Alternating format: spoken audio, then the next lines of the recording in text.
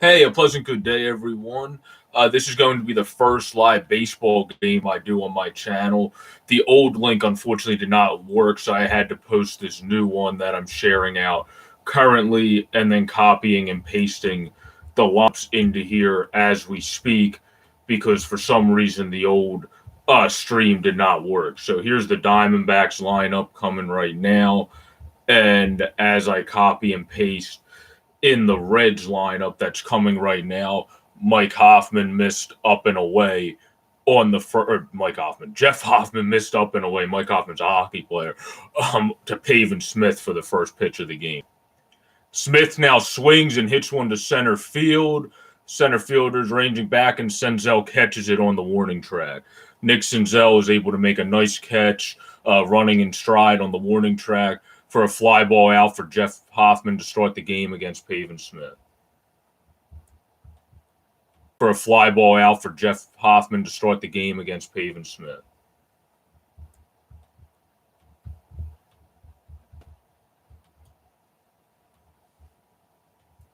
And there's the Reds lineup for you guys. And hey, what's up, NHL Hockey News? Thanks for joining for some baseball action. I try to going to call quite a few baseball games on my channel this year, so I'm going to try to get you into baseball as much as you're into hockey.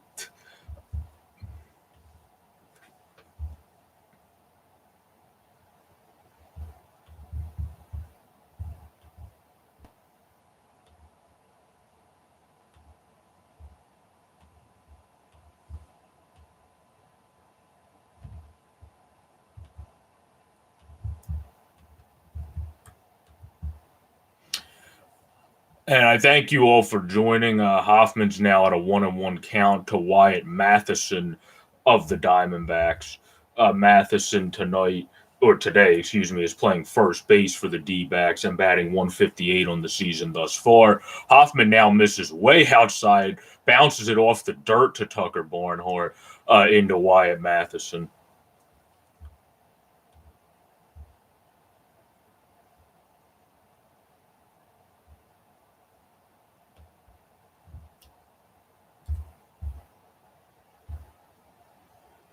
Hoffman now deals up top on a breaking ball. It looked like either a slider or curve that didn't really curve, that he missed it up top.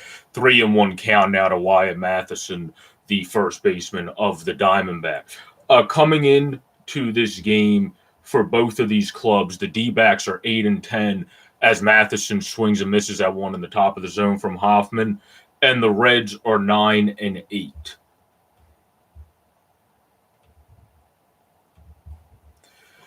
Jeff Hoffman was a product from the Colorado Rockies, pitching for the Cincinnati Reds, who wasn't able to get going there, but seems like to be coming into his own for the Reds as he deals here. And it looks like it hit the umpire, maybe, on the ricochet. Let's see what happened there. Oh, did it hit the bottom of the bat, I guess, of Wyatt Matheson and not his hand? I thought that honestly hit his hand, but it looked like it actually hit the bottom of the bat of Wyatt Matheson there, which is why that was not a automatic base for him. So Hoffman is set now, shakes off, and then nods to Barnhart, deals now. And an outside fastball is fouled off by Wyatt Matheson on the 3-2 pitch. Your favorite team is the Yankees. Yeah, I'll do some Yankees games because they're a historic team. I personally am not obsessed with them since my second team's the Bo Sox, but I always do. I'm going to call every team. I don't care if I personally like them or not. I just like doing at least one game for every team. It doesn't matter if your team's good or bad. I have MLB TV. As on a breaking pitch that he gets the call, Jeff Hoffman strikes out Wyatt Matheson on the outside corner. But I have MLB TV, and I'm going to be able to watch whatever game. So I'm just going to do every game for everyone so we can get everyone's fan base to attenders. And then the have-nots we won't focus as much on.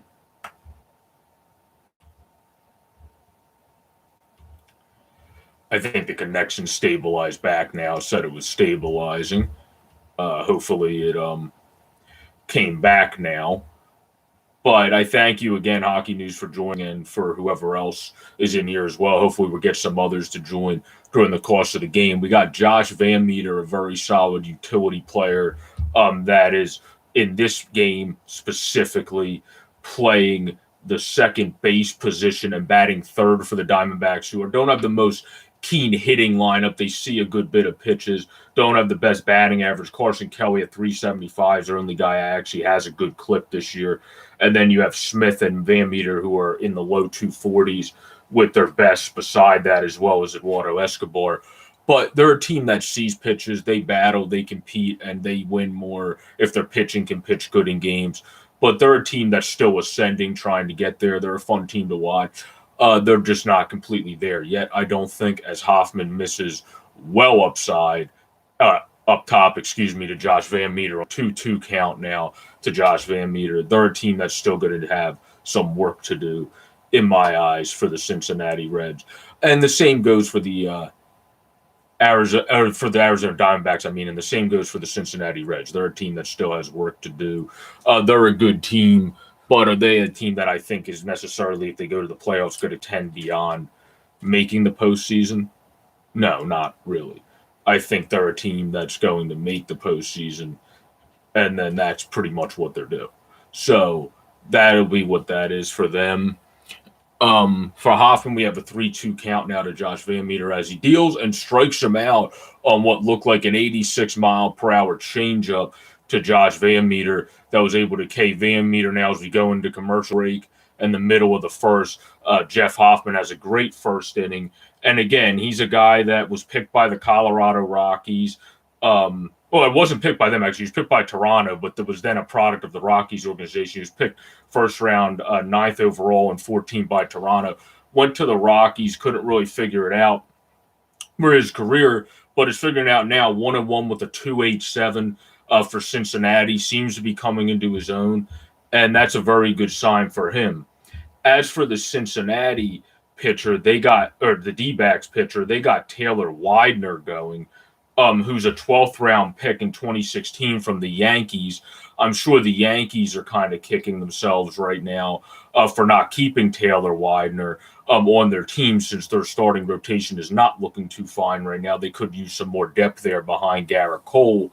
But that's just the way it is now. You can't foresee that. He's developed good as a 12th round pick, and for the D-backs in 3 starts is 1-0 with a 1.59 in 17 innings pitched, 11 strikeouts, and a 1.12 whip. And Taylor Widener, who when we come back from commercial break will be the guy taking the mound for the Arizona Diamondbacks out of South Carolina College. So we'll see what he's able to do when he comes back.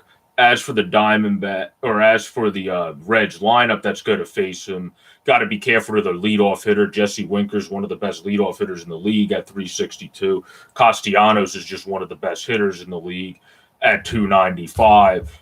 Back from his suspension. And then Joey Votto, even albeit aging, is still Joey Votto. Eugenio Suarez is struggling, but he's going to be able to come into one. And then a player to watch on this team is Jonathan India, their second baseman, their first-round pick from 2018, 5th overall, who's already up and killing it at 255, 642 OPS. He'll get more disciplined and get all those numbers up, but doing good overall, 12 ribbies already. So he's been a good first-round pick investment, it looks like, already. So that's very good, obviously, for those Cincinnati Reds.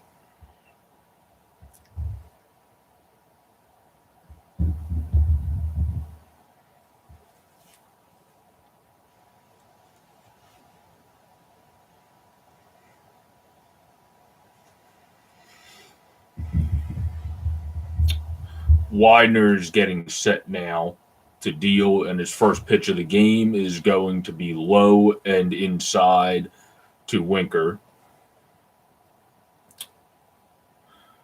Widener had 6 innings pitched, no earned runs, 5 innings pitched, 3 earned runs, and then 6 innings pitched against DC, no earned runs. Both 6 were against DC and San Diego for Taylor Widener. So 2 pretty good opponents there for him to succeed against early on in his career here.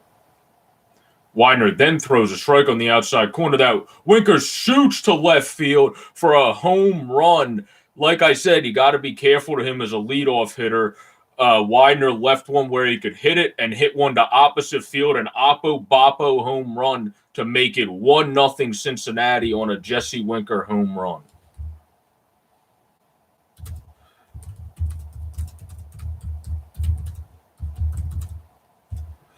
That was just a perfect swing by Jesse Winker. That's exactly what you want to see when a pitch is coming, running towards the outside on a fastball. That's entirely what you want to see. You want to see a guy go with it and just hit it the other way. And that was just beautiful to see there from Jesse Winker. That is entirely and exactly what you want to see from someone when it comes to that pitch. The Reds now have Nick Castellanos coming back from his suspension, batting now against Taylor Widener coming up to the plate. And in that first pitch is a little below the strike zone for a 1-0 count.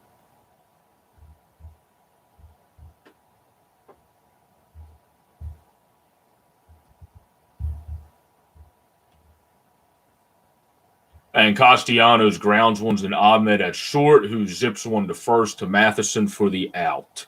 So that is the first out that Taylor Widener is able to get on a ground out to shortstop Nick Ahmed. In the outfield for the D-backs, we have Pavin Smith, Josh Rojas, and David Peralta. Definitely a much more keen fielding outfield than a hitting outfield. In the infield, you got Wyatt Matheson, Josh Van Meter, Nick Ahmed, and Eduardo Escobar in that order from right to left. And at pitcher, again, you got Taylor Widener with catching Carson Kelly, who's off to a blistering hot start in this season, catching behind the plate, managing his pitching staff, and also swinging the stick at the plate as well, and we'll talk about him more when he gets up to bat later on in this ball game.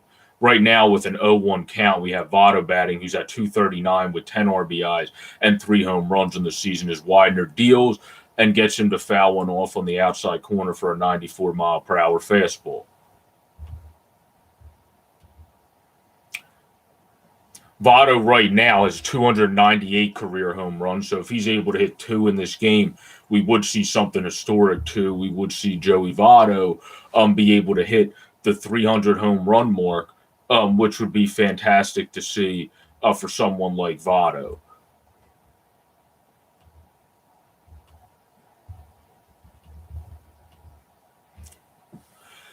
If anybody also wants to chat in the live stream, like I know people do when Pirlo's on, when Payton's on, when John's on, we're able to do that as Widener deals here with the 1-2 pitch. 94 right down the middle, but Votto was able to foul it back and miss that one. He's definitely going to want that one back.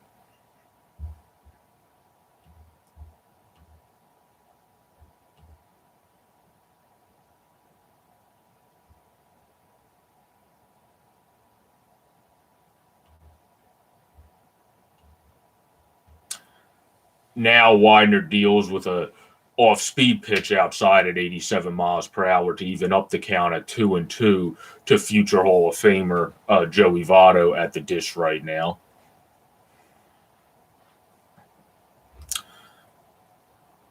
Widener now deals the 2-2 count outside again at 87.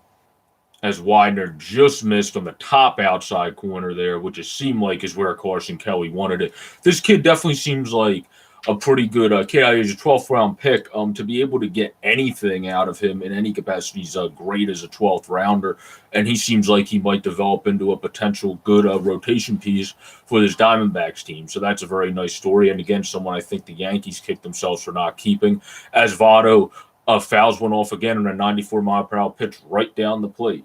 Hockey news, by the way, you guys had this guy pitching for the Diamondbacks. He was one of your 12th round picks. Looks pretty good now. And you would have a little bit of a deeper rotation, it seems, if you still had this kid. How would he do in the New York pressure? Who knows? But if you still had this kid, you would at least have a deeper rotation beyond Garrett Cole, and then really just Garrett Cole mainly at this point. Votto now pops up an 87-mile-per-hour changeup to David Peralta, who makes a two-handed catch, which would make Jamie Moyer proud, a former pitcher in the big league, out there in left field. So there's 2 down now in the bottom of the first, 1-0 Cincinnati Reds due to an Oppo Boppo home run by Jesse Winker, like it's posted in the chat. We now have Eugenio Suarez batting, who is looking to really get his bat going. He's one of the better hitters, and he is just not hitting as you would expect for this kid. He's just always been a consistently good hitter. And he's just not doing it as good right now.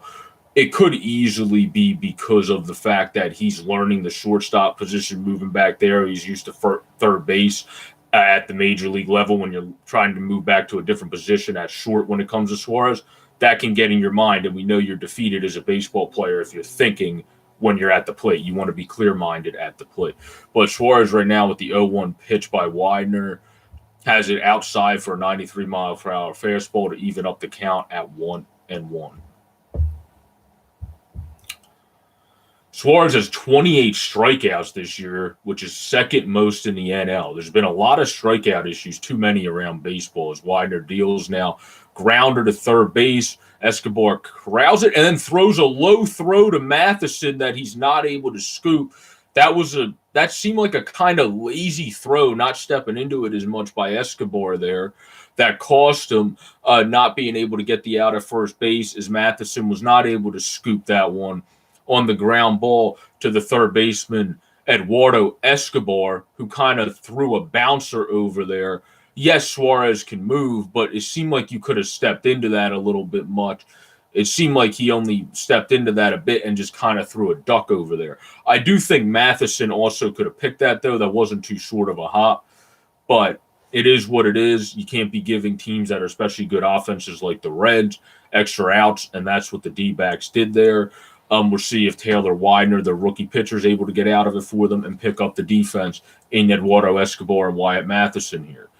He deals with an off-speed pitch at 85 to make the count 1-0 against Nick Senzel, who made the nice running catch in center field to start the game when Jeff Hoffman gave up the fly ball.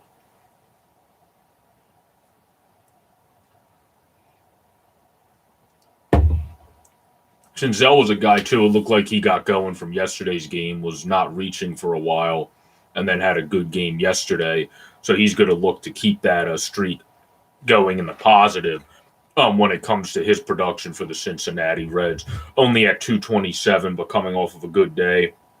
He's going to look, obviously, to continue ascending his numbers up the ranking as a former second overall pick in the first round from the Cincinnati Reds in 2016, who actually came up quick. I believe he was up by 2019, excuse me, which is very quick for a guy that was actually an infielder. They were able to move to center field. You can now kind of play him around if you need to. So he's become a valuable player as he lines one to short, but the Gold Glove caliber Ahmed picks it nicely on a short hop to get the out at second base. So that will be all for the bottom of the first inning. The Reds lead 1-0 on an opposite field home run from number 33, Jesse Winker, who is by far one of the best leadoff hitters in all of baseball, hitting 375, just killing it thus far this season. Has 7 RBIs, over 1,000 OPS at 1.037 on base plus slugging for people that don't know that statistic. He's just been getting better and better each year. He's basically that Charlie Blackmon type leadoff hitter for people that know him from the Colorado Rockies, who has power, contact rate, isn't regarded like as the best get it done. He's kind of one of those guys that gets too much flack, it seems like, from his fielding angle. And if you hit the ball towards him in his radius, he's going to catch it. He's not going to make those stupid misplays, in my opinion, too often. And I think some guys, when it comes to them just being power hitters, the bigger bodied guys that don't move as quick, they get a little bit too much flack when it comes to the fielding side of things.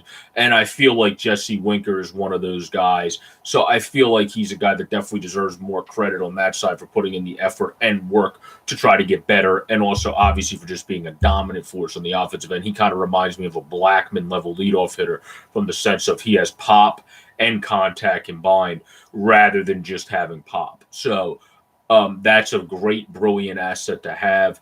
And it's nice to see him become what they thought that he would be at the 49th pick of the 2012 draft, really developing nicely for them. So it's really nice to see Jesse Winker turn into what they thought. And if the Reds become a very good team in recent years, in the near future, he'll probably stay on that squad. If not, he's a great guy to be able to get some assets for, Jesse Winker, because anybody's going to want a ball player like him, just like everybody's had interest in Charlie Blackmon in recent years.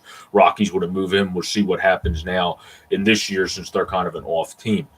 But Jeff Hoffman's right now back on the mound to start the top of the second as he deals to Eduardo Escobar and throws a nice curveball to start him off on the inside corner to be able to get a strike. That was actually a nice start-off pitch there by Jeff Hoffman. This is David Peralta batting right now, who's hitting .213 with 1 home run and 9 RBI, as Hoffman throws a fastball for a strike on the inside part of the plate.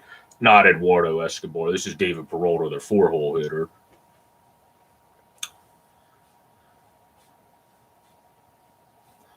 Hoffman now is at the 0-2 count already to David Peralta, as we'll see if he's able to put him away here on his 19th pitch of the game. And he doesn't, but throws a very nice curveball that Peralta was able to foul off nicely with his back control there. That was a very nice pitch by Hoffman there. I wouldn't be surprised if they're going in a little bit now if they try to get him with a fastball outside here to throw it off. And that's what they tried to do. Carson Kelly was set up outside, it looked like. But Jeff Hoffman, unfortunately, left it over the middle up part of the plate. And David Peralta was able to line one right back up the middle, stay on it nicely for a base hit there for the D-backs. So he'll be on first base to start the top of the second inning. Hoffman's now at 20 pitches with no outs in the top of the second inning, still at a good count if you're able to get out of this inning with a reasonable level of pitches. A double play here, has a nice changeup, has a nice breaking ball, would be a perfect thing for him. But you have the hot 375 hitting Carson Kelly, their catcher that they got from Cincinnati that they got from St. Louis, they got from Goldschmidt. I'm blanking now on the Goldschmidt trade. I would have to look that up. They got from St. Louis, I should be saying. There we go. I had him mixed up in my eyes. St. Louis for the Goldschmidt trade, and he's doing really good. You want the Reds to win? Dubs, why do you want the Reds to win? I mean, I don't really care who wins. I'm just curious why you want the Reds to win. Did you bet on them? Right now, Carson Kelly is at a 1-1 count. Could be developing into one of our better catchers. Great plate caller behind there to manage the pitching staff as Hoffman misses with a curveball in the dirt to make it a 2-1 count. But he seems like he can be a guy developing into a good one back there. And then we have two catchers. Tucker Barnhart's another guy that's starting to hit it really well this year, who's always been a great fielding catcher. He's now at 378 to start this season. So if both of these guys that have always been good fielders can get it hitting, then they'll definitely be one of those guys at the end of this season. I'm not sure for the foreseeable, but at least for this year, could finish top 10 in catching stats because they're already some of the best fielders and game callers. Add that hitting to it. That's just great to see. As Kelly fouled one back here to keep the count at 2-2 from the pitch from Jeff Hoffman.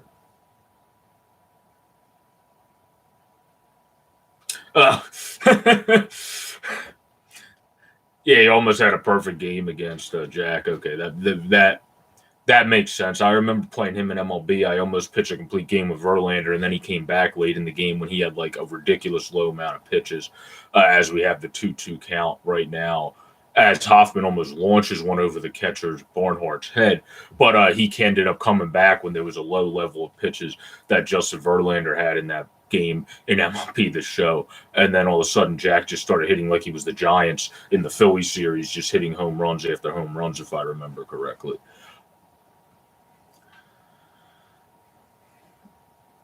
As now we have a 3-2 count, a full count with David Peralta on first base to Carson Kelly here as Jeff Hoffman deals in. And an outside fastball at 95, high and outside. Carson Kelly's able to foul back.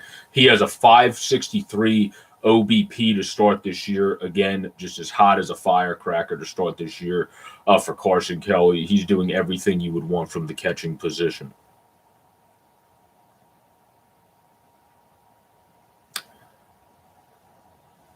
Hoffman, you would like to see a double play here from him being at 26 pitches right now in the second with 6 homers, 11 ribbies, and an 881 OPS to start this early season.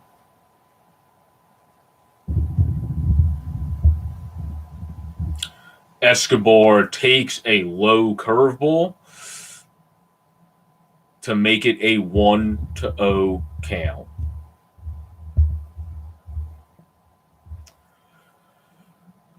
Escobar, though, is killing the Reds. He's 8 for 22 with 3 homers versus 6 RBIs, and then he's 8 for 44 against the rest of the MLB. So this is definitely his cup of tea team he wants to be facing. As he yanks one now, but foul on a changeup low at 86 miles per hour. Low in the zone changeup right there at 86. So Escobar's a low batting average, but according to the stat, has hit safely in 10 of his last 12 games. So he's definitely starting to pull that up and turn his tide around himself. So we'll see if he's able to continue that in this performance and reach base safely. As now he shoots one foul again over the tarp in right field on the 30th pitch by Jeff Hoffman of the game.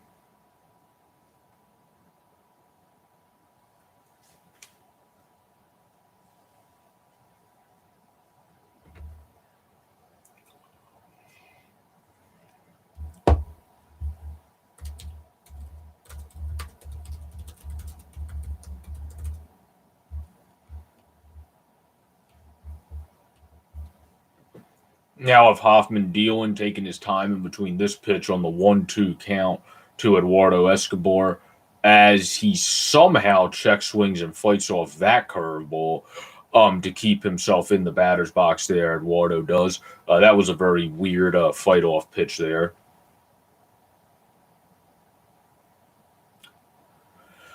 Hoffman really could use a double play. He's at 31 pitches now through 2. You would like to see somebody be under the 35 marker at the maximum, I would say, through 2 innings. So he could really definitely use a double play here dealing on the 1-2 count. Low and outside on a 95-mile-per-hour heater by Jeff Hoffman to make the count now 2-2.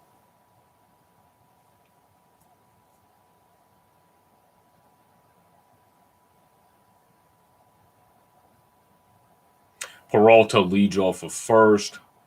Hoffman in the stretch comes in and misses outside on a changeup that he's not able to grip the control of. Hoffman seems to just not have control of his changeup all too well. He hung one to Kelly, seems to be missing it up and leaving it a kind of flat today, which is usually one of his better pitches. His Yacker breaking ball, he seems to still be doing pretty solid with.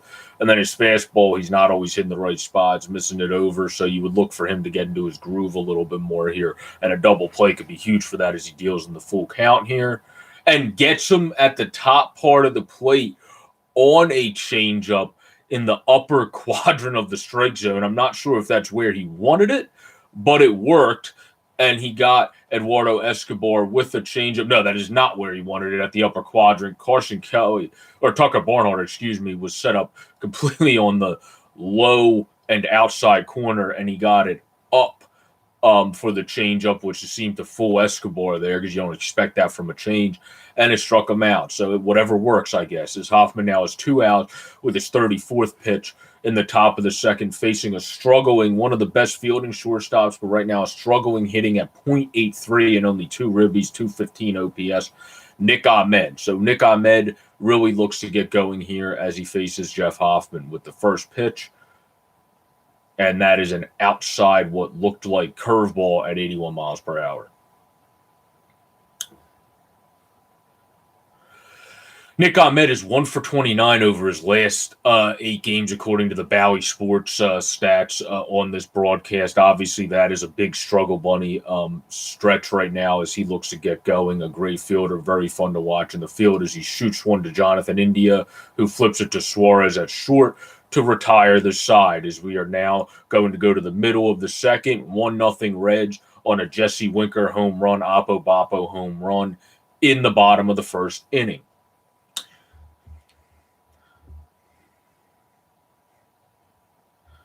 And who will lead off the inning for the Cincinnati Reds will be aforementioned first-round pick from 2018, Jonathan India, who is hitting .255 with 12 ribbies on the season this far. Off to a good start. Very excited to get to watch a full game with him. And I'll call it for you guys on my channel here, see what he's able to do. Then Tucker Barnhart, then Kyle Farmer, who's an interesting story himself. He really worked his tail off to make the bigs as a former 8th-round pick of the Dodgers. Came up as a catcher, actually, and then worked his tail off to be able to move to second, play some third base, which is where he's at in this game, and really get it done as a super utility guy to be able to stick in the majors as a good fielder, good with the glove. Not the most steady Eddie hitter, only a .236 career hitter with 10 homers and 47 ribbies. But that's very great to see that adversity and perseverance to just really work your tail off to be able to become a steady player in the MLB in some way, shape, or form when you were expected to be a catcher. And he really worked it off to be able to. He probably could still catch if you want to put him back there, but worked it off to be able to play whatever position you want him to play. And that's a very nice thing to see somebody have a story like that, really be able to work their tail off to come back and get it done at a different position here and keep themselves in the major leagues and become a pretty good player, only hitting .172 to start the season, but does have a homer and 5 ribbies. So if he can get going more consistently, hitting that .236 with the ability that he can play around the field, that's a nice asset to have on your team. And it's nice to see somebody be able to make it like that, work their tail off, switch positions that drastically from catcher to playing infield, and get it done. Which I saw my Phillies get that done too when Andrew Knapp turned to double play the other day, just having to play second base due to injury issues.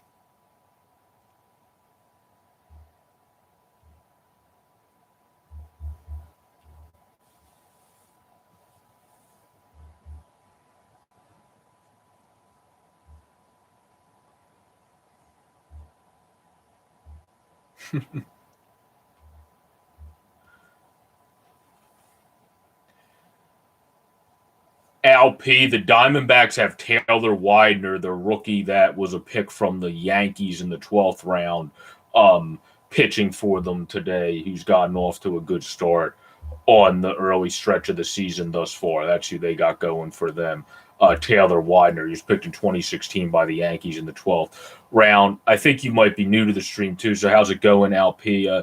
Thanks for joining. If you like what you're hearing, please subscribe. Trying to get the numbers up as Jonathan India swings and misses through a 92-mile-per-hour pitch from Widener there, the first-round pick in 18 of the Cincinnati Reds there. So see what he's able to do against a good pitcher who's pitching at a young age as a former 12th-round pick. We'll see what the good first-round pick's able to do here at an 0-2 count. Widener deals and gets him with an inside heater that blows it through Jonathan India. You got India or Taylor Widener on your fantasy team, LP?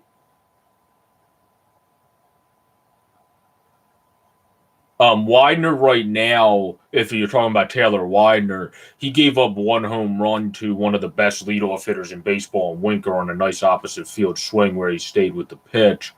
Other than that, his stuff looks pretty good today. That was I don't even know if I would call it a mistake. It was a running away low and away fastball that Winker just put a nice swing on. But that, if you want to call that a mistake, was the one low mistake pitch he made.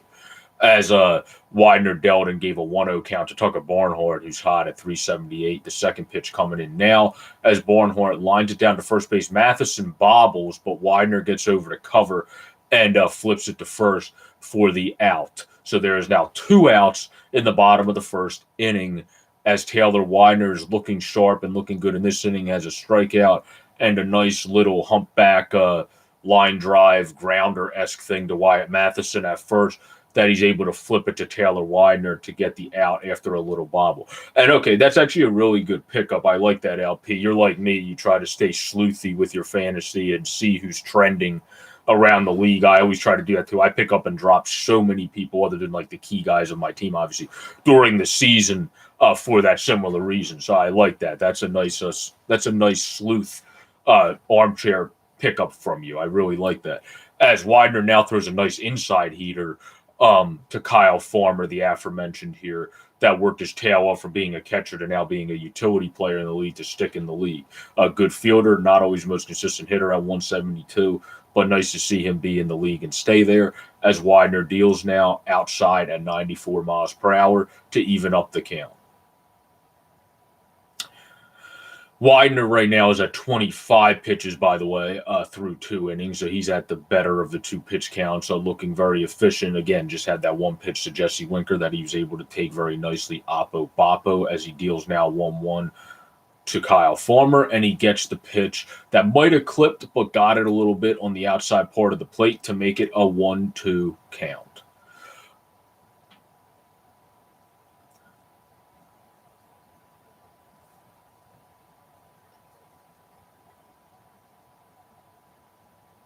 Widener now deals, and I don't know how he made contact with that, but Farmer somehow made contact with a ball basically at the dirt on the outside part of the plate. But there was a nice play made by Eduardo Escobar to get him at first base. That was a very nice RBIs. Swings the stick pretty good at 240 this year, 1 homer, 5 RBIs, trying to get more consistent. But this kid looks like he might develop into what you would want out of a center fielder. Could field, swing the stick pretty good. Probably be around 260 to 265-ish when he fully develops. Maybe 270 something. Good fielding outfielder, which is perfectly fine. You don't need all elite goats in your lineup. Sometimes you just need those good mixed in guys in your lineup, and that's all you need. So that's perfectly fine if that's what Pavin Smith's able to do. But to lead off this inning, as we're in a commercial right now, when it comes back from commercial break, which it just did now, we'll have Rojas, Widener, and then Smith.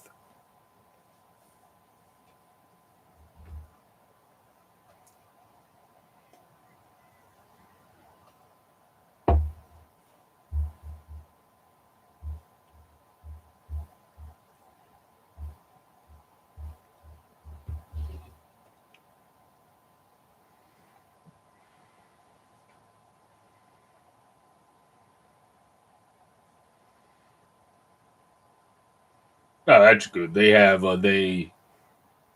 a thing show up on here that said their capacity can increase to 40% pretty soon in Cincinnati. So that's a nice future thing for them here as Jeff Hoffman deals in the top of the first, low on a 93 miles per hour to make it a 1-0 count here to Josh Rojas.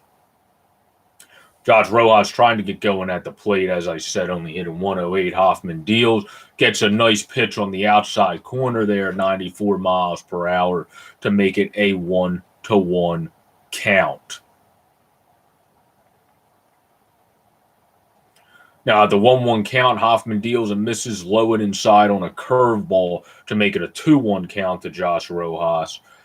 As I said, guys, bear with me. This is the first game I'm actually announcing on my channel. I hope I'm doing a fairly good job of it here, as this is the Diamondbacks versus Cincinnati Reds, the early capper, since I have a podcast I'm doing tonight with my buddy, which is the Sports Fanatic News Show, as Josh Rojas swings through an 85-mile-per-hour changeup there that was left up, but he was still able to get the swing through with. That just shows the good deception and movement he has on it.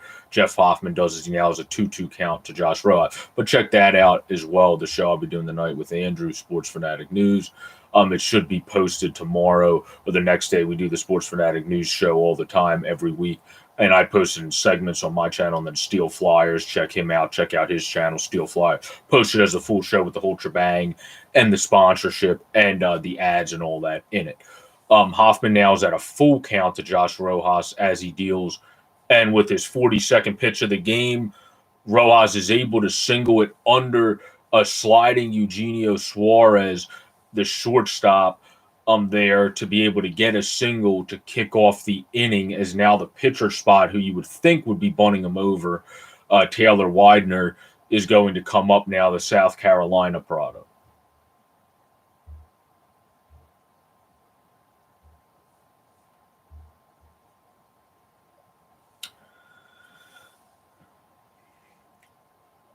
I would have to envision Taylor Widener, who's a guy that swings the bat left-handed, would be bunting here, as he does square around a bunt on the Hoffman pitch.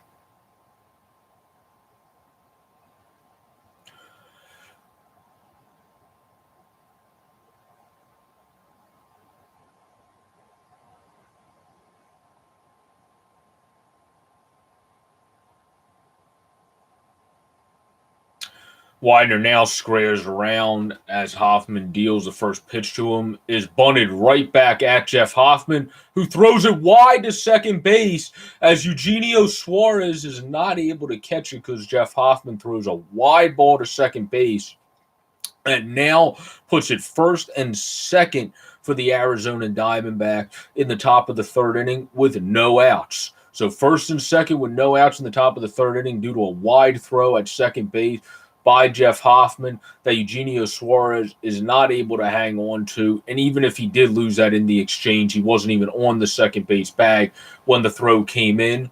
So first and second for the Diamondbacks as they try to get cooking here and at least even up this game.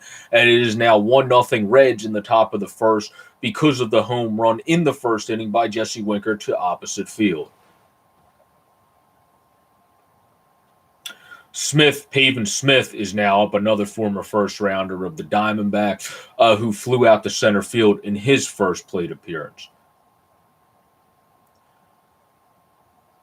Pavin Smith now gets a first-pitch curveball that I believe the ump said, yeah, that was a strike, but he said missed in the bottom of the zone for Hoffman's 44th pitch. That's a shame for Jeff Hoffman there. That one should have been a strike to start it out on a nice starter curveball, but he did not get the call.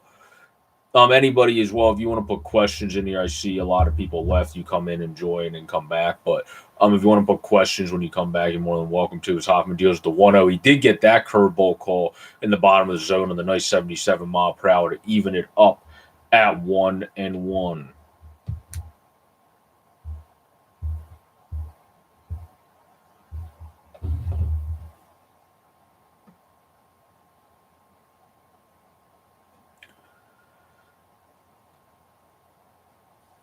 They now get another curveball. Smith must not be seeing that as well because he's had a couple. That one on the inside part to a lefty seemed like might be something you could do something with there, but got another curveball to make it a 1-2 count as now Pavin Smith is down 1-2 in the count with runners on first and second. No outs for the Arizona Diamondbacks as now Jeff Hoffman deals to the 1-2 count here to Pavin Smith, and it is now a 2-2 count on a curveball in the dirt at 79 miles per hour.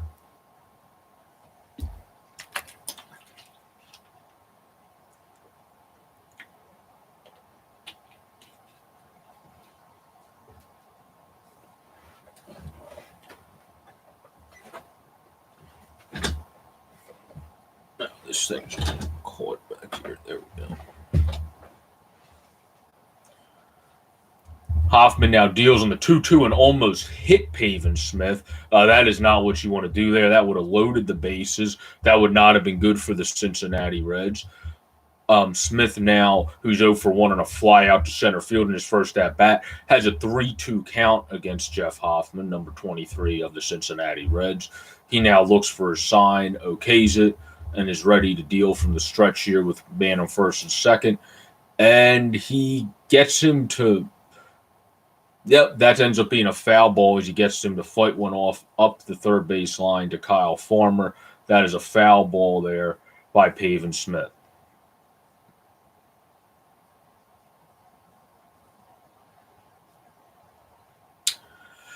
Yeah, this game is a game there could really be an early entrance from the bullpen when it comes to the Cincinnati Reds side of things. You have Jeff Hoffman at 49 pitches through 3 innings.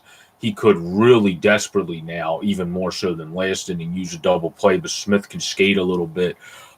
So it's definitely going to be hard to double him up here on the 3-2 count. He deals and gets him to foul one off on a 94-mile-per-hour low fastball. Hoffman's been struggling. He's been good in his first couple games here. He's been struggling with his put-away pitch in this game.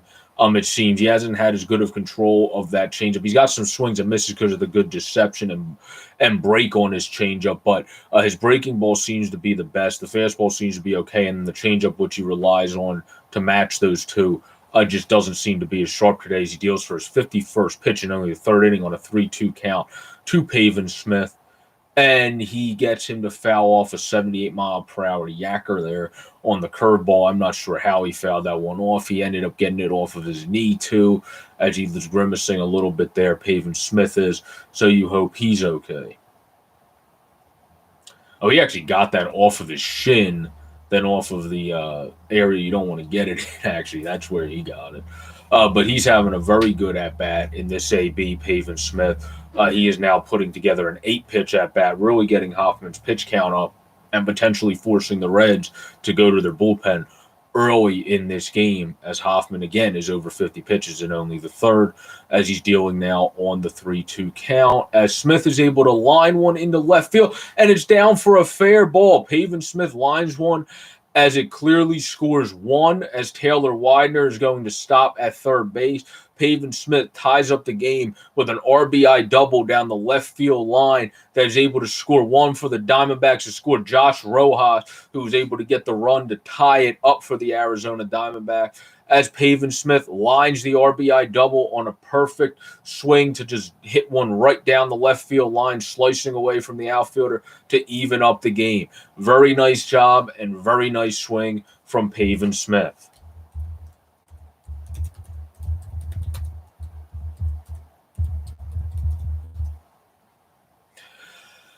That's exactly what you want to see there from your youngster, your young former first-round pick, still breaking into the league, still considered a rookie. You want to see him put those nice swings on the ball and continue to get going, as now we have another young in the league guy up right now. Batting second for the Arizona Diamondbacks on the day is Wyatt Mathisen, their first baseman.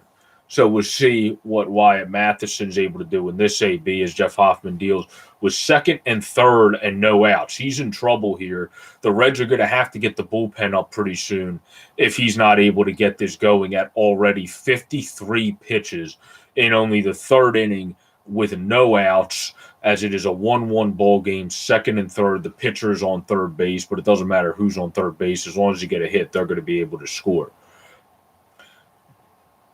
Hoffman now deals and got a strike call a little bit inside, but got a strike call to Wyatt Mathisen on the nice curveball there on a little bit of an inside pitch. But, sometimes you got to get the call, especially when you're struggle bunnying a bit through a start. It's definitely helpful. Again, second and third, nobody out, infield in, as the Reds are now tied with the Diamondbacks 1-1 for now, as Mathisen almost gets hit by an up and in curveball that he lost control of. His curveball he seemed to have more control of than his fastball and change earlier on. If he starts losing it from that, then that's really going to be trouble zone for Hoffman, because he just doesn't seem to have everything zoned in today. So if he loses that curveball too, that's really going to be trouble. As he now deals with the 2-1 count, no outs, a second and third, and Matheson's able to line one out into the outfield. You would think it would be deep enough. Yep, Senzel makes the catch. Taylor Widener is able to tag from third base, and then Pavin Smith is able to go up to third base for the Arizona Diamondbacks, as it is now a 2-1 Diamondbacks league on a sac fly.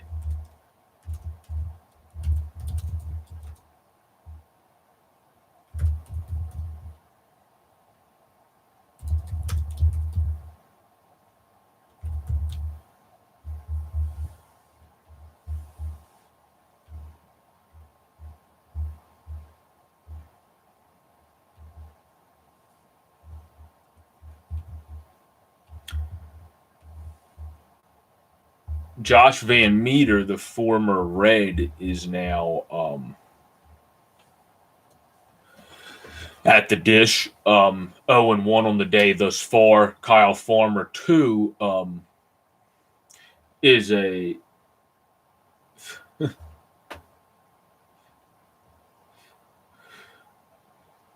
Sorry, I was laughing at something on the TV that they're talking about. But Josh Van Meter, again, the former Red, is at the dish right now with a 1-0 count. Gets a curveball that Hoffman did not get the call on that time. Seemed to be in the same spot to a lefty as that inside pitch was to a righty. But Hoffman did not get the call there that time. When it came to the pitches, he's now at a 2-0 count with a man on third and one out due to the sac fly by Wyatt Matheson. There is Josh Van Meter in a 2-0 count.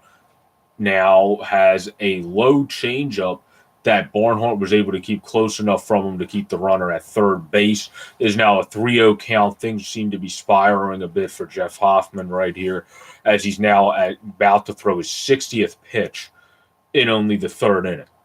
So they're definitely going to need to get their bullpen moving and churning soon when it comes to the Cincinnati Reds side of things.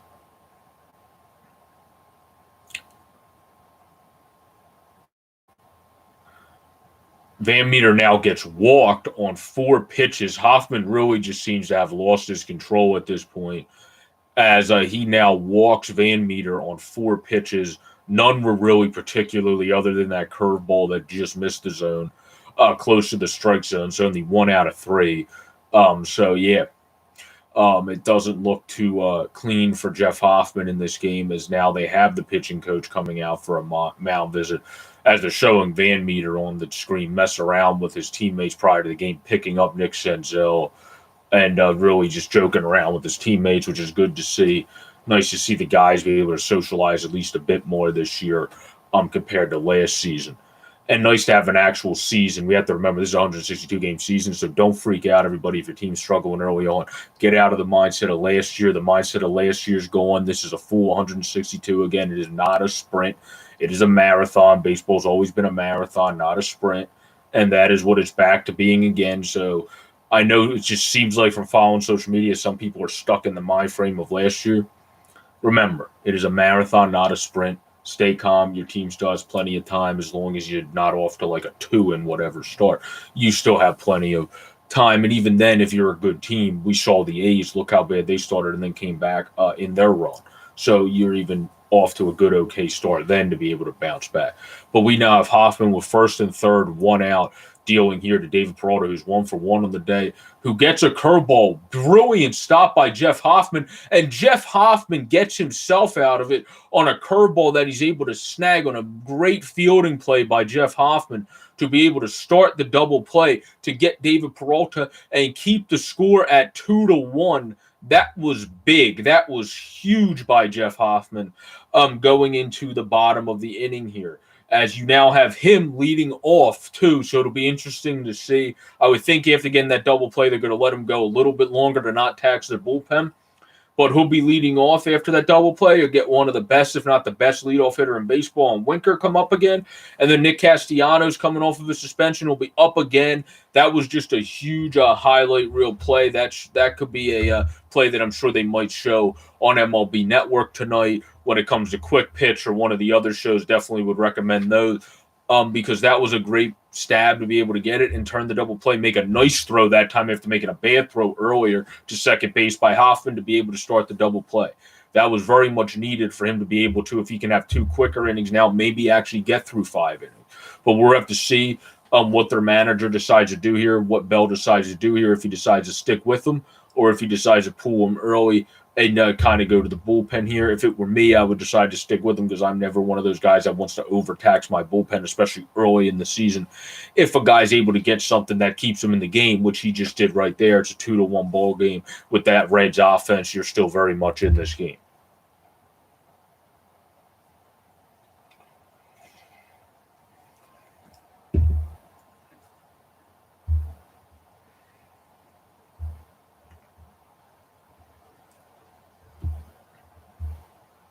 Right now, we're in a commercial break, waiting for the game to come back, as it is now 2-1 Diamondbacks on a sacrifice fly by Wyatt Matheson to be able to put them up, and then Pavin Smith's double is what was able to even it up before then. And then for the Reds, Jesse Winker is able to get an Oppo Boppo home run. And hey, how's it going, Jerry Soriano? How's it going? Hope you're doing well. Thanks for hopping in for some baseball coverage. I'll be calling some different baseball games on my channel throughout the season. Some will be night games for people that is better for that time. Others will be afternoons. It's just easier for me. I have a lot more energy, obviously, in the afternoon, and also don't do 1,000,000 to 1 different podcasts. So that's helpful, obviously. And good to hear, Joey. It's good to hear that you're doing well. I'm glad to hear that. We're right now, if you're wondering, 2-1, the Diamondbacks. In the bottom of the third here is Taylor Widener's pitching against Mike Hoffman, who's actually a solid hitter for a pitcher in his career. He's 1-for-5, 134 in his career, not too shabby for a pitcher. As Widener deals outside to him here to make it a 2-0 count. So definitely showing he is afraid of a pitcher that can hit a little bit, I guess. Not really, but he's just trying to bring it into the zone.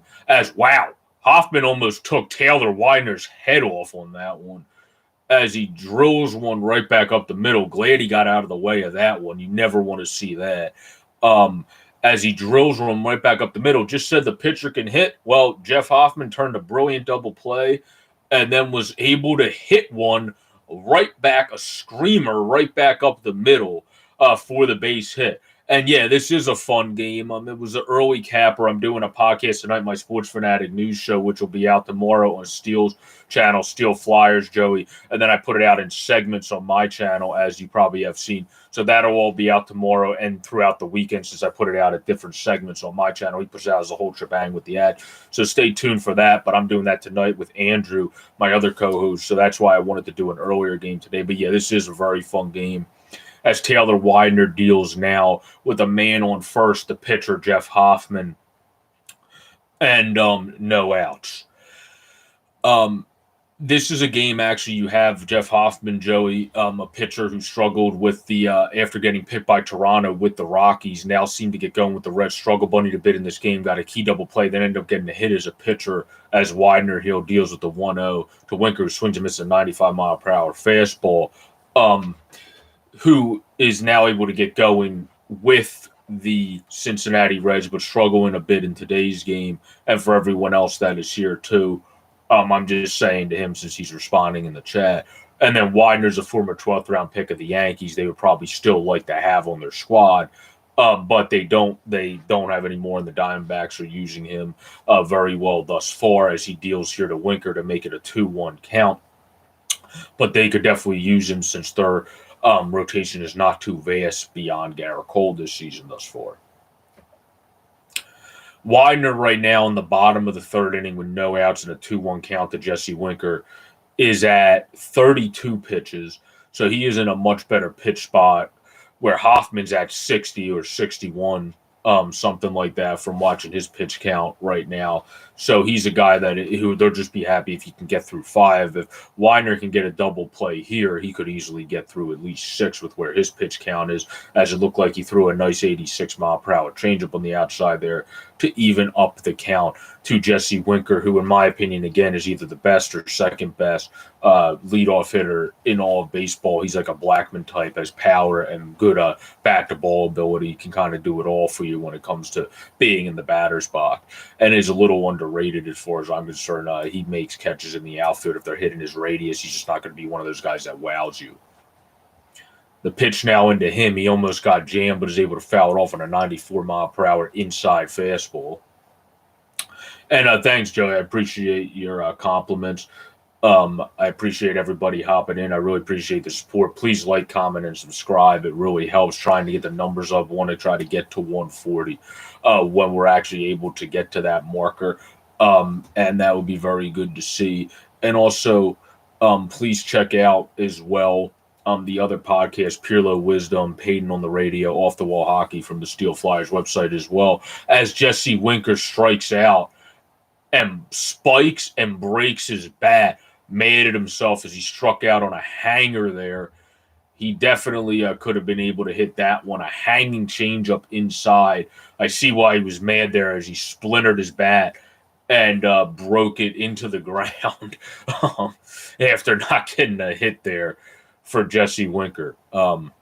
So Taylor Widener now is going to get set to deal to Nicholas Castellanos, who is back from his suspension, who was kicking the dirt around, getting it right to his liking in the batter's box there, as he steps in now, who's hitting 295 homers and 10 ribbies on the season thus far.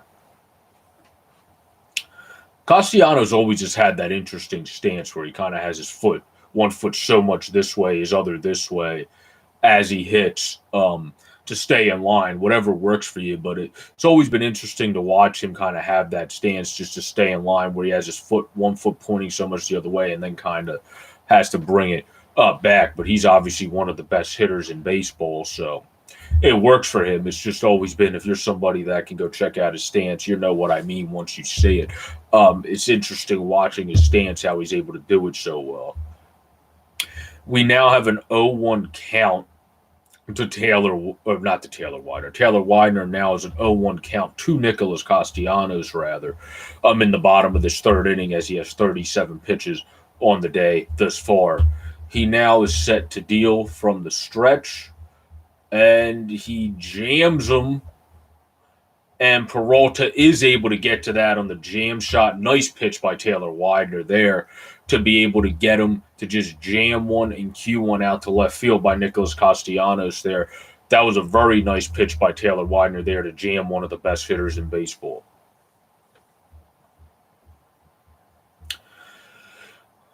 Votto now, who flew out in his first at-bat, has 3 homers and 10 RBIs in the season, trying to get that average up for Joey at 235. Even though he's in the tail half of his career, you're still not used to seeing that from the future Hall of Famer, Joey Votto.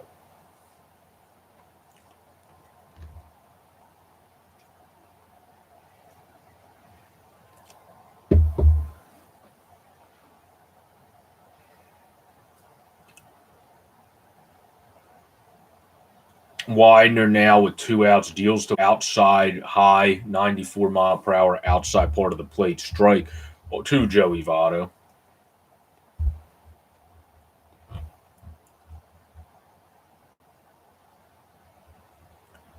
Votto now with the 0-1 count as Widener set to deal.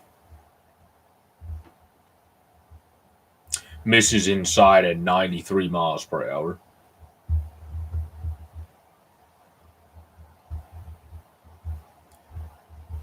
And thanks again, Joey. Appreciate it for sure.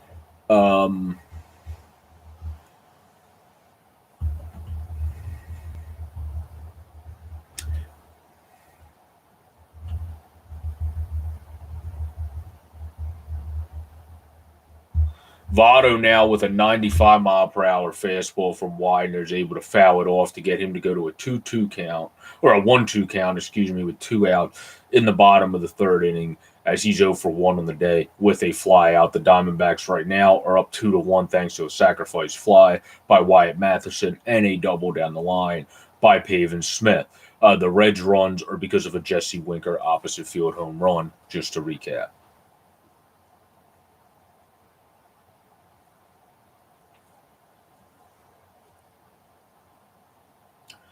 Widener now deals and gets him with a foul-tipped fastball caught by Carson Kelly as we are now going to the top of the fourth inning. Very nice pitching after the pitcher leads off the inning with a hit by Taylor Widener to not let that phase the rook at all and just get right through it. Al P, if you ever hop back in, Taylor Widener is looking good today, not phased at all by that Jeff Hoffman hit in the start of the inning. Hopefully I didn't jinx him, knock on wood there, but has been looking good thus far. Like what I've seen from this kid, all season since really coming up last year, but still considered a rook due to his amount of games played. So, yeah, definitely like what I've seen from this kid. Hopefully Hoffman's able to bounce back here and have a good solid 5 innings.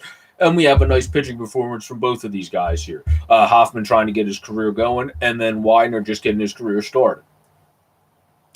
As we are now again in a commercial break in between innings here for the ball game.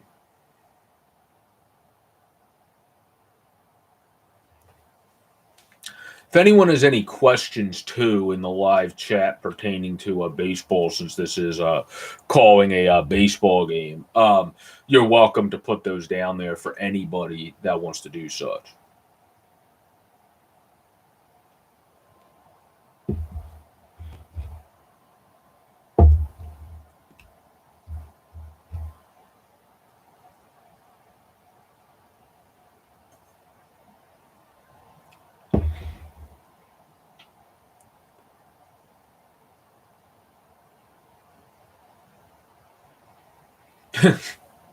They have that funny commercial on right now where it's that big pizza. I don't know if anyone's seen that, but in the plane where they're like, oh, we could do that, but then we would have to fly not first class or something like that. That weird, dumb commercial with the big pizza thing in the plane. That one always just got me laughing just because how stupid I think that commercial is. But it is what it is.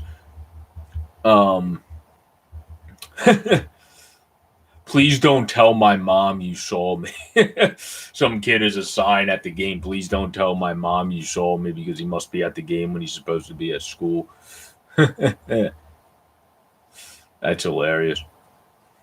Hey, good for him. You know, you got to start early. You got to be a baseball fan first and a student. No, I'm kidding. But it's good to see how dedicated he is to his team, of course.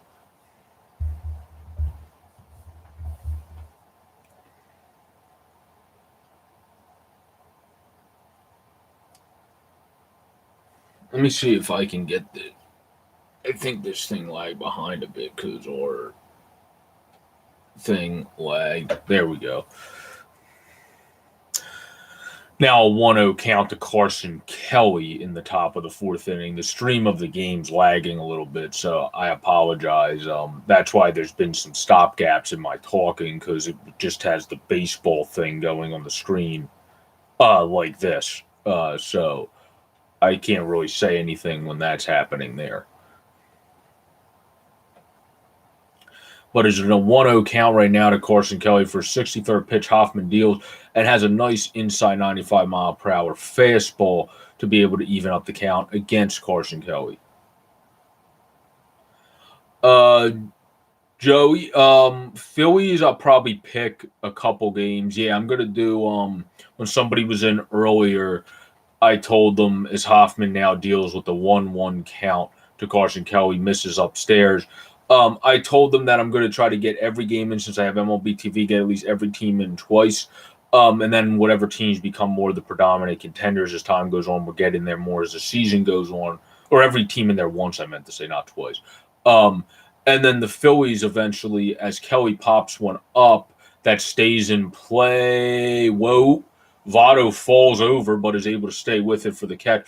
But to answer your question short, yes, I will. I'm not sure entirely what my first Phillies game would be because it would depend on what matches up. Like this one worked well for my schedule being at 12:35. What matches up well with what my schedule is for podcasts and other stuff that day. So, like I tried to put this one out and then had to create a new stream because for some reason I want to go live from the schedule one. I'm going to try to schedule them in advance and actually hope it works next time. And so you guys see them, and I'm going to post to my social media like I did with this one on Instagram, on Facebook, on Twitter to say that I'm going to be going live for such and such game tomorrow.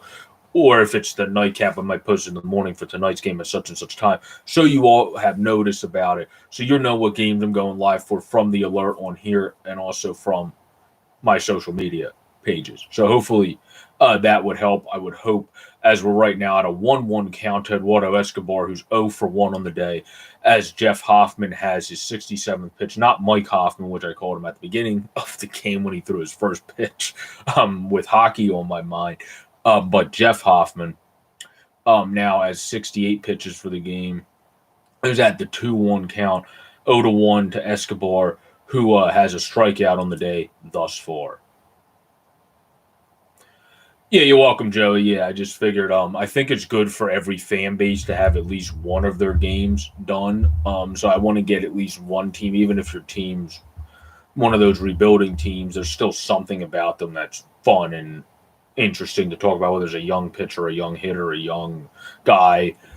that just made his debut. Those would be fun games to do. I'll probably try to match them up if I ever be able to catch it on time in Twitter verse to see that someone's making his debut and schedule that. As Escobar now strikes out on a 96-mile-per-hour heater that he tried to check his swing but could not. As there's now 2 outs as Hoffman is mowing through. Seems like that double play he was able to turn might have got him going because he's mowing through them in this inning now. Really getting it going at 96 miles per hour to get the check swing going. So he should be able to get through 5 if he can have a quick inning here, kind of be below the 75 pitch mark at 70 right now. He can easily get you through 5, maybe even 6 if he has which was not to be expected. If he can get Nick Ahmed here, who's struggling big time at .812 RBIs in the season, stellar fielder, here to end the inning as he misses up with a 95-mile-per-hour fastball.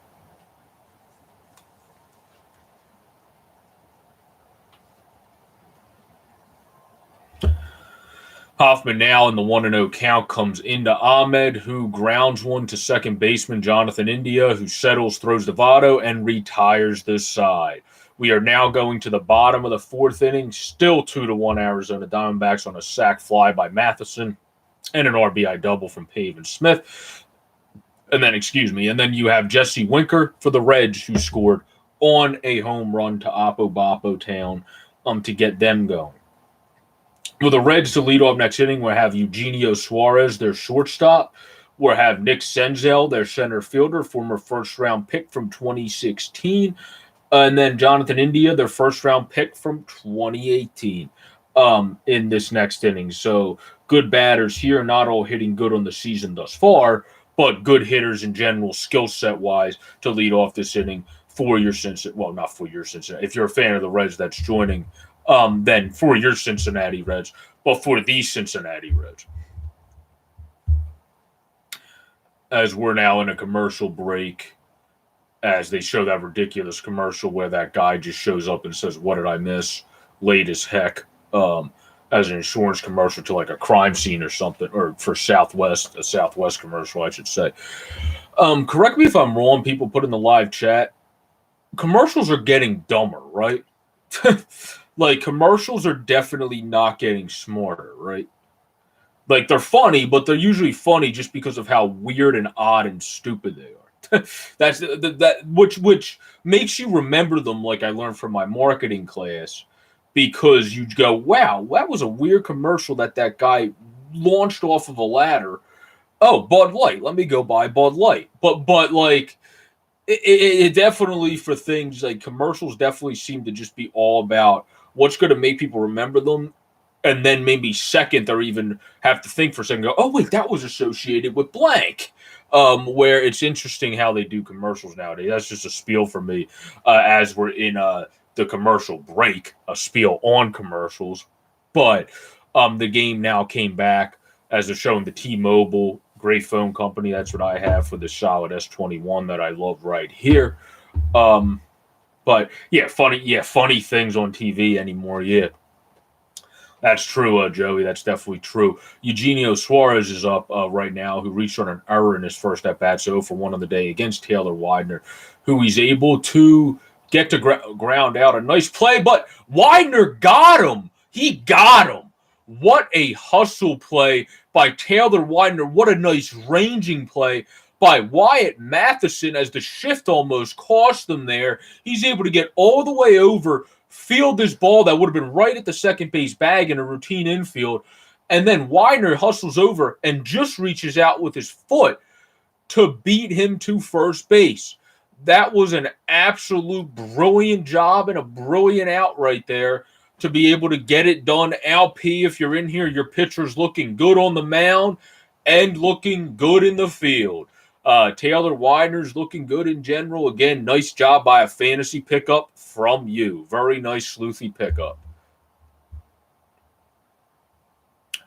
We now have Taylor Widener dealing after that beautiful play at first place to Nick Senzel, 93 miles per hour on the inside part of the plate.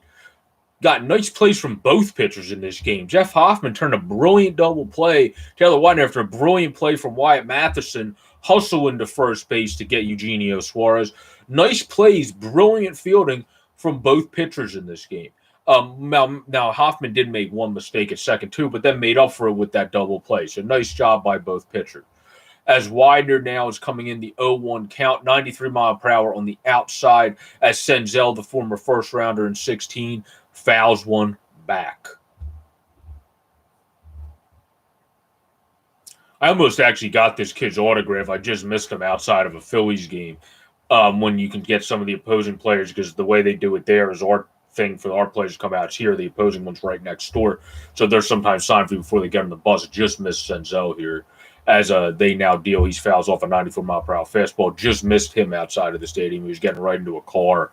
So he didn't really have as much interest signing for people, but he signed for a couple, and I just missed him. Would have been a nice guy to get. Maybe, who knows, maybe again when COVID passes and they actually start allowing you to wait outside and do all that again. Since I would assume, I haven't tried to do it, but I would assume they're not doing that right now.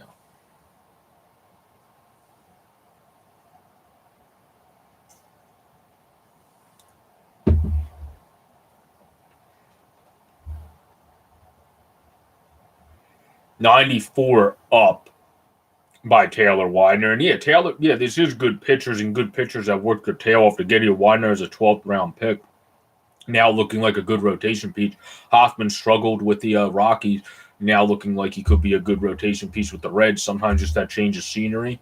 And for Widener, it's about working his tail off to get there and really becoming good with the Diamondbacks, them really pushing him to be his best after getting drafted by the Yankees, who really could use him because their starting rotation, as I mentioned in this video already, for this game is lacking depth immensely. But Widener now deals with a 2-2 count to Nick Senzel, who swings on a ball he could have had. It looked like an 85 mile per hour breaking ball that he hung, but Senzel fouled off and was not able to make the juicy contact with it. I thank everyone for joining that's in here. Again, please like, comment, and subscribe to Steel Flyers as well, as that's where I do my Sports Fanatic news show through, which I'll be doing tonight with Andrew, and also put it out in segments on mine, but he puts it out with all the ads, all the bells and whistles, all the great stuff on there. So please check that out as well and subscribe to Steel Flyers and also the Sports Fanatic news page. I really appreciate your support. Thank you so much.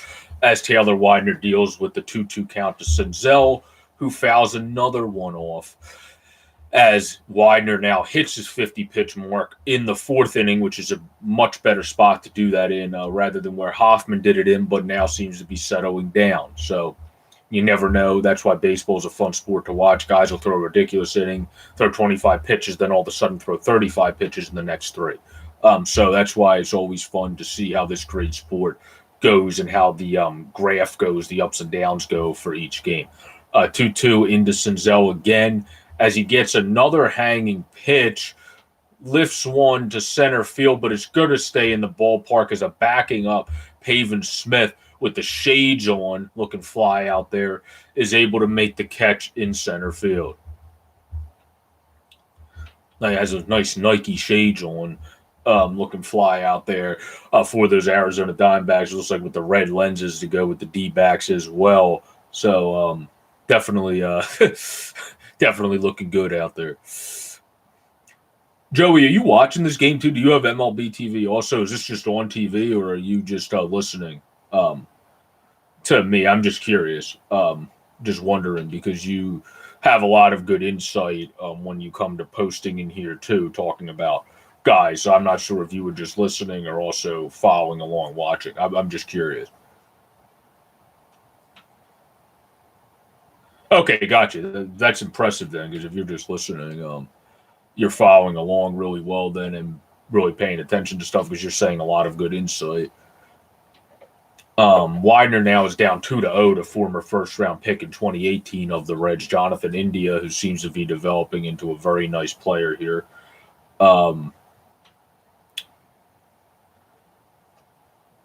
India gets one on the outside part of the plate.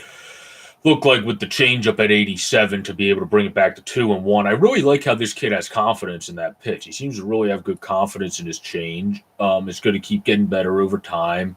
It's just a rookie, even though he's an older rookie at the 26 years of age. He's still a rook, and he's going to get that pitch better over time. Sometimes having guys come up as the elder statesman, having a little bit more time to develop and go through college, be the guys that are a little bit older. They'll come in and immediately have an impact because they're not caught up in the all of everything as a very, very young 21-year-old coming up. It just seems like this is kind of what this kid Taylor Widener is able to do. 55 pitches now, 3-1 count. He is going to walk Jonathan India here, who can scat a little bit on base. So we'll see if he looks to steal second base to try to even this game up. If a guy's able to get a hit to move him in now, we'll see if he looks to scamper to second base now, as he is walked with 2 outs in the inning. And Tucker Barnhart, who has been hitting guns blazing this year, is up. So it would be a good idea if he thinks he can make it to try to take second base here in a 2-1 game to try to easily even it up on a single for the Cincinnati Reds here.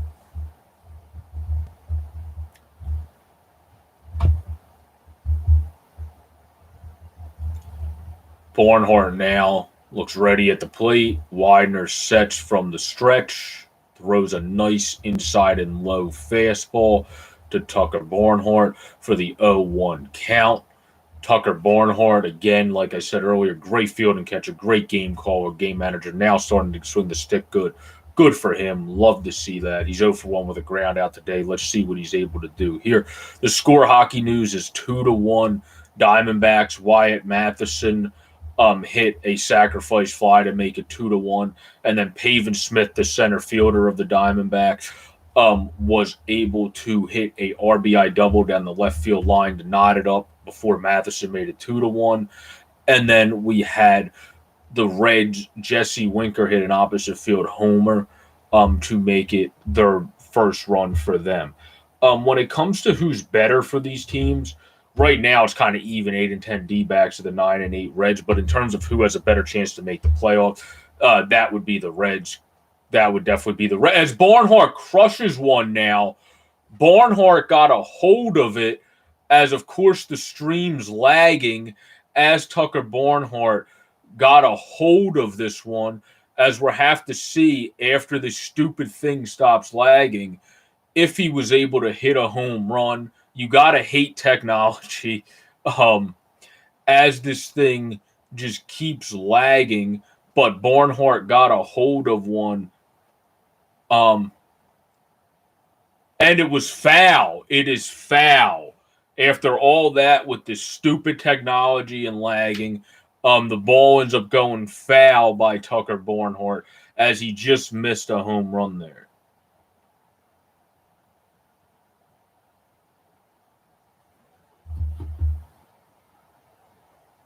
Oh yeah, Ketel Marte. Yeah, Ketel Marte is a very good player.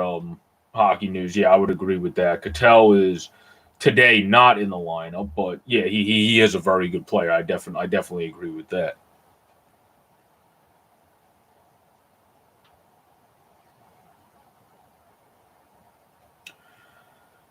He's a player too. Started in the infield, moved back into the infield. They moved it into the outfield. He's a great team player. Would just play wherever you wanted to put him, Ketel Marte, and play at a great high and MVP level even at time. So that's a good thing for him to be able to consistently just be able to play at a peak level, pretty much no matter where they put him. I would say. You could probably argue, as Barnhart now fouls off an 0-2 pitch by Taylor Widener for his 59th pitch of the game, for his 60th pitch of the game, I should say. Excuse me. Ketel Marte right now is on the IL with a hamstring strain. That's why he's currently not in.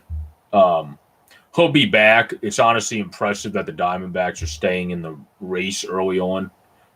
Without him being on the IL with the hamstring strain. But, yeah, he'll be back, and he'll be getting it done again. He hasn't played since April 7th, but he'll be back, and he'll be getting it done again. That's what Ketel does. But it's actually impressive that since then they've still been staying pretty solid and still sitting fairly pretty in the standing. And you never know with baseball. We always have those surprise teams. I think the Reds, like I said, have a better chance of making the playoffs, but who the hell knows? If the Diamondbacks get hot, Taylor Widener stays this hot all season, he's a surprise pitcher early on. They get more guys surprising. You never know. That's the beauty of sports. But with the 2-2 count, we now have Tucker Barnhart up with the 2-2 count, 0 for 1 on the day, hitting good on the season this far, though. Taylor Widener looks to retire the side here in the bottom of the fourth. He deals, and on an inside-in or an inside low pitch, excuse me. He's not able to retire him here as Barnhart's able to foul it off.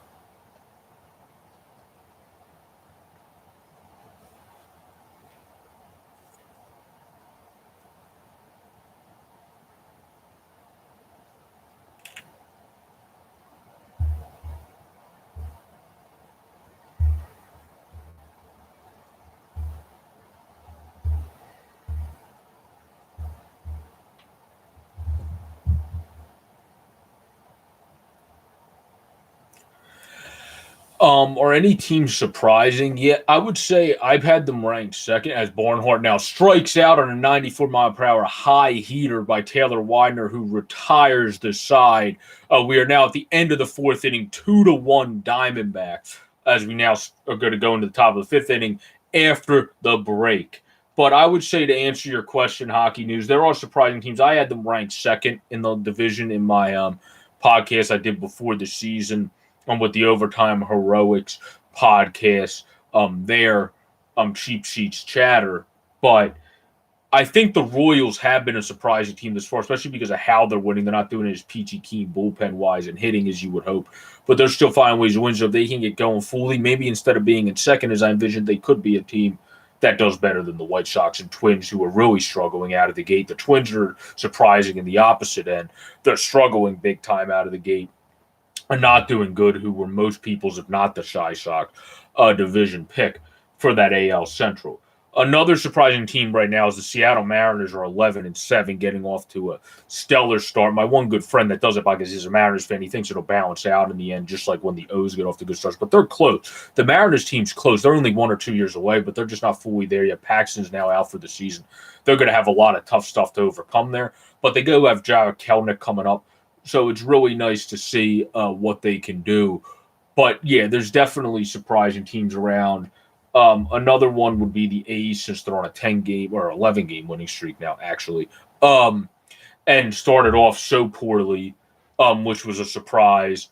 And now it's a surprise just that they went on a ballistic streak of winning 11 straight to now be where they're at 12-7. So that's what it was. The Red Sox started 0-3, then went on a ballistic streak of themselves, 6-4 in the last 10 to now be at 12-7 in a good seeding themselves. So it's been weird how some teams have got to their spots in the standings.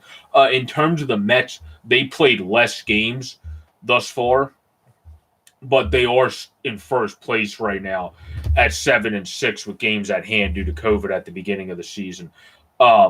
So they are right there. The Phillies are then in second since we're 9-9.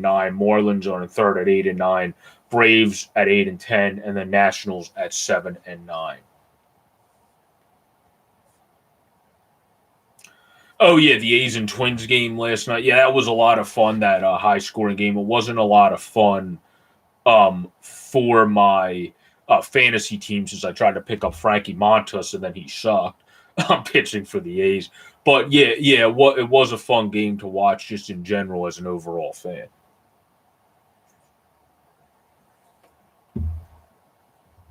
Hoffman last inning had just 11 pitches as he deals here with an outside of the zone bouncer curveball. He looks to have another very productive inning to at least get him through 5 in this game. And then if the Reds are able to score, put him in line to actually get the win. Because for those that do not know, you have to pitch through 5 innings in baseball to be able to get the win when it comes to getting the win. Hey, Avatar, how's it going? Nice to see you here. Thanks for joining. I really appreciate you joining for this game. We're now in the top of the 5th inning. This one's moving fairly good. It started a little bit after 12:35, 2:06, top of the 5th inning, 2-1 game, Diamondbacks lead. As it's now a 2-1 count, as Hoffman misses down and in here to Josh Rojas, who is 1 for 1 on the day. This game right now, though, is led because of a Matheson sac fly and then a Pavin Smith double down the line, as now you got Rojas grounding it out to Eugenio Suarez, the shortstop, shifted to the second base side of the infield to get the out. 1 out in the top of the 5th inning here.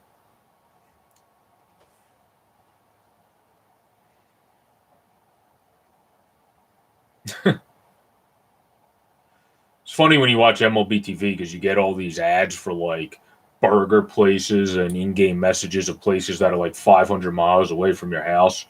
And you're like, well, if I could teleport like in Rick and Morty, then maybe I would show up there. But not that easy in real life.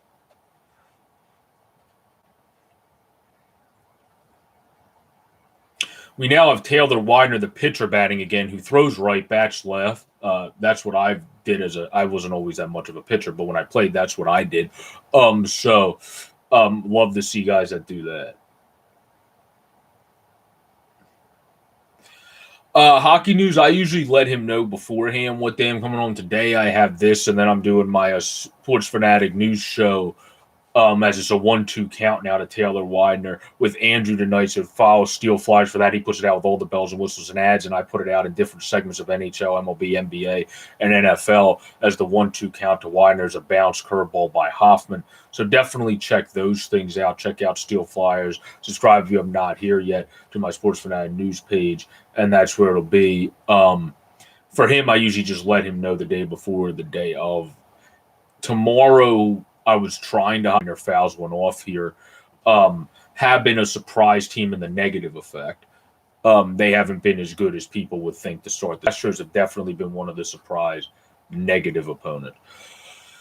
Taylor Widener right now is actually having a pretty good at bat against Jeff Hoffman to be able to work up his pitch count to get it to 83 now as Hoffman deals in as Widener's able to ground out to Jonathan India. But honestly, you got to give it up to him for that at bat. Hats off for him for that at bat from a fellow pitcher, being able to work the pitcher's pitch count up a little bit there by Taylor Widener. That was a very good job by him. And now the RBI double man, Pavin Smith, is going to come up, who was able to knot up the game earlier and bring his batting average back up above the 250s. Like this kid, good hitter, a former first-round pick, good fielder. Seems like he's not going to always have the most power, but you don't need that as a center fielder. You can just be a good hitter, hit, like I said, 260, 265, 270. I feel like he'll be at. You can steal some bases, field well.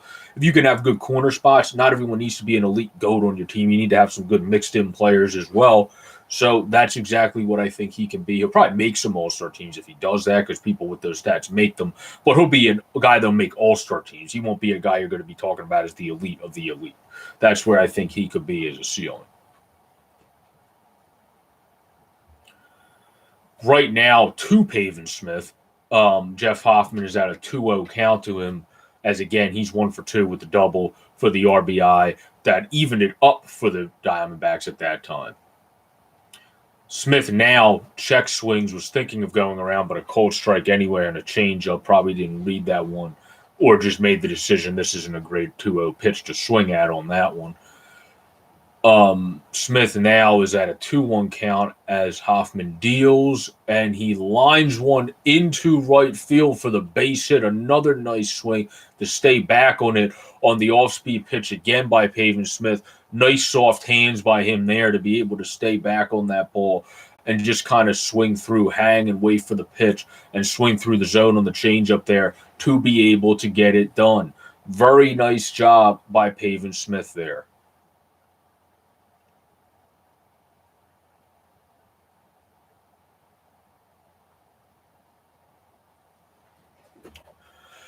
Wyatt Matheson is now up 150, 5 RBIs, sack fly, and RBI in the third. That gave them the lead on the day today. He is playing first base on the day, another guy which many people for the Diamondbacks can play all around.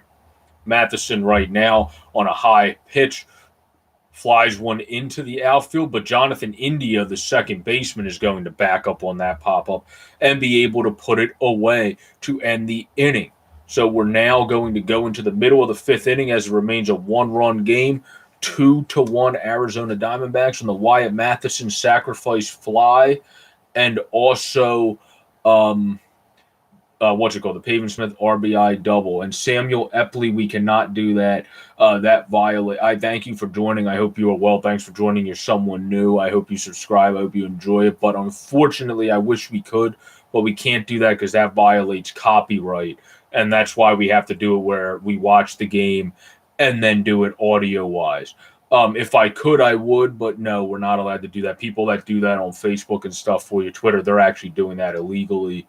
And if people wanted to, could get them in trouble for it, but people just don't always want to. So No, that's why we can't show that. That would violate copyright. That's also why I can't put the audio on in the background of anything as well when I'm doing videos, because that would violate copyright. But just watching it and calling it is perfectly A-OK. So those are the boundaries we just stay in. So I apologize for that.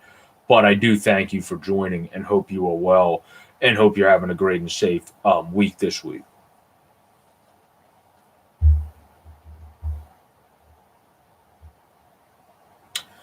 Right now, we're in commercial break, by the way, for this game as we're waiting to go into the middle of the fifth inning with the Cincinnati Reds now getting ready to swing the stick again, as we have, according to MLB, following along here.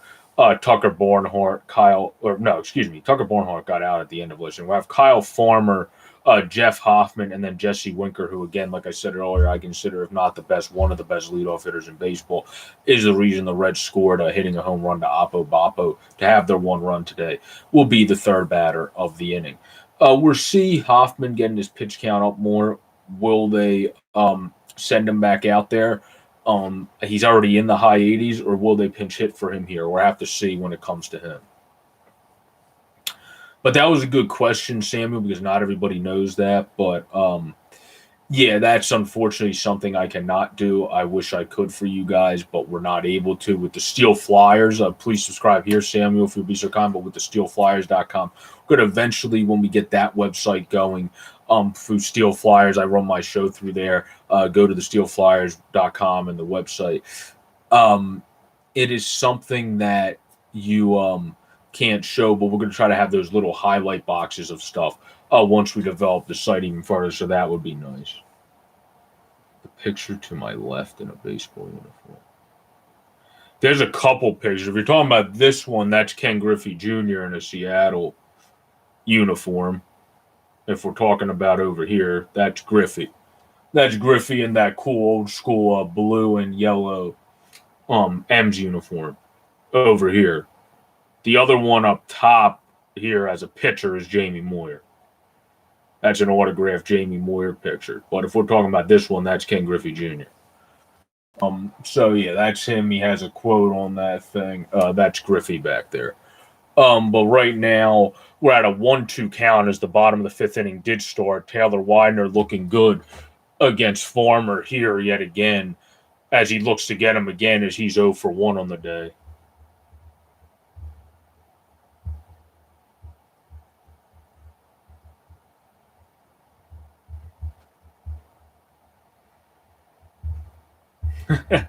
I was watching Summer Painting yesterday. Thank you, Avatar. I appreciate it. I was watching Summer Painting yesterday, NHL, but then I had to hop off for different things. But yeah, I mean, he's funny when he reacts. His former smokes one down the line and it goes foul. But yeah, he's funny when he does game. Definitely, he freaks out. I don't curse and stuff like Peyton does and John do. I mean, it's good to get into it sometimes. It might come out by accident at times, but I try not to do it. But yeah, it's funny watching those freakouts and how Peyton goes nuts and how John goes nuts sometimes. But yeah, it's very fun. I agree. But no, I was not able to see it at the end. I was not able to see that, and it seems like it's a shame I wasn't. Yeah, that I agree. That is a cool Griffey picture. I really appreciate it. I actually got that from. They have a lot of good stuff. I'm not gonna lie. They have a lot of good stuff on Goodwill as Kyle Farmer strikes out on a nice pitch, change up in the zone, but he's able to get him to go on the deception of the pitch by Widener there. But yeah, Goodwill actually has a lot of good stuff on it. And you're exactly right. Yeah, subscribe to Peyton on the radio.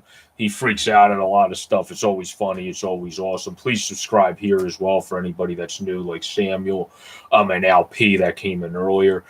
Please subscribe if you want to keep all this great stuff going. We really appreciate it. I have a few jerseys. I was more of a jersey person when younger because people would actually buy them for me as gifts. Now that I have to either go the DH gate route and get the cheaper ones or ponder up a bunch of bucks myself. I don't have as many since shirts are cheaper. But, yeah, I have a few jerseys. And shirts are just cheaper to buy and have. But we're now at a 1-1 count as Taylor Widener's at his 71st pitch in the bottom of the fifth inning here as he is facing a pinch hitter. We do have a pinch hitter in right now for the Cincinnati Reds as he's going to foul it back. This is right now Mark Payton, who has 3 at bats, is in 333 all the way back in 14, was picked in the 7th round by the Yankees, and has now worked his way up into the majors as a 29-year-old of a pinch hitter. See you later, Hockey News. Good luck with the ear pods. And that's okay, Hockey News. I mean, we're always busy. We're not always able to catch everyone's everything. I mean, that's just natural. That's the way the world works. But yeah, this guy was able to work his way up and get up at 29. Good for him as Mark Payton's pinch hitting here for Jeff Hoffman, who was able to settle down and throw a very nice, clean 5 innings of work here for 4 hits, 2 runs, 1 baseball, and 4 strikeouts as Widener now deals with the 2-2 and gets Payton here on a changeup to strike out. So Payton ends up striking out, pinch hitting. That didn't work out as squeaky clean as they wanted to happen, but he strikes out pinch hitting. It is still 2-1. Arizona Diamondbacks in the bottom of the 5th up against those Cincinnati Reds. And Jesse Winker, the home run boy to opposite field, just 403 feet with the 109.6 exit velocity, is up again. And what's up off the wall? Off the wall hockey in the house. How's it going off the wall, John? Hope you're doing well. Did you see Payton's freak out yesterday? People are telling me Payton had a funny freak. I watched some of the video, didn't get to see the end of it, but people are telling me Payton had a funny freak out with the Oilers and Habs game towards the end there yesterday. I wasn't able to see the end. I was wondering if maybe you did. Winker broke his bat here on the first pitch of this AB. You didn't see that? Okay. Yeah, I didn't, and his don't post. You fortunately, if you have a funny moment, John, yours go on your channel. So that's great. Well, I don't think all of his live he puts on from calling the games on his channel. So you can't really go back for all of them. Maybe he did for this one, but I know some of them in the past you couldn't go back, at least from maybe it was just from looking at them and I was stupid, but I couldn't find the back ones. Right now, Taylor Widener in the bottom of the 5th with 2 outs at 75 pitches. You would think they might push him for the 6th if he can get out of it here, but I'm not sure what the pitch count is for the Rook. 0-1 count. Gets Jesse Winker to swing through a 93-mile-per-hour up and in fastball. Nice deception there. Yeah, it would be funny if someone did. He was freaking out at the refs when I joined in even the first period. It was like the first 10 minutes, and he's just like like cursing and freaking out at the ref. So it was pretty funny just in the first 10 minutes. So I can't imagine. As Taylor Widener now strikes out Winker, one of the better hitters in the game, to retire the side. We are going to the top of the 6th, 2-1 Diamondbacks. I can't imagine what he would have done with the end of that game. Yeah, it definitely would be interesting since he was freaking out. And it was honestly hilarious while I was showering and had my Aqua mic on to just listen to him where I was cracking up, where I probably took an extra 10 to 15 minute long shower than usual because I was so focused on just laughing my behind off at Payton rather than paying attention to what I was doing.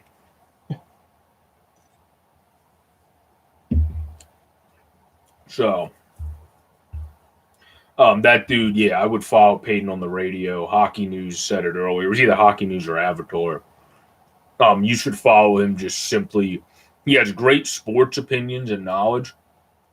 But Payton, you should follow just based off of pure comedy, too, and just how great his reactions are and how fun Stephen A-esque his takes can go into and be as adamant. It's very fun to see Payton on the radio. Definitely a good YouTuber to follow there. Has great reactions, great content as well, especially for hockey, mainly big hockey guy, wonderful hockey content. Obviously, off the wall hockey, John, same thing, wonderful hockey content. Member of the Steel Flyers family, follow the Steel Flyers website as well. And yeah, Avatar, you're very good. We appreciate it. You're fantastic at following everybody, Pirlo, Payton. I'm not sure if you checked out the Hockey Writers Inc. show with Lance yet on Steel Flyers, but that's a good one to check out as well. You're fantastic with following everybody. Same with you, Joey. And Hockey News. We really appreciate your support big time. We really do. And I really appreciate you all joining today. We're now at a 2-1 game. Still in this game. This game's actually moving along fairly well. We're at 223. Started at a little bit after 12:35, and we're in the sixth inning. Not moving along too bad. Would have been moving on a little bit quicker if Jeff Hoffman was a little bit more zoned in, like he was in the final two in that middle inning. But that's just how it is. It's interesting to see how things go. He settled down and pitched a very clean 5 innings, and now we're getting to see if they're going to put back out Weiner. He shouldn't bat in this inning unless the D-backs go off because they got Van Meter, Peralta, and Kelly. He wouldn't be up until the 9 spot, and we're starting with the 3 spot for this inning. But we now have Carson Fulmer, who in 9 games has a .90 ERA in 10 innings pitched and only 2 walks on the season thus far, in for the Reds. Fulmer deals and throws a 92-mile-per-hour fastball for a strike to lead off the inning here against Josh Van Meter, the former Cincinnati Red. And you're welcome, Joey. Definitely, yeah. You guys really support us. Definitely going to shout you out, Avatar Joey, whenever we can. And obviously, I always shout out people from the network, the Steel Flyers All Sports Network. You can follow Lance Green at Ink Basket also on Twitter. He does great as well. With the Hockey Writers Inc. show, they had Sam on, and they got Tommy Soderstrom on, which was fantastic. The last 2 episodes, they have one coming out tonight. Definitely check them out. 1-1 count right now as Carson Fulmer deals to Josh Van Meter, who misses down and low with an off-speed pitch at 85 miles per hour, bounced it into the plate there. We're here in the top of the 6th inning, 2-1 Arizona Diamondbacks on a Wyatt Matheson sac fly and a Pavin Smith RBI double down the left field line for Winker. Homer is how the Reds got their first home run, an opposite field homer by him. Or their first run, on a home run. Fulmer on his 4th pitch of the day in a 2-1 count makes it 3-1, missing at 91. Seems to be overthrowing a little bit here early for Carson Fulmer coming into this game.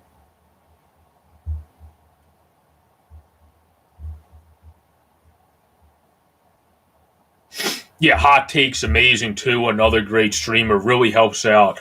I love Hot Take because he really helps out smaller streamers. John obviously knows this. He really helps out smaller streamers and helps them grow as Josh Van Meter walked. Fantastic videos himself, wonderful stuff to watch, but nice for him to also venture out and help out people smaller, just as the wonderful John from Off the Wall Hockey does, who's a great, big, vibrant streamer on this YouTube platform and really helps out us smaller folks, such as myself, to be able to build up our accounts, and we really appreciate that. So thank you, Johnny. Thank you, Hot Takes Hockey, and thank you all the rest of the wonderful people on YouTube that help spread the love around, because this is really what this should be. We're all YouTubers. We're all trying to bring great content. Let's spread the love around. Let's help each other. Let's compliment each other, and let's help spread each other around. That's how it should be. As David Peralta is now up as sorry for going all motivational here. I guess I did minor in psych, so go a little motivational speaker for a second. But 1-0 count. I'm here to David Peralta as his top 6. He's 1 for 2 on the day, single back up the middle earlier in the day.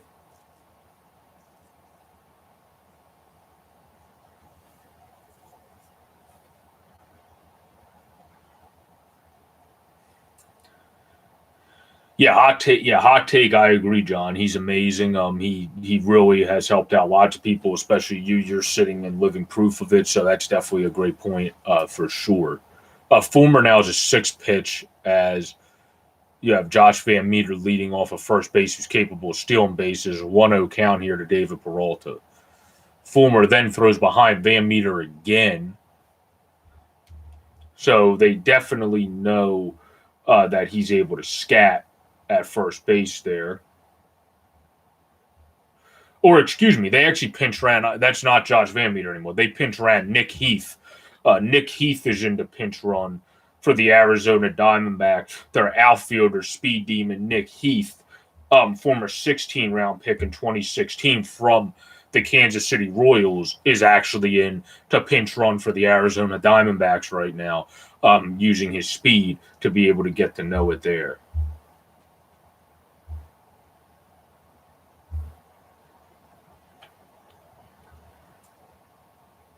No, I actually haven't heard of the sports.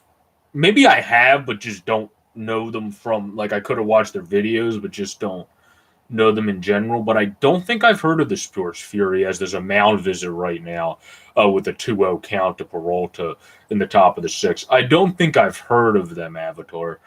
Um, I'll have to look up the Sports Fury, though.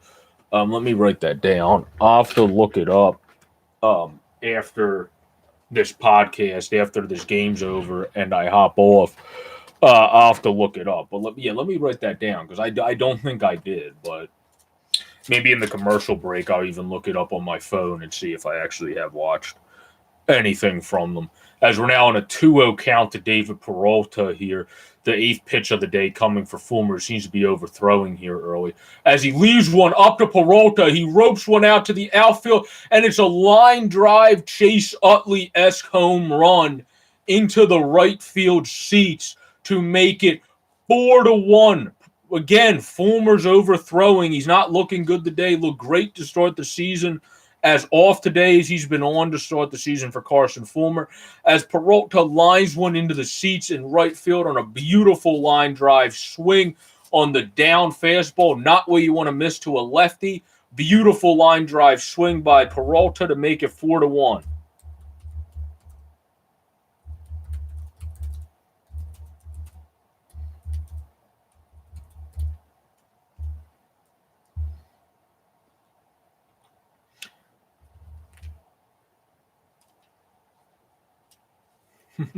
It's fine, Avatar. You now have a fly out to Nicholas Castellanos. I don't know why I just said that with a weird accent, but you now have a fly out to Nicholas Castellanos for the first out of the inning. Yeah, that was a big home run, John. That's definitely, yeah.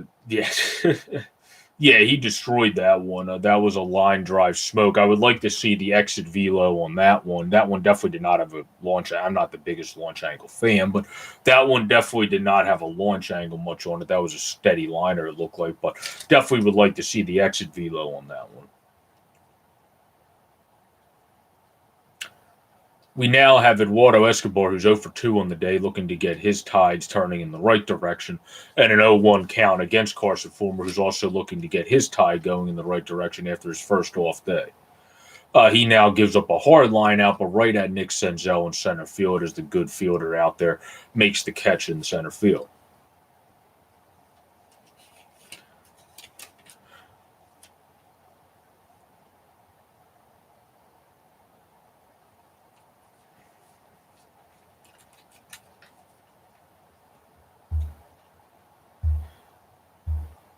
We now have Nick Ahmed getting the dirt and doing his routine before stepping into the batter's box, taking a little bit here. Carson Fulmer is at 11 pitches. This is another guy started his career with the Chi Sox. Looked like he was going to be a starter and now has moved to the pen. So it's going to take you a little bit when you had an above career 5 ERA to work your way into the pen. Started good this year, his first bugaboo outing. We'll see how he bounces back in his next. But it seems like it was smart for the Reds to move this kid to the pen and get him going in that route rather than trying to continuously start him, which did not work with the Chi Sox. But he deals with the 1-0 count here, 86 pitches. Correct. Yes, Joey. Yes, I do have MLB TV. Joey, do you have T-Mobile? Because if you have T-Mobile, you can get it for either free or really cheap through T-Mobile Tuesdays. As they ground out to third base, he throws them out over at first base. The Reds retire the side, but they were able to get 2 more runs here at a home run by David Peralta, smash to right field. That put the Diamondbacks up 4-1.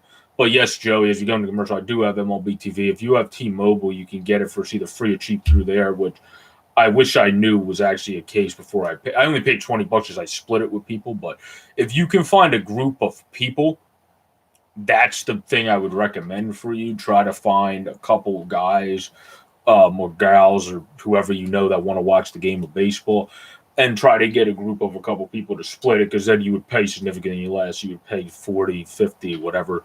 I remember people you got to split it, what it would be between the group of y'all. That would be my recommendation, because you can watch. If someone else is watching a game, it's not going to kick you off.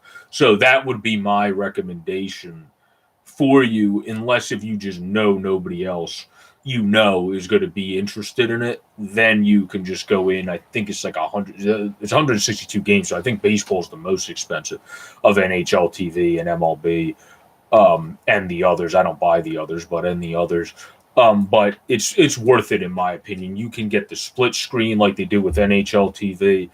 You can actually do a quad box with MLB. Now they have the nice box score right to the side for you when you don't go full screen. So I think it is worth it. It's nice. Now that's when you're not on TV. If you're on your computer, they have that box score for you when you don't go full screen. TV, you have to do setting stuff to have that stuff come up. But yeah, I think it's definitely worth it.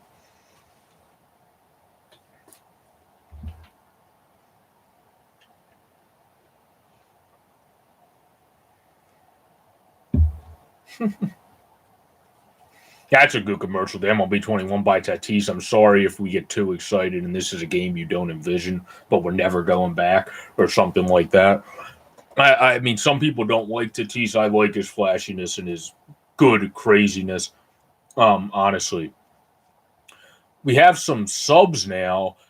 As like I said, the Diamondbacks can move guys around the field a lot. You got Wyatt Matheson moving from first to third base. You got Pavin Smith moving in from center field, which you don't see often, to first base. And then now we got Nicky Heath, the former Royals pick, going out who pinch ran last inning into the outfield in center field. So that is your alignment updates when it comes to your alignment for the Arizona Diamondbacks for this game. But they are going to let Taylor Widener, which I like, keep going at 77 pitches. No reason to take him out here in the sixth inning. If you're worried about a kid with his pitch count and all that extra hoopla blah that I don't over worry about as much as some people get boggled up about it, then warm up a guy. Just warm up someone behind him. I'm tired of teams taking out young guys too early. In pitch count, 77 is much too early. Nice to see him back out here in the sixth as he starts Castellanos out 0-1. He now deals to Castellanos at 0-1 and gets him to go 0-2 as he fouls off a fastball in the outside corner at 93 miles per hour.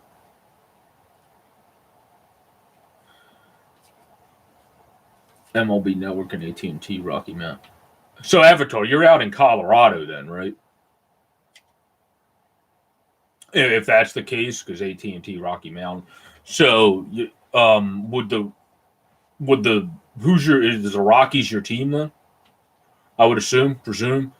Oh, Castellanos rips one down the line, and it's gone. That wasn't even a bad pitch by Taylor Widener.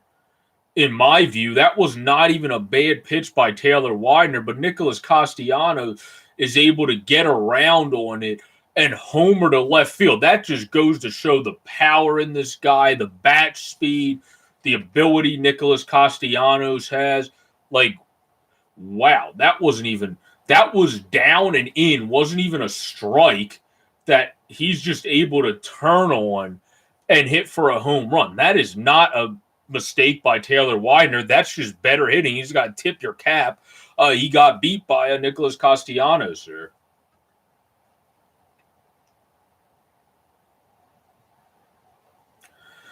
And MLB Network, like NHL Network, they show a good handful of games. You also have to remember, Avatar, I know the Facebook games are not the most fun to watch because you have to go through Facebook, but Facebook watches games.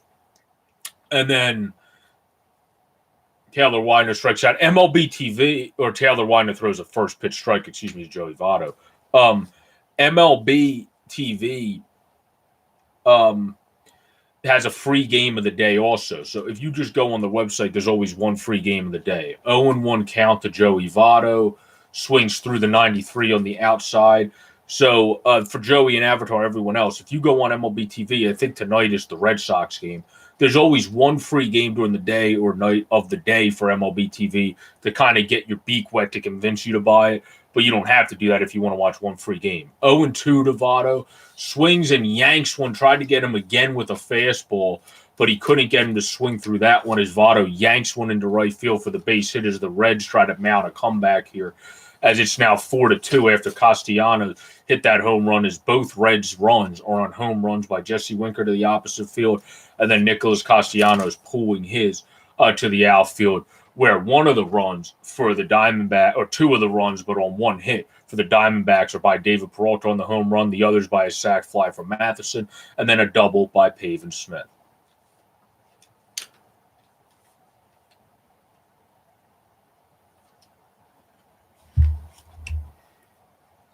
Also, YouTube, the other thing, YouTube has games of the week. YouTube, you could just go on your phone on YouTube app. For people that want to watch other games, YouTube has their games of the week. So yeah, you have MLB Network, AT&T, Rocky Mountain. If you want to use Facebook, then you can use Facebook for that. I don't love the Facebook watch as much, but I watch some games on there just because they're on there. And then YouTube is great for on the go. At first, I wasn't as peachy keen on watching games on YouTube, but it's definitely grown on me, and now I actually like it. We're at a 1-1 count here. Is Taylor Widener's at his 85th pitch of the day, so probably will get that bullpen action going as Eugenio Suarez with the 1-1 count here to Taylor Widener could use a double play. He deals, and Suarez just tied up this game. Wow, that is a bomb to left center field. This game is tied. Eugenio Suarez, that one was not coming back as soon as he made contact with it. Ties up this game at 4-4 as all of the runs for the Cincinnati Reds are via the home run ball. Exciting, might not be good for longevity, but it's working today to get their offense going as the Reds even it up at 4-4. This offense for the Cincinnati Reds has been stellar this season. Wow. Looked like that they were starting to get a little down and out in this game at 4-1, and then immediately with a homer by Castellanos, another guy getting on base, and Votto pulling the single, and then Eugenio Suarez smoking a homer to left center, tie it up. That's baseball for you. We're right back even, ladies and gentlemen. Bottom of the sixth, no out. I would presume Taylor Widener would be close to the end here, but they're going to still let him deal here to Nick Senzel. Again, I like how they put him back out here, though. Because I like giving the young kids an opportunity. You want these guys to work through, persevere through things. You're never going to learn if you just always come out after the fifth, pitching a great 4-1 game. You thought he wouldn't have this struggle bunny inning, but if he did, it's a great thing to learn from. Maybe he'll get the next 3 outs. Now, who knows? And he'll be able to settle in and have 4 6-run innings. That's not bad from a rook, especially against a lineup in the comparison of the Cincinnati Reds. The Cincinnati Reds lineup is absolutely bonkers, and they've been hitting good all season. They have 19 home runs on first 3 pitches of an at-bat they put up here, 3 today. That's ridiculous stat for the Reds. That's a weird stat, but still a ridiculous stat. Senzel almost connects with one now, but he's going to lose it because he hit it to the deepest part of the park, the 404 part of the park, as Nick Heath probably had to go all the way back to about the 402 mark to actually catch that ball. And yes, you're right, Joey. This game is getting good. This game is getting really good. It's been a good game. It started off as a great pitcher's game. Now has opened up into a little bit more offense, so that's good to see.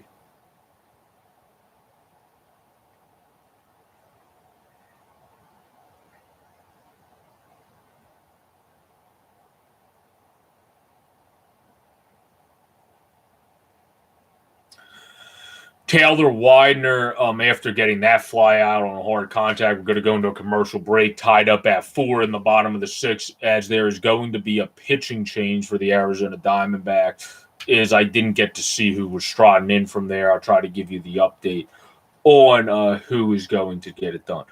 Pitt and Detroit is also 2-2 right now, getting the score update from Joey down there, so thanks for giving that update.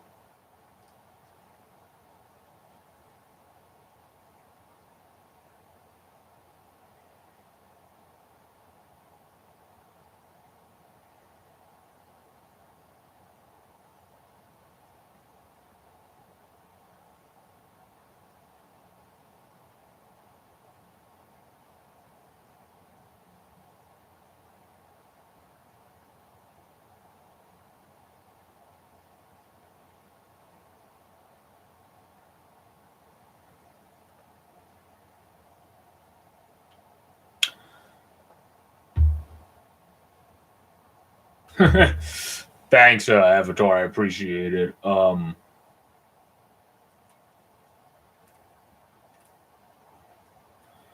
you're on. You actually already bought it, Joey. You didn't wait, or did you get a free trial? They do have a free trial. Did you do the free trial?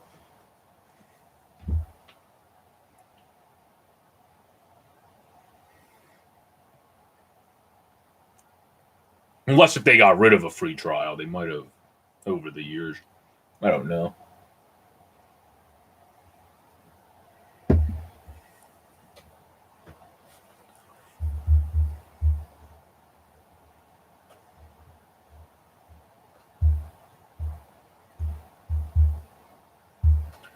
Now let's see who was on the mound here for the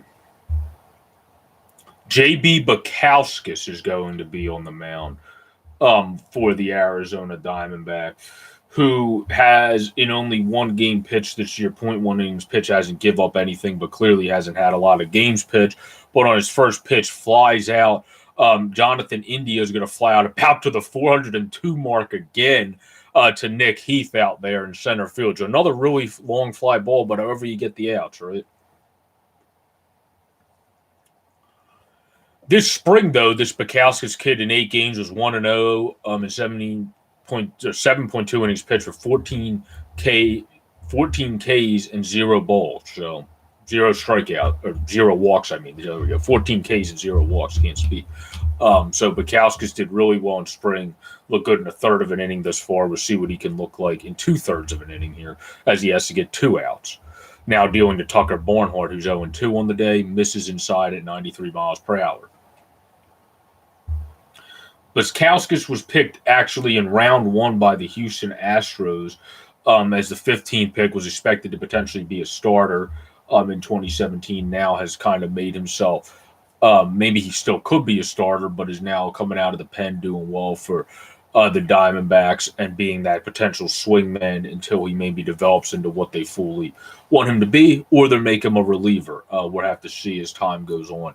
When it comes to JB Bukowskis, he can hit 100 out of the pen at times, so maybe you want to keep him out of the pen. We see with guys like John Gant how they lose velocity as a starter, but we'll see. As Barnhart now on a 2-0 count hits one foul, but we'll see what they decide to do with him.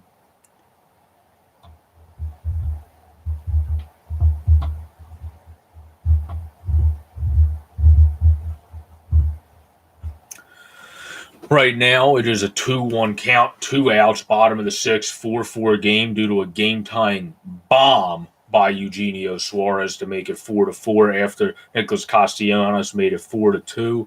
Bukowskis now deals with the Diamondbacks with a 2-1 count to the Reds' Tucker Barnhart. Barnhart looks at one down and low to make it a 3-1 count and a very hitters-friendly count for a guy that's 0-2 on the day, but hot overall as a hitter in Tucker Barnhart. So we'll see if he's able to get it going here and get a big, nice swing on the ball and maybe put the Reds in the lead. Or a walk. That works too. Take a walk, take a walk, take a walk. That works too. Walking is also nice. Thanks, Avatar. I really appreciate it. I appreciate that. Definitely appreciate that. We have Kyle Farmer, the former catcher, as I said earlier, worked his tail off to be able to stay in the majors as an all-around, plays all over the bases player. The Reds and D-backs have a lot of guys that can really play all over the diamond as the stream, again, decides to show that baseball thing and lag for a second for us. Now it's back, and JB Bukowskis to 0-2 Farmer. It's a little fuzzy right now, but I can still see enough.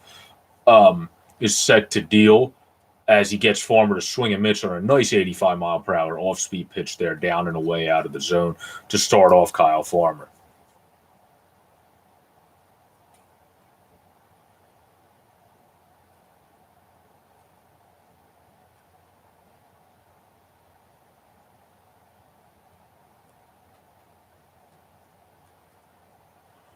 One is in, and a nice outside breaker again. Farmer not picking up that outside off speed by Bukowskis, who's just taking advantage of him out there. A very nice job there I would honestly, with how he looks off on that pitch, unless if you want to come in with a fastball to try to get him, just keep going with that.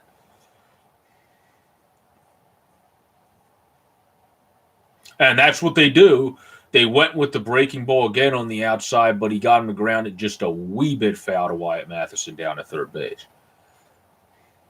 Got Sonny Gray. It looks like he's messing around with some people in the dugout there with the Reds. As you could, looks like he's joking around with some guys in just his sweatshirt down there. Guy on my fantasy team, love him as a pitcher.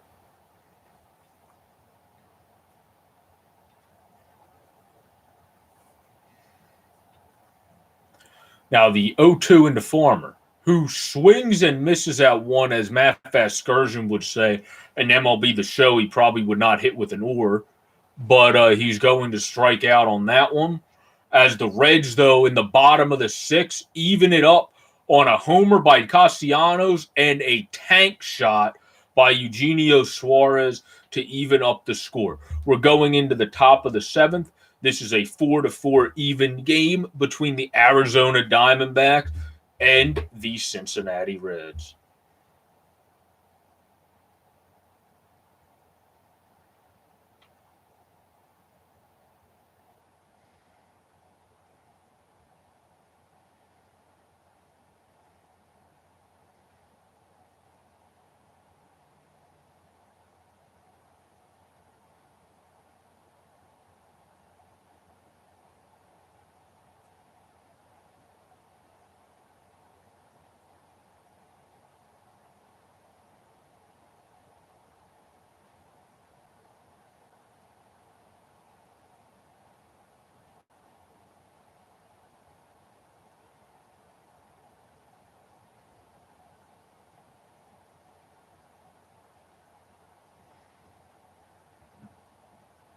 Excuse me. Just responding to a text for a podcast I'm doing later. We're in a commercial break right now anyway. They're running an Old Dominion commercial for the MLB on here, anywho's. But we are right now heading into the seventh inning as a 4-4 ball game. We have Pavin Smith, who was able to rope an RBI double for the Diamondbacks. Wyatt Matheson got them a run on a sac fly, and then you got David Peralta in a Chase Utley smoke shot into right field. And then you got Nicholas Castellanos making it, or Jesse Winker for the Diamondbacks were able to make it a one run or an opposite field home run for him. Nicholas Castellanos last inning pulled a home run to be able to make it 4-2, and then Eugenio Suarez makes it 4-4, struggling to hit on this season. Didn't look like he was struggling there. Hit it a tank shot to left center field to get it done.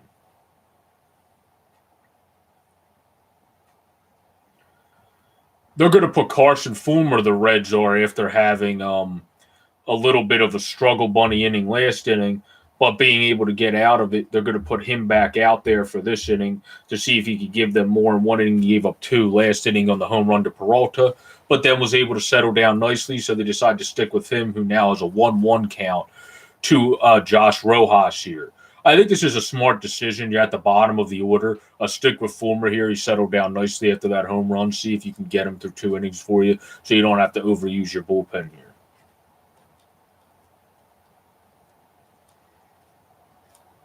And yes, Avatar, the Rockies are playing the Phillies tomorrow starting through the weekend. You guys probably have the advantage in game 1 because the Phillies have injuries and Vince Velasquez has to pitch.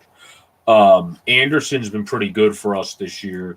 And then obviously Aaron Nola's Aaron Nola. So in the other games, we'll see how it goes with game 1 as Fulmer deals now and throws way outside to make it a 3-1 count to Rojas here. Yeah, we'll have to see how we do against your Rockies. Hopefully our offense can get going since it's in Coors Field. But it's going to be interesting to see what they're able to do. Fulmer now on the outside part of plate at 92 throws a strike to Josh Rojas. 3-2 count now to start the top of the 7th. It's a 4-4 game here. Very good game between the Cincinnati Reds And Arizona Diamondbacks, as you now have Sean Doolittle, the wonder lefty. Great interview. I never interviewed him, but if you listen to his interviews and watch them online, great guy to watch on interviews. A funny dude. Life of the party, it seems. Doolittle warming up in the bullpen for the Reds.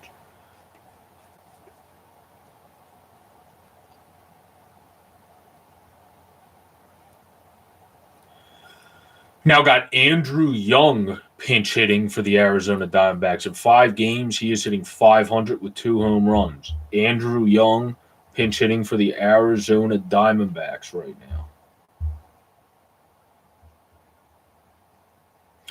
As he will hit for the pitcher spot. Andrew Young was picked by the St. Louis Cardinals as a 37th round pick, and is now looking like he might develop into something. I believe he too was also part of that trade that involved Goldie, but I might be mistaken since he was from the Cardinals organization. So I think Andrew Young is a guy maybe will develop into a good bench bat for him in his career. In 30 ABs is a 233 batting average. But this year, 4 ABs has 2 home runs and 5 RBIs. So good start for him with a 2.750 OPS. So maybe that trade can balance itself out pretty more since Carson Kelly is also dominating right now when it comes to the Diamondbacks. But we'll have to see as time goes on, as Fulmer throws it behind the runner Rojas at first base to try to keep him close to first base here with no outs and a 0-1 count in the top of the 7th inning.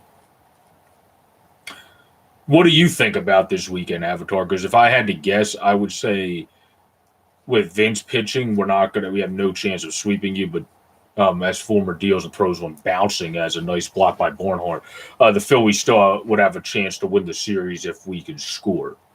If the Phillies can score, Anderson's been keeping them in games. Nola, you don't even have to probably score as much to win, but they should be able to win the series. I wonder in Colorado how Nola pitches. He loves the warm weather, but we'll have to see.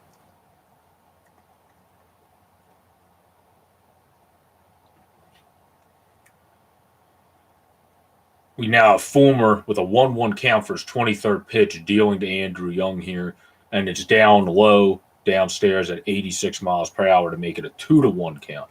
Again, I thank you all for joining. We're entering about the 2 hour and 20 minutes mark here of this ball game, so not too shabby for a ball game in the top of the 7th inning here at a 2-1 count to Andrew Young. I thank you all for joining. Please subscribe if you like what you listen to, trying to get those numbers up, and check out Steel Flyers as well at steelflyers.com for all the great people that join me and do all the great content for there. As Barnhart, as he goes, and Barnhart did not get him.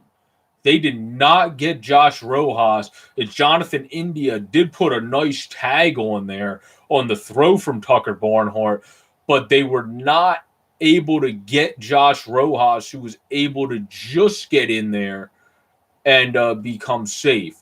As the ball actually came out from Jonathan India. It looked like that got disguised from the one camera angle. It looked like he had it when you could see it, but that ball actually fouled out, so he would have been safe anyway. But a pretty nice steal there by Josh Rojas in a fairly close play at second base.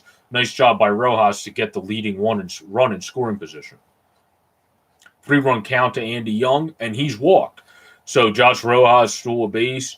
He would have got up to second anyway, but good on him to be able to move him up. You don't know that. And then Andy Young, off to a good start on the season for him, is able to get it done and get a walk. Now we got manager David Bell coming out in the top of the 7th inning. Looks like he's going to make a double switch to take Carson Fulmer out of this game. Yeah, that's pretty much how it is, Avatar. And you trade away a star like Arenado, you are in limbo with what you're doing with Trevor Story. Yeah, that's going to be difficult to be able to compete and see what you're able to do. I full-heartedly would agree with you on that. That's for sure. That is definitely for sure. We do have a double switch though, and we'll have to see who ends up coming in. It looked like they said Kyle Farmer was going to come out, but who's going to end up coming in for the Reds here, and who's going to also Sean Doolittle was warming up in the pen. That's right. So Sean Doolittle's going to end up coming in as a pitcher, but who ends up coming in could be Blandino maybe to take over at third base. But I'll be right back. I got to run to the bathroom, ladies and gentlemen, but I'll be right back. Give me 1 second as we're tied 4-4 with first and second for the Arizona Diamondbacks at the top of the 7th here.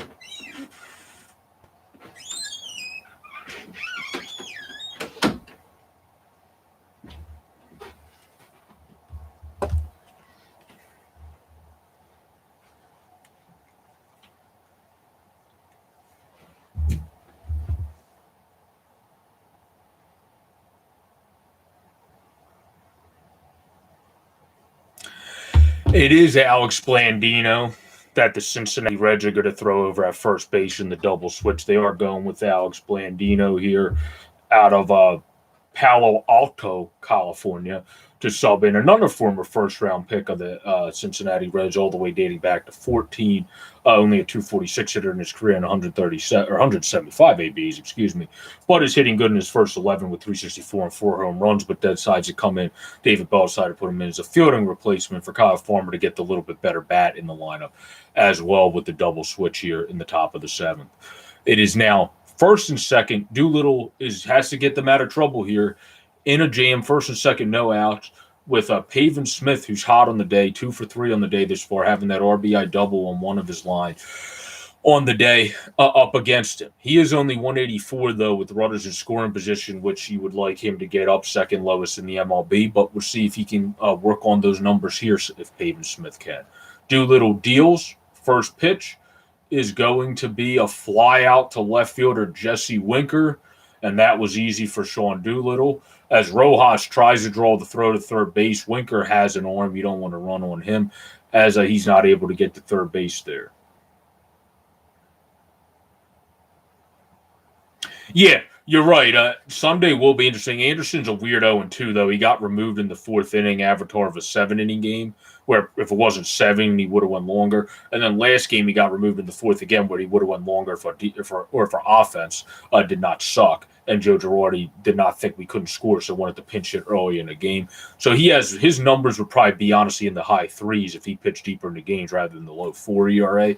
So he has a little bit weird numbers, but yeah, I agree with you. That will be the most interesting game. I'm not too confident in Vince as a Doolittle deals here as Matheson fouls it away. Because Wyatt Matheson is now up, who's 0 for 2 on the day. Seems like he broke his bat as he has to get a new piece of wood over there. But yeah, I agree with you. I think the second game is going to be the best game for the field with Nola. I'm not too confident in Vince Velasquez to start. And I mean, maybe as a reliever. I'm not overly confident in Velasquez in general, but definitely not as a starter. And then, yeah, the last game will be interesting. I think the Phillies can take 2 or 3, but it's probably going to be more likely winning if we can win that final game, because I think we'll be winning the next 2 where Vince is a huge wild card. In Colorado, to a hitter's park, I don't see him pitching swimmingly, but we'll have to see. An 0-1 count here to Wyatt Matheson as the stream just decides to freeze here. Hold on.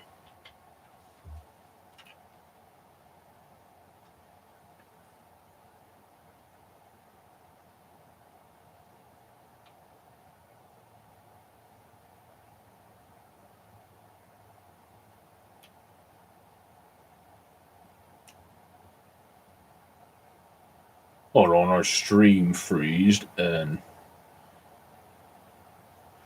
screwed up our timing here, so we got to go back a little bit. So Matheson was able to single into left and score Josh Rojas. Sorry for that, everybody. The lag ended up costing us there. Went into that baseball thing and then just lagged out, so I had to restart the stream. But Matheson was able to single, and then the throw was a strong throw, a little bit to the outside, not a chance to get Rojas at home plate for Jesse Winker there. But a nice job by Matheson to be able to get the hit to drive him in there. Hasn't been hitting as good on the season, but gets a key hit there, and that's what you need to do. Just stay in the game and get the key hits for your club. That's exactly what Wyatt Matheson did there.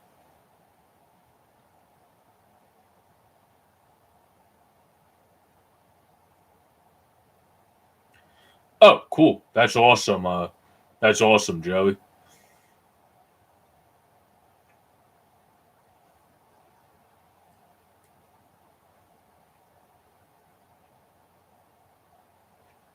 As right now,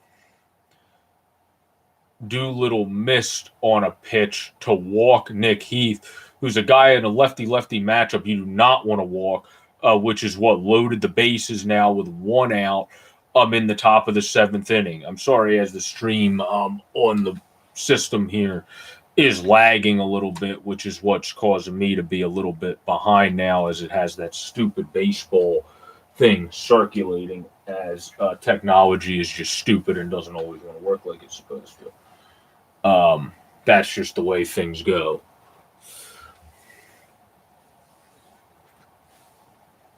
Yeah, let me try to just restart this stream. We're in the top of the seventh. It's 5-4 Diamondbacks. Is this thing just wants to lag to no avail and have an error. I don't want to report it. I just want to go back into the thing. So right now, I'm waiting for it to load back up. I really apologize for this. As it's 5-4 Diamondbacks with the bases loaded, to Sean Doolittle in the top of the seventh after walking Nick Heath, who in a lefty-lefty matchup is definitely not someone you would want to walk. Not at all, honestly. Let me just pull this up on my phone as we're waiting for it to come back up. We have Peralta now to an 0-2 count with the bases loaded to Sean Doolittle. Bases loaded, 0-2 count to David Peralta as I'm waiting for this stupid thing to load back up on my TV because technology sucks. Now, Doolittle now with the breaking ball is going to be able to have Peralta foul it off. He is 2 for 3 on the day. 0-2 count right now. So let's see what's able to happen there. Let's see here.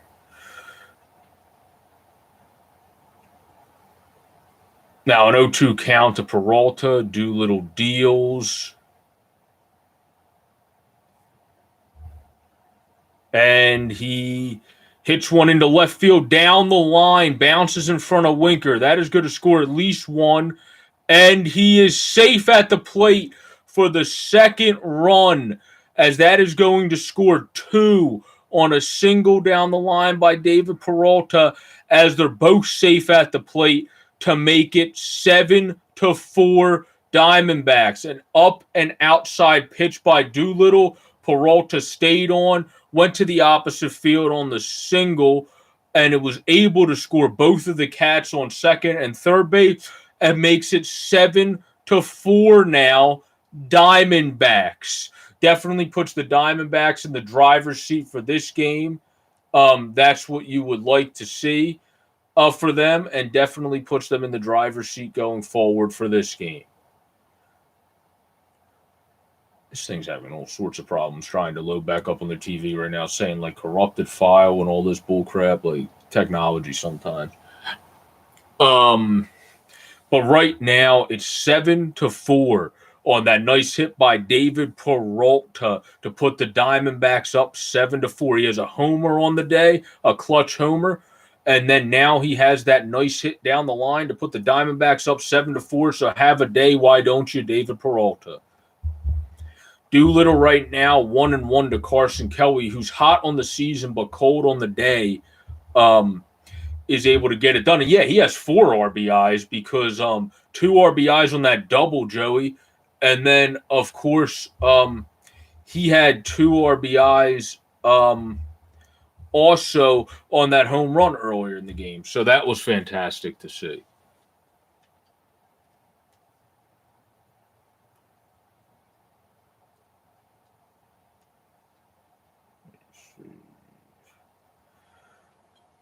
I'm going to have to restart this thing.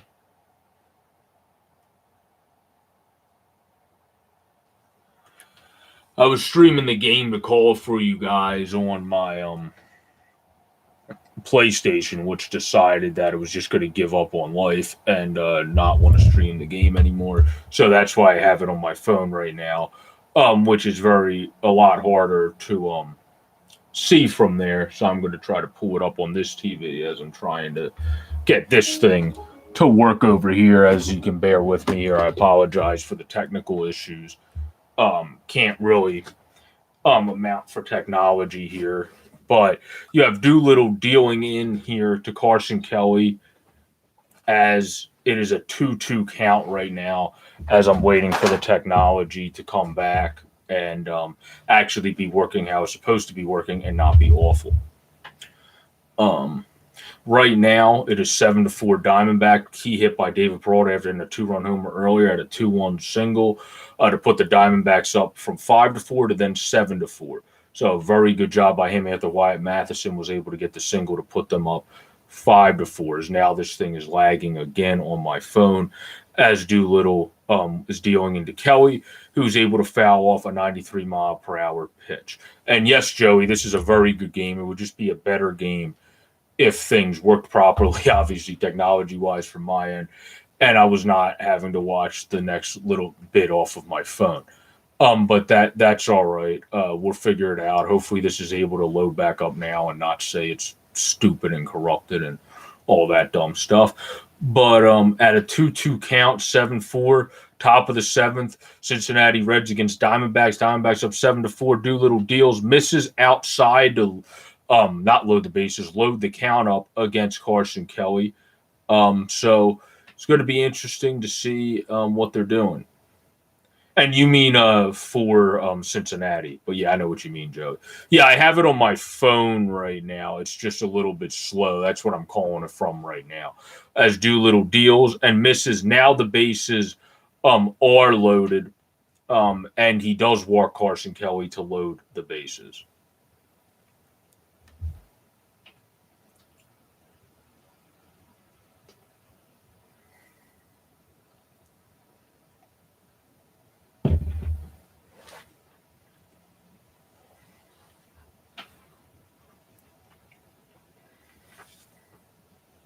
And now you're going to have Eduardo Escobar coming up as a switch hitter, hitting from the right side this time, who is 0 for 3 in the game with 2 punchies, who's going to look to put his team up and maybe put this game away for them today.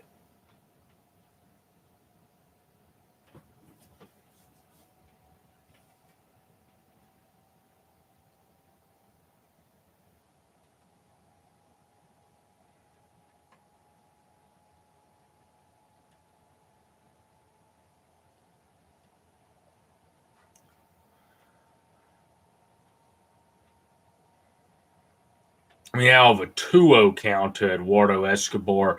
Top of the seventh, bases loaded. He's 0 for 3 on the day with 2 strikeouts. Looks to put this game away. Diamondbacks up 7-4.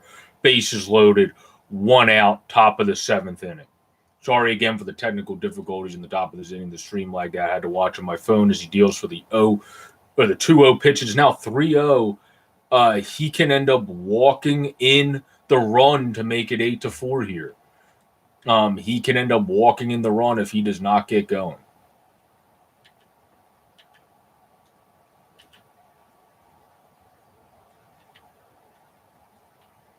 And he does just that. Sean Doolittle does just that. He walks Eduardo Escobar and makes the score 8-4 as this game is starting to get a little out of hand for the Cincinnati Reds. They have a good offense, but you can't let this one get out of hand anymore, as it's now 8-4 after the easiest RBI in baseball, the walk.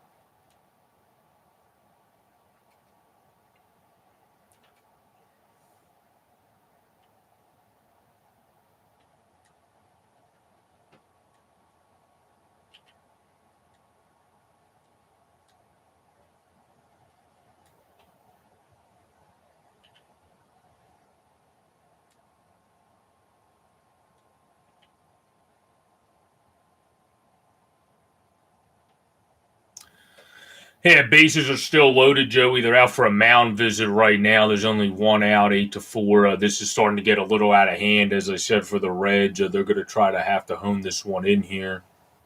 As right now it's 2-2 for a score update in the bottom of the seventh with 2 runners on for the Detroit Tigers.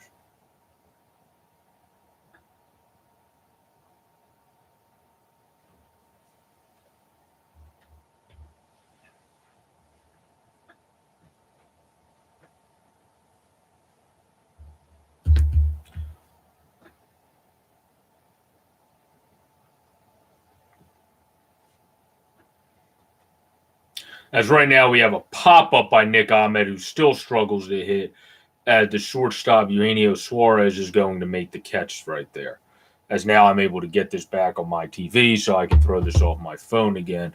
Josh Rojas is up 1 for 2 on the day with a single and a walk.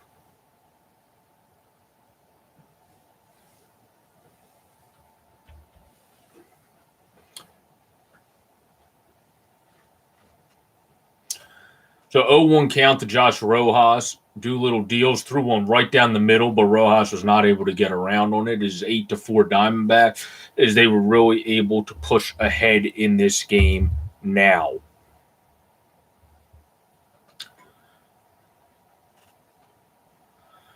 Doolittle deals in to Rojas, 0-2 count, and completely misses down low with a fastball. Not the put away pitch you want there. Definitely a struggling outing for Sean Doolittle, already at 29 pitches.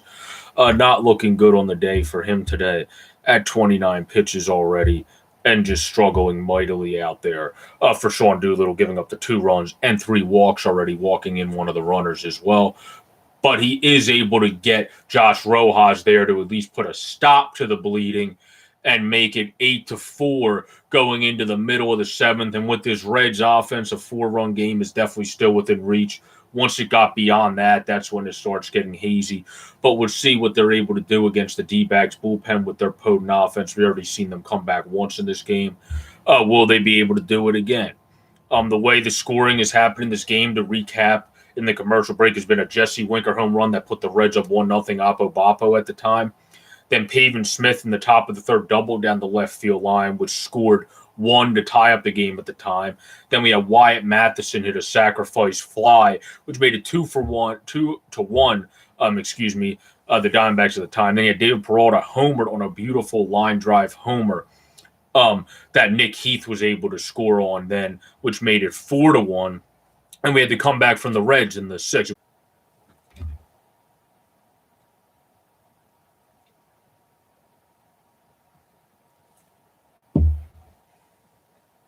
Yes, that was a nice fastball. You're right, Joey.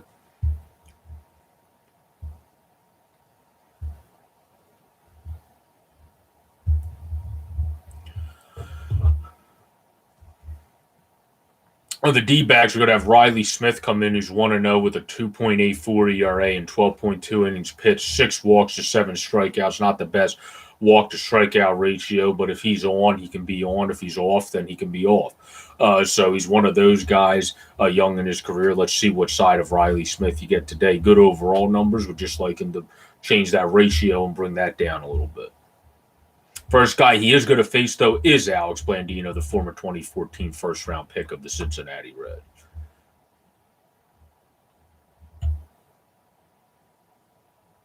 And yes, 100%, Joey. It's fantastic to see fans back in the ballpark.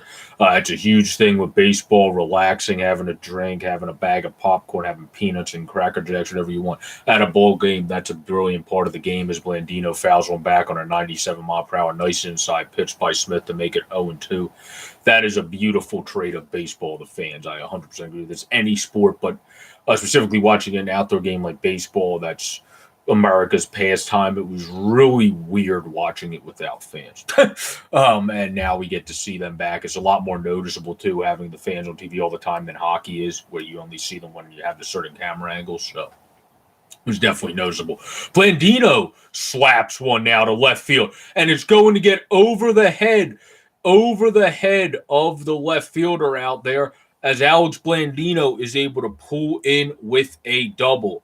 Nice swing there by Alex Blandino to lead off the inning, as he was able to get it over the head of David Peralta out there in left field. The 4 RBI guy, he had no chance of catching that one, but was not able to catch up to that one in the outfield to make that catch. He is a hell of a fielder when he can. And you able to start off the inning good. Will the Reds be able to mount another comeback in this one? Or will Riley Smith be able to adjust and get out of this one? Let's wait and see. As Jesse Winker, the home run boy from earlier to opposite field, who's 362 homers, 7 RBIs for the season, is up again.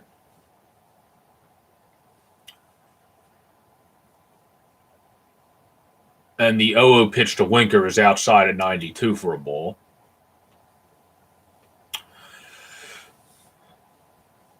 Winker looking has one of the show beards, as Kevin Millar would say, of intentional talk in the league, rocking that pretty nice close to the face beard out there for the Cincinnati Reds. Coming in with the 1-0 pitch from Riley Smith here. As that one, he got the spot on the outside and up corner at 92 miles per hour to make it a 1-1 count.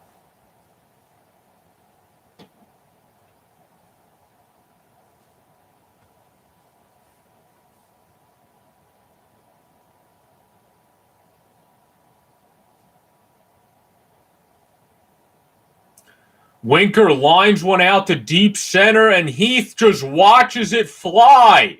The second home run of the game for Jesse Winker as he hits one to the 404 spot of straightaway center. As it was 8-4, now it is 8-6 Diamondback as Jesse Winker smokes a home run to center field for his second of the day, an opposite home run in the first inning to make it 1-0 Reds at the time. Now he brings the Reds right back into this ball game to make it 8-6. Wow, what a game as he hits a home run off of Riley Smith to center field that Nick Heath just looked back, maybe for a second thought he could catch, and then just watched fly as Winker in airplane mode flies around the bases.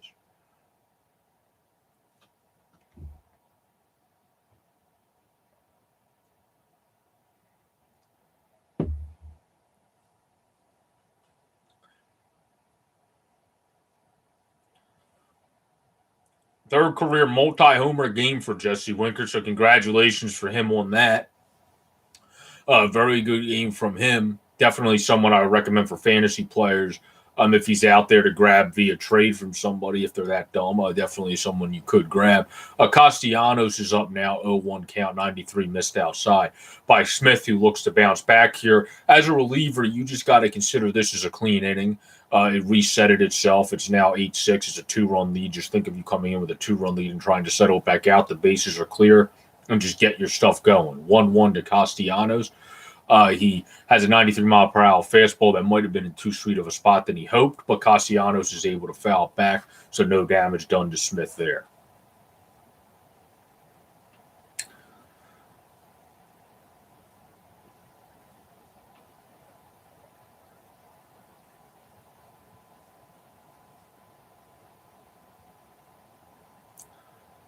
Oh, need that put-away pitch from Riley Smith here.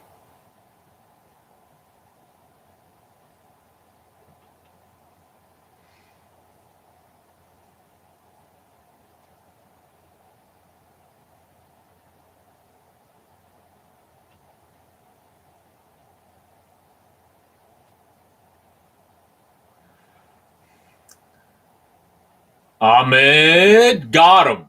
Just got Nicholas Castellanos at first place or at first base. Ground ball to shortstop. Nick Ahmed, the Gold Glover, shoots one over to first base to just get Nicholas Castellanos, who was really hustling down the line there. Nice job by Castellanos to hustle down the line. But Nicholas Ahmed just beat him, it looked like, on that throw. So very nice job by Nicholas Ahmed there. As for a score update for everybody, the Tigers and Pirates game, the only other active game right now, is still 2-2 as the 8-10 Pirates to the 7-11 Tigers at home in Detroit is tied right now with 2 outs in the top of the 8th inning. And somebody on first base for the Pirates, according to MLB. Riley Smith right now is going to come out of the game as it looks like Kevin Ginkel is going to emerge from the bullpen and come into the game to try to get the final 2 out of the bottom of the 7th inning and keep these Diamondbacks in the lead against the hard-swinging Cincinnati Reds. And here's this big piece of commercial again about the toppings and how they could not fly first class, and they all start laughing ridiculously about that. So another crazy commercial, that big pizza plane commercial.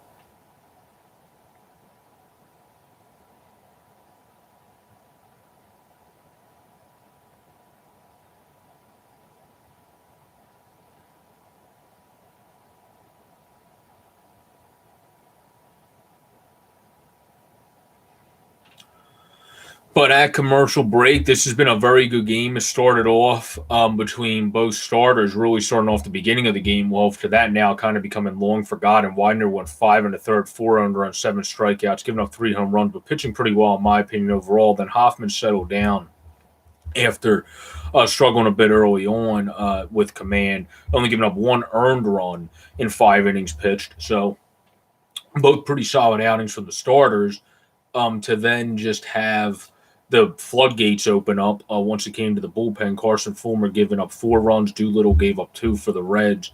When it comes to the Diamondbacks, you had Riley Smith just give up those two there after Bukowski's came in and had a good outing to get out of it in the last inning for them there. But Smith wasn't as good today. A guy that's been swinging between starter and bullpen, not as sharp for him today. So that's just the way it is. With this game, we have Kevin Ginkel coming back in for the Diamondbacks. He has 9 appearances. He has a 2.25 ERA, 8 innings pitched, 10 strikeouts, and a 1.13 WHIP. And yeah, I'm getting you get some MLB highlight commercials too. I think they just have certain actual commercials they show too. That or it's just not cutting the feed as quickly from me as it is from you, Joey. One of those two things. But Kevin Ginkel delivers an 83-mile-per-hour pitch in the bottom of the 7th to the future Hall of Famer Joey Votto at 243, 3 homers, 10 RBIs. As Votto looks to get on base to put the Reds in position to have the tying run on.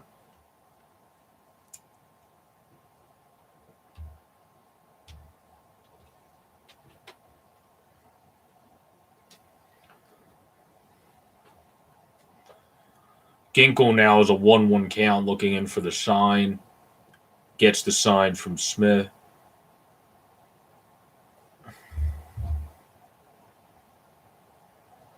They said he went on that check swing. That looked close, but they said Votto went to make it a 1-2 count here in the bottom of the 7th.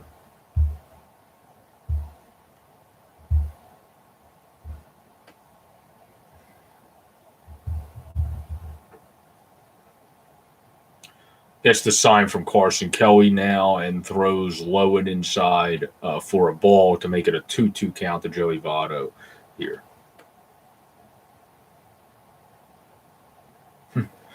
Yeah, Joey, I appreciate you tuning in and making this your one baseball game today. Really do appreciate it. Our Phils are obviously off today, starting a series against the Rockies in Colorado Friday through Sunday.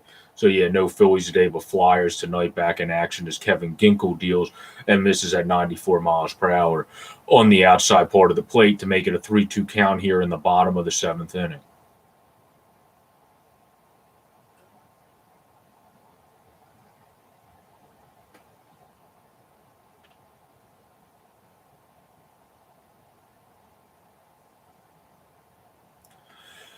Ginkel definitely missed his spot there at 94 low in the zone, but Votto was not able to hang up with it and fouled it off. So it is still a 3-2 count, bottom of the 7th inning to 1-for-3 Joey Votto, who roped a top pitch, top-handed it in the top of the zone into right field earlier in the game for a single.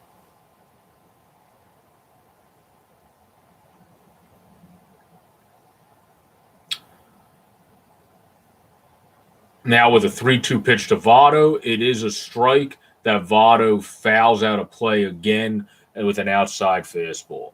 So this is a good at-bat by Joey Votto here to stay in it. This has been a pretty good game. It was moving along. Now it's taking significantly longer because these teams just want to have long at-bats and keep scoring. But it definitely was a game that seemed to play towards people that want the game to move quicker until everyone said home runs are the best thing since sliced bread. But, hey, it's still a very great fun game to watch for us diehard baseball fans. As Votto here hits deep, will it die? It will not. Joey Votto gets a Kevin Ginkel sinker, it looks like, and was able to poke it and muscle it out there to opposite field. Wow.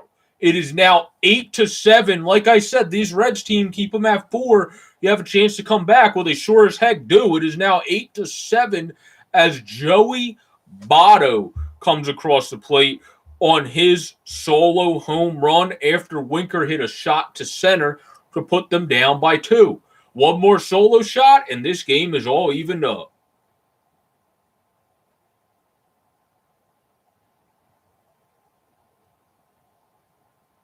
Yeah, Joey, it is really good, the MLB TV. I always am excited to be able to have the ability to put on whenever you get home from anything, whatever game you want, no matter what time. Obviously, it's really late in the night, but during the week, no matter what time it is, whatever game you want, I agree with that. But 5 home runs today for the Reds. Their offense is ridiculous. That they just keep finding ways to score. You see Nate Quinn walk. Well, if you're not watching the game, you don't see. But Nate Quinn's walking on the bench there. Another guy that has power. coming off of the bench. They just have guys that can get it done. It's just remarkable. This team has a great offense. The Diamondbacks are sticking with them, getting some good key hits and homers themselves from David Peralta there. As it looks like Eugenio Suarez, if anybody can catch up to this one, is going to fly out. And a nice sliding catch by the right fielder, Josh Rojas, as that looked like double trouble there. Literally, maybe potentially falling and even letting him get to second, depending where that bounced. But Josh Rojas on Eugenio Suarez looked like a dangerous pop, is able to come in and make a nice sliding catch. Good job on him.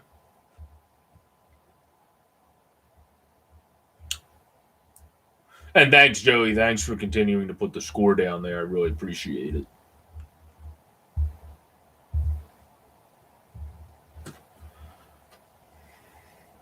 During commercials, normally I recap also for you guys how we got to this part. We'll do that. We'll do that in the top of the eighth inning as we're going into the top of the eighth inning. Recap how we got to our point here. As Nick Senzel, who's 213 on the season with 2 RBIs, is up right now.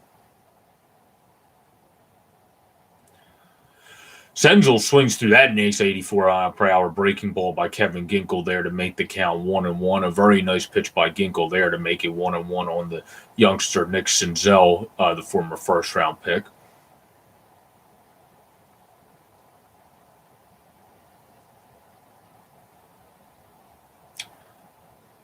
And a fouled off pitch by Nick Senzel on a sinker down and low in the zone by Kevin Ginkel.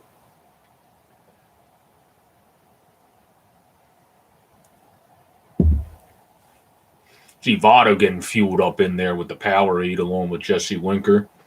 2 guys that probably don't need much more fuel, but, do you?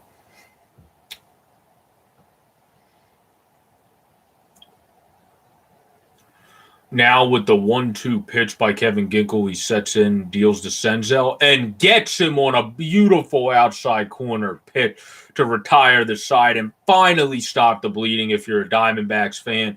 And it is 8-7 Diamondbacks as the Reds mounted a comeback to make it a 1-run game. As Winker hit a home run to dead center and Joey Votto hits an Oppo Boppo home run, the second Oppo Boppo of the day. As a recap, how we got here was Winker's opposite home run to make it 1-0 Reds at the time. Then Pavin Smith at the Diamondbacks in the third double down the line to make it 1-1.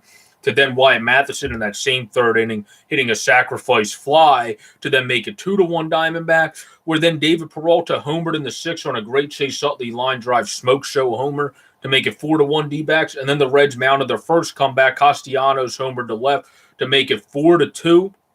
Eugenio Suarez homered to left center on a bomb to make it 4-4. But then the top of the seventh, more scoring again. Lots of scoring lately in these innings for both teams. Wyatt Matheson singled, and that was able to score Josh Rojas, which put the Diamondbacks back up. And then David Peralta was able to single on a line drive that scored 2 batters, and that got him his 4th RBI of the day, having a 2-run home run and a 2 RBI single there.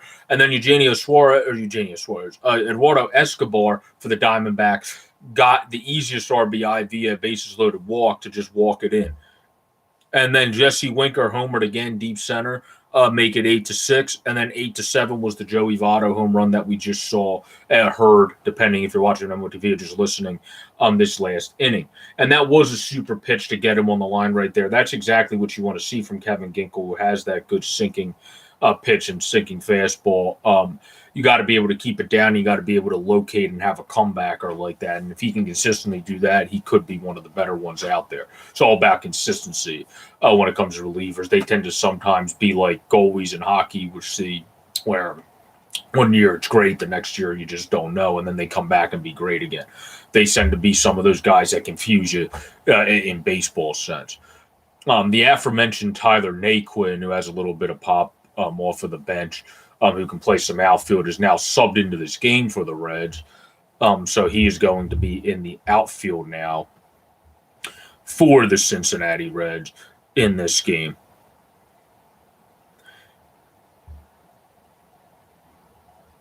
As that's going to be taking the place of Senzel they said. So that's where he will go in, taking the place of Nick Senzel. Tyler Naquin will go in and bat in that spot there.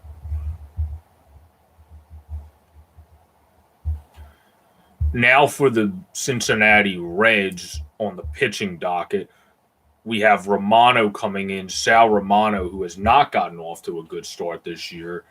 He in 7 games is a 5.11 ERA and 12.1 innings pitched and a 1.14 whip to 6 strikeouts. He's going to look to get going as he deals to Calhoun and leaves one over again. That's not the start he wanted, as he gives up a single into right field to Cole Calhoun on the first pitch that he sees to Cole Calhoun as a pinch hitter, by the way, who was pinch hitting for the pitcher as a good hitter with some pop and ability himself out there. Great fielder, good hitter with pop. And Cole Calhoun, 271 homer, 4 RBIs, brought his average up a bit there, getting that single into right field. Let's see if the Diamondbacks can add on a little bit here.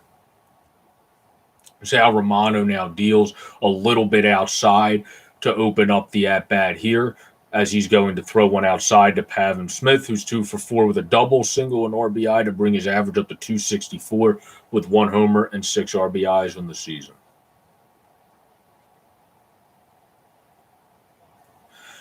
Romano misses down now, as it is now a 2-0 count, a hitter's count to the good hitting rookie Smith at the plate.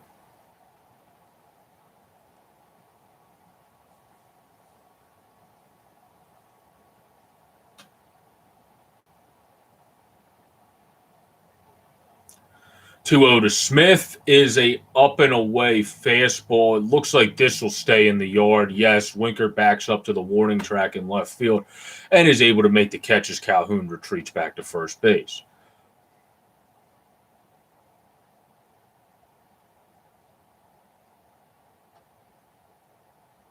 We now have Wyatt Matheson, who had the earlier single aforementioned, 1 for 3 with that single, which put the Diamondbacks up at the time when they were up by the score of, I believe it would have been 5-4 at that time. That put them up at that moment.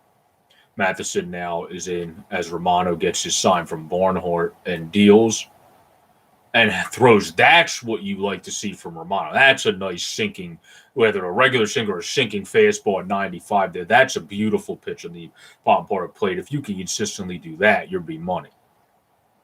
Fact of him is consistency. That's why you see the 5-something ERA and not a 2 or 3-something. But we'll see what he's able to do here as Calhoun leads off of first. The 0-1 pitch, way outside at 89 miles per hour.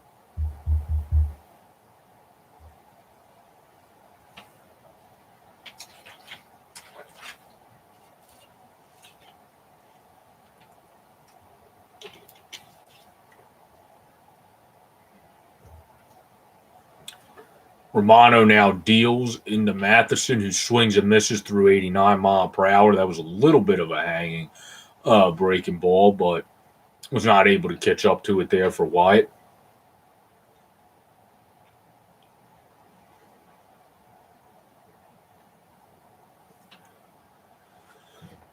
Now at the 3-hour, over the 3-hour mark for this game, as this stream is at 3 hours and 2 minutes. 1-2 to Wyatt Matheson. Outside pitch by Sal Romano again. Come on, Sal. Get it in the zone.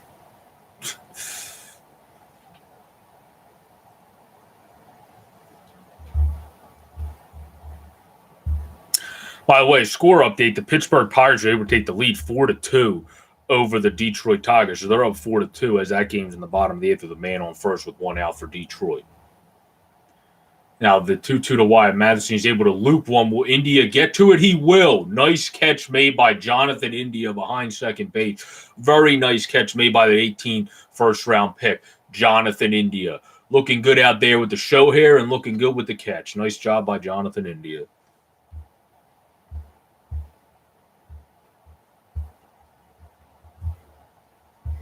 And for the Pirates, for those just in case they're on your fantasy team, Colin Moran singled to make it 3-2 for them, and then Eric Gonzalez singled to make it 4-2 for them to put them up over the Detroit Tigers in the top of the 8th inning. We now have Romano dealing in here to Nick Heath and gets a strike that just clipped the bottom outside corner, according to home plate umpire. By the way, the home plate umpire for the day is Jerry Meals. I never said who the umpires were in this. Then Vic Carapaz at first, Jensen Fiscotti at second, and Jeremy Riggs at third base. Nick Heath fouls off the pitch. Let's just say the umpires in the eighth inning. That's exactly what we should do. Just fouls off the pitch now at 0-2.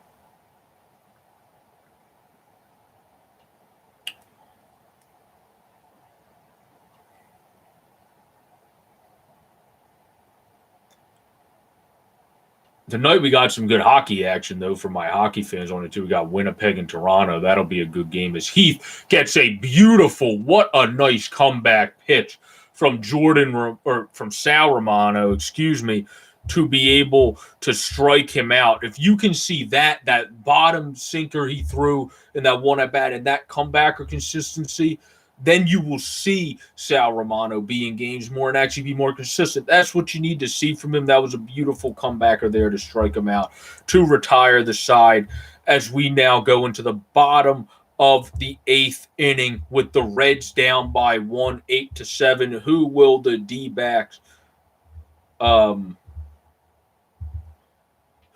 D-backs bring out for this inning?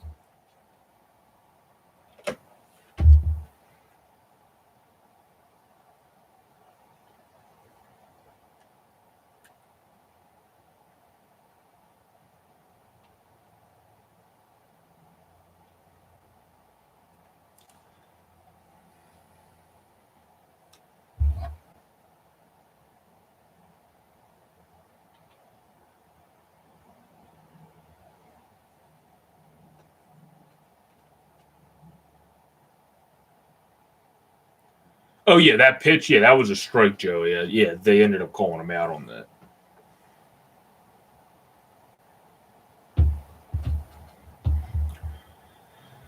So we're now going into the bottom of the eighth inning in a good game. All of a sudden, the floodgates open when it came to scoring after the starting pitchers were removed from the game. The floodgates really opened in this game from the sixth inning on.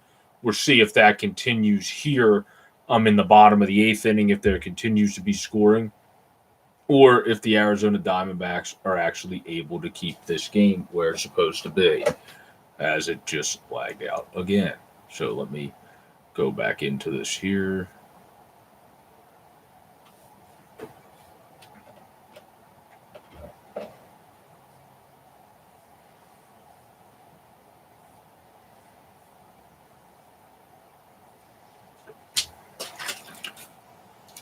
Suarez's home run, for people that like exit velo, was 110. Winker's was 109. His other center was 104. Votto's was 104. Nicholas Castellanos, surprisingly, was only 96.8. Not only, but was under 90 or 100 miles per hour, rather, to left field, surprisingly.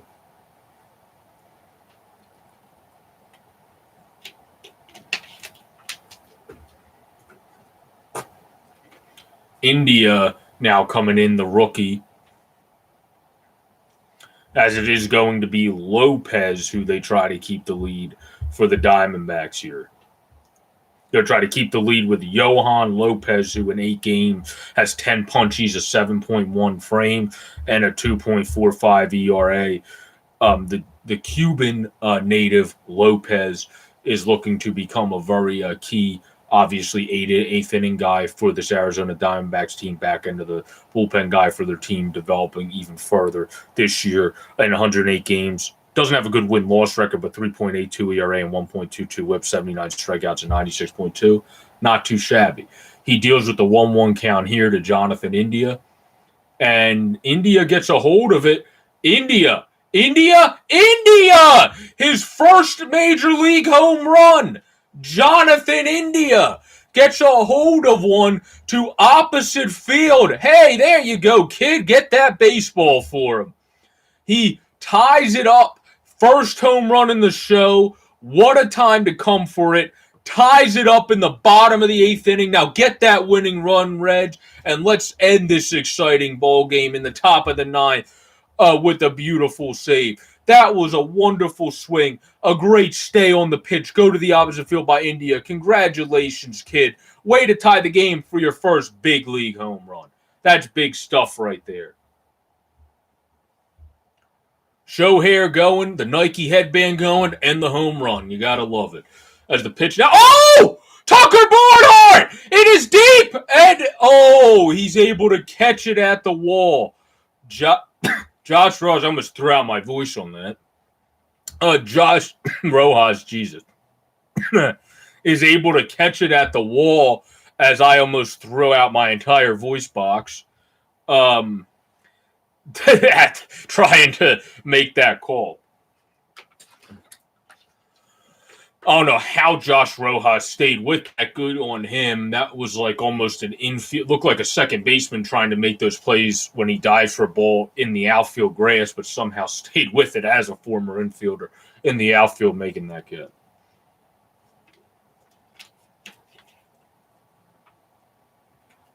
Now you got the Reds' Tyler Naquin set for his first plate appearances after getting inserted in his bowl game. Let's see if he can come up big here. Lopez to Naquin deals on the outside. Nice 86-mile-per-hour off-speed pitch to make it a 0-1 count. He's hitting .260 on the season, doing good with 6 homers, 18 ribbies, 985 OPS, coming into his own here for Tyler Naquin. Maybe it could be a bust-out season for him on the Reds as he takes an outside pitch at 96 miles per hour. And yeah, Joey, that was a good catch to stay with it. I'm not sure if that was one of those ones that was a great catch because he initially misjudged it, or if it was just one that he had to catch like that just because of the spin on the ball and how it was hit. But yeah, that was a good catch. The 1-1 count here from Lopez to Naquin. Naquin fouls it back at 97 miles per hour. Nice pitch from Lopez on the inside part of the plate there. Definitely want to keep that up or higher than where he threw it. Don't want to throw it any lower to a lefty. That's their happy-go-lucky zone there to hit one out.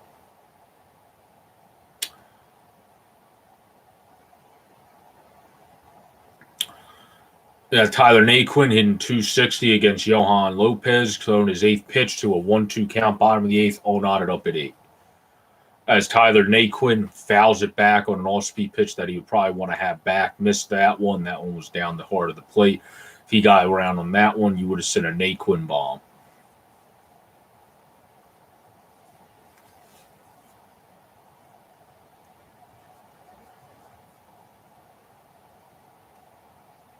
Lopez now at his 9th pitch of the game in this inning, 1-2 count to Naquin. As Naquin goes chasing, not the greatest AB there by Tyler Naquin. As that one bounced in front of the plate, it looked like he was just set in his mind. He's swinging no matter what on that one. And Jonathan India, they just re-showed the replay of his home run. That was not even a bad pitch by Johan Lopez. That was a slider ranging outside. India just stayed back on it, stayed with it, and went with the pitch. That was a better piece of hitting.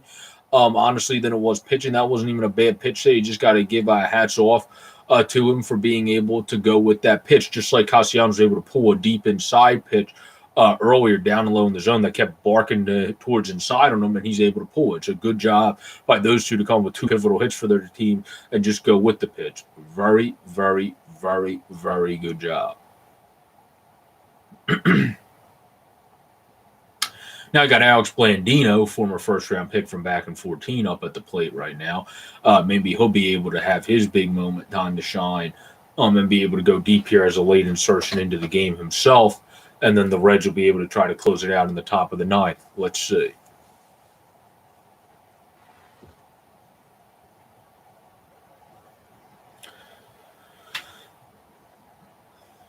Lopez misses low with 88 miles per hour. As we're in the bottom of the 8th inning, 2-1 count, 8-8 to Alex Blandino, who's 1 for 1 on the day as a late insertion to the game for Kyle Farmer at third base. Lopez's 13th pitch with a 2-1 count coming in. Blandino swings and ropes one into center field for a base hit. Nice job by Alex Blandino coming into the game late. As a former first-round pick, that's what you want to get out of him. He seems like he's developing here now years on later, and that's what you want. Some guys got to be more patient with. Other guys hit it right away. This kid seems like he's starting to hit it after a good year stretch. Got drafted in 2014. It's now taken him about 8 years, but that's fine. Like 7 to 8 years to develop, that's perfectly fine. I mean, if you're going to develop and hit it, that's fine. If you're going to hit it, you can be patient with guys. Some fans, I think, get boggled up in, oh my God, you see these stars like the Trouse, the Elches get ready so early in their career. Not everybody's amazing right away. Avatars, they talk about it on We Network all the time when they point out this point. Avatar's best friend, they used to be on the Rockies, Naranado, was all fielding, wasn't as keen on hitting when he first came up to the degree of the MVP level he is now. He was a good hitter, but not an elite hitter.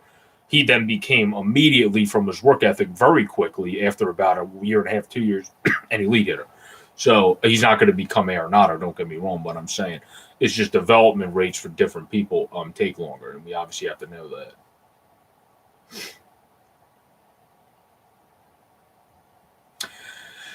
And yeah, they decided to move him after Blandino got the hit.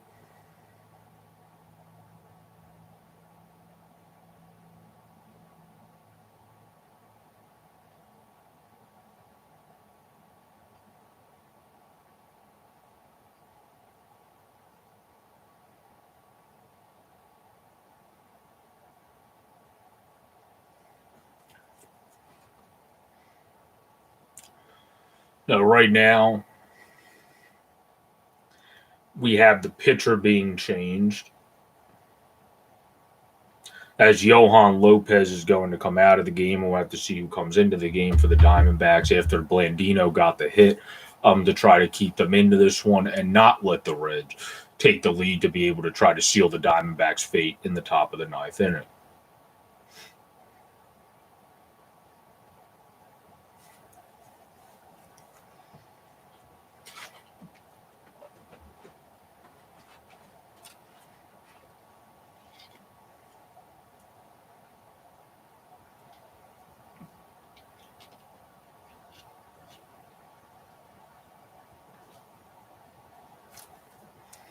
And I'm just going to tell people now, after this game, in future games, I'll probably do more of a post-game reaction. This one, I have my Sports Fanatic News podcast coming up with Andrew. That'll be on Steel Flyers channel. Subscribe there, and then it'll be on mine in segments of NHL, MLB, NBA. Can be a swingman for them. As Caleb Smith now deals to Jesse Winker as it scores 8-8 in the bottom of the eighth. H Wild here. As now you have number 33, the lefty Jesse Winker, up at the plate, who has 2 home runs, 2 for 4, the home run to opposite field and a home run to dead center by Winker to bring his RBI total up to 9 and his homer total up to 3 and a 373 batting average. So definitely a hot start for him. Cal Smith deals the 1-0 to Jesse Winker. Is a slider he should have got, but they missed that. Jerry Meals missed that one. That's a slider he should have got.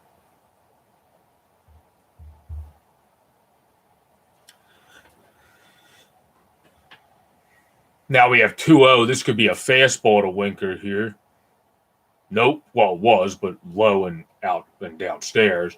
Not a good fastball. 3-0. I would almost just take my chances here and put Winker on base at this point, honestly, and try to go to Wyatt Matheson try to go to Nick Castellanos. Matheson's the second hitter for the D-backs. Try to go to Castellanos, even though he's great against lefties. It's not a better thing. It's just once you're 3-0 to Winker, as he does walk him, what are you going to do? You're just going to leave one over. So I feel like even though Castellanos feasts on lefties, once you're 3-0 to a Winker, you're just defeated yourself. So he's putting himself in a bad spot here, Caleb Smith. He defeated himself in that at-bat to Jesse Winker, and now has to face Castellanos, who is a lefty feaster, and just hits great overall. Has been really coming to his own since that season a couple years back with the Detroit Tigers. So not the best spot that Smith wanted to put himself into. 1 for 4, the solo home run today for Castellanos. But we'll have to see what he's able to do. As we have number 31, the lefty Caleb Smith, former Marlin, dealing into Nicholas Castellanos here. As Nicholas Castellanos rips one, but right at Josh Rojas. Castellanos slammed his helmet in frustration, rightfully so. That looked like it could have been a game um, to be able to. That looked like that could have been a game to be able to end the game. A hit to be able to end the game there.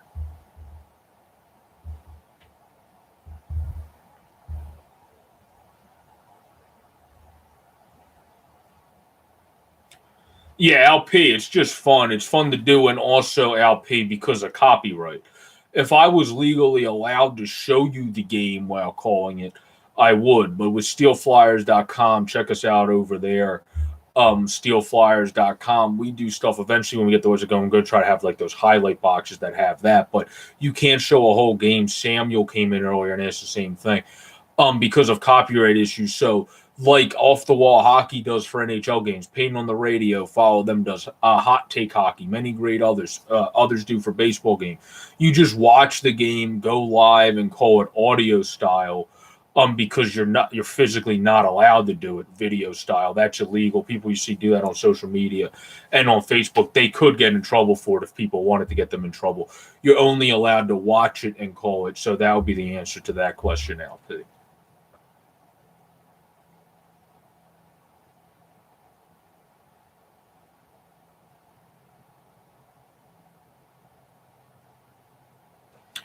Because it's one of those things. I've took a broadcasting class LP too, since this is a commercial break with Jim Jackson, the Flyers broadcaster. I studied for communication. This is the field I want to get into, so this is a good way to put a portfolio out there and get stuff out there as well. Just like John and Payton do it, and Steele and others.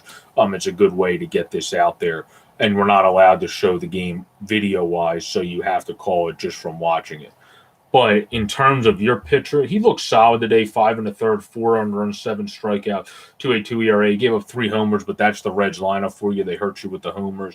And a couple of those pitches were not even mistake pitches. They were just pitches the Reds lineup took advantage of. So that's your update LP for your fantasy pitcher there, Taylor Widener, where the scoring floodgates did not open until after the 6th and onward. As the Reds decided to go back to Sal Romano after his good top of the 8th inning, they decided to go back with him here in the top of the 9th.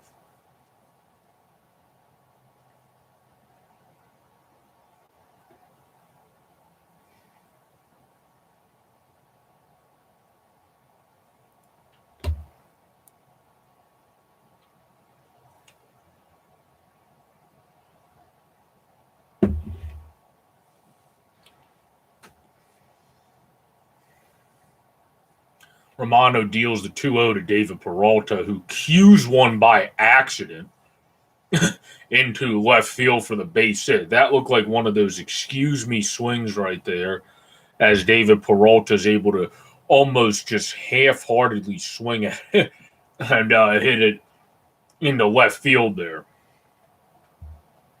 We now, in the bottom of the 9th, as a score update for the only other active game, is 4-2 Pirates in the bottom of the 9th against the Detroit Tigers, as those Tigers at home look to come back and get a win for their hometown crowd.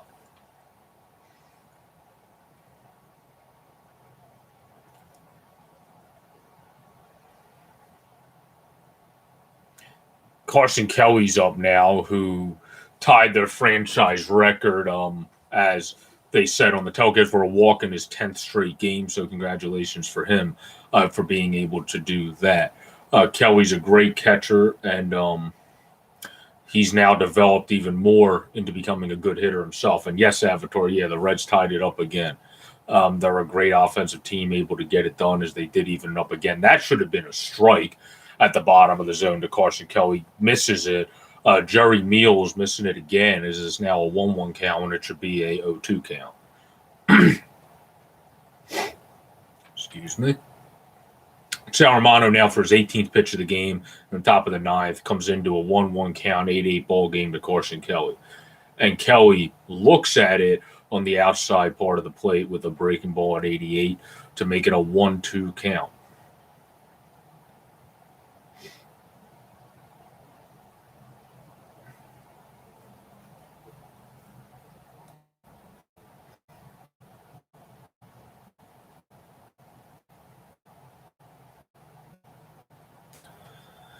Pretty good 1-2 pitch there, though, from Saramano. Try to get Carson Kelly swinging a low one there.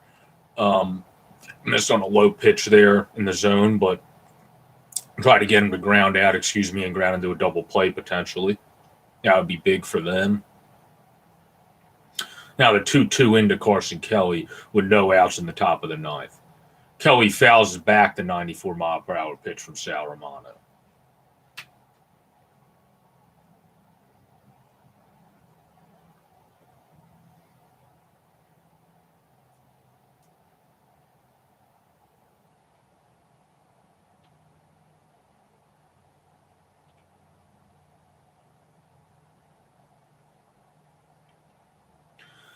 Two-two count now. Romano for his 21st pitch of the game to Carson Kelly.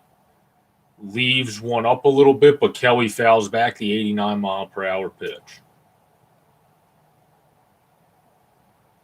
I've always liked that Reds patch, too, that baseball with the weird, with the funny smiley face and mustache that the Reds have on their patch. You can look it up online. I've always liked that. It's pretty funny. This is a random tidbit fact about a Reds uniform that I've always liked. And then the snake on the Diamondbacks, that's always been sick in a good way. 2-2 count to Carson Kelly. Did he check? Yep, he checked. 3-2 count to Carson Kelly as both the runner at first base and the umpire single safe there for him being safe on the check swing.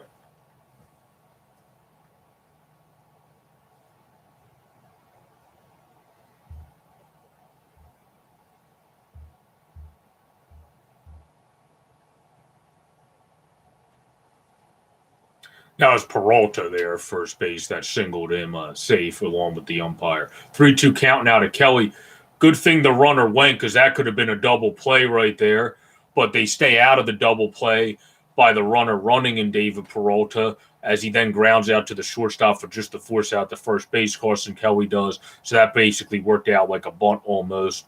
Runner at second base, 1 out now. As we now have Eduardo Escobar coming up now again from the left side. As the ump, Jerry Meals, calls a timeout. As, of course, David Bell now decides to slow down the game even more and switch his bullpen yet again. And do another double switch.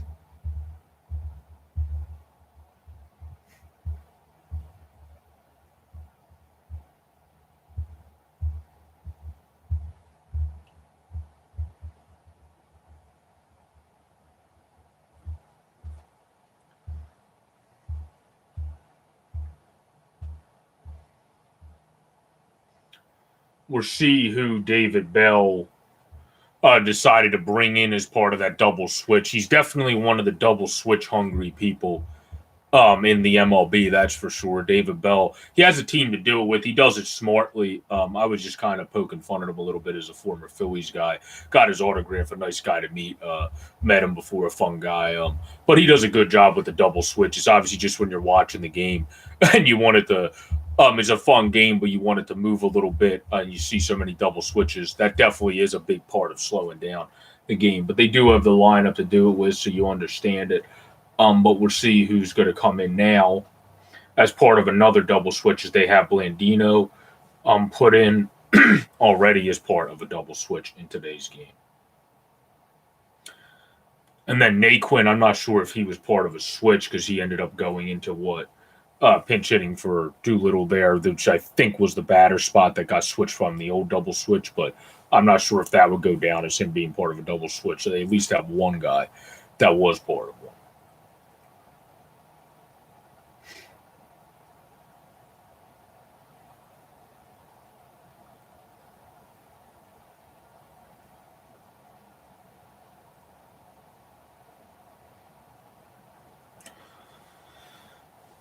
We now have Lucas Sims on the mound.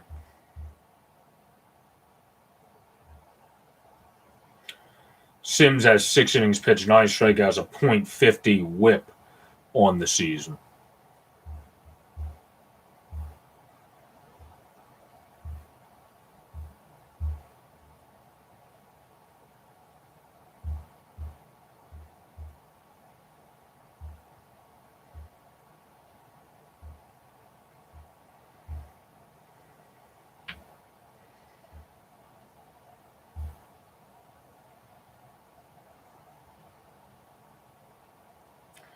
Okay, so it's going to be they moved Max Schrock, who in a short stint in the league only has 25 overall MLB appearances, to third or at bats to third base, using 125 in 8 plate appearances. Former Nationals 2015 pick of round 13. So that's the double switch here, moving Lucas Sims into the game and then Max Schrock at third base. Tie game, top of the ninth already, or 8-8 as Lucas Sim deals to Eduardo Escobar. Eduardo Escobar takes a pitch that just misses low for ball 2.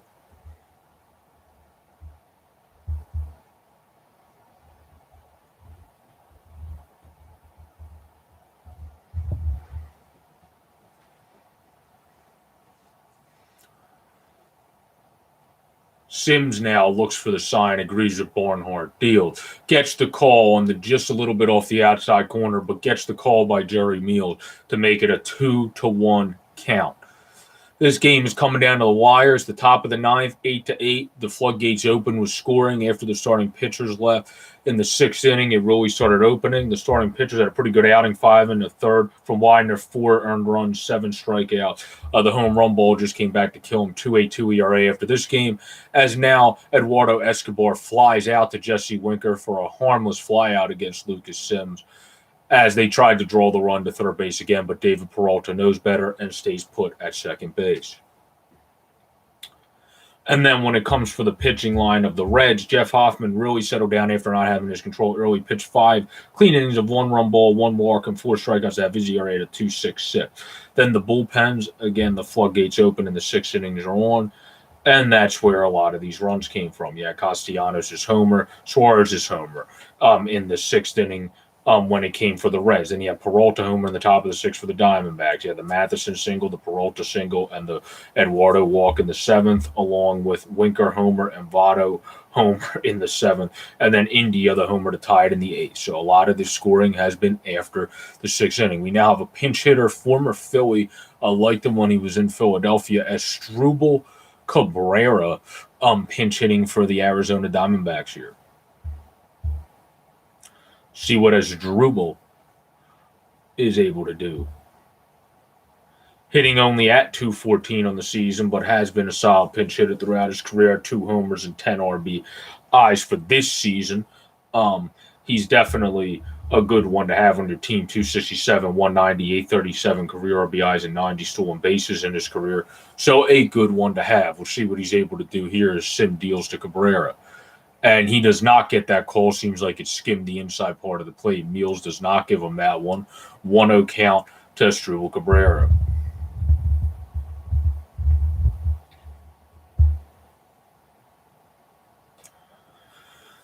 Can Cabrera come up clutch here for the Diamondbacks? 1-0 count to him, as he fights one off foul for a grounder on a nice inside pitch by Lucas Sims. That's Struble Cabrera, former Philly, former Indian, journeyman, now late in his career, but still a good guy to have off your bench. Tries to come up clutch here for the Arizona Diamondbacks against the Cincinnati Reds. Let's see if he can do it. 1-1 count, top of the 9th inning, Lucas Sims' 7th pitch, as he gets the sign from Barnhart and deals. And Asdrubal Cabrera just looks at that one. Probably should have swung at that one. But it is what it is.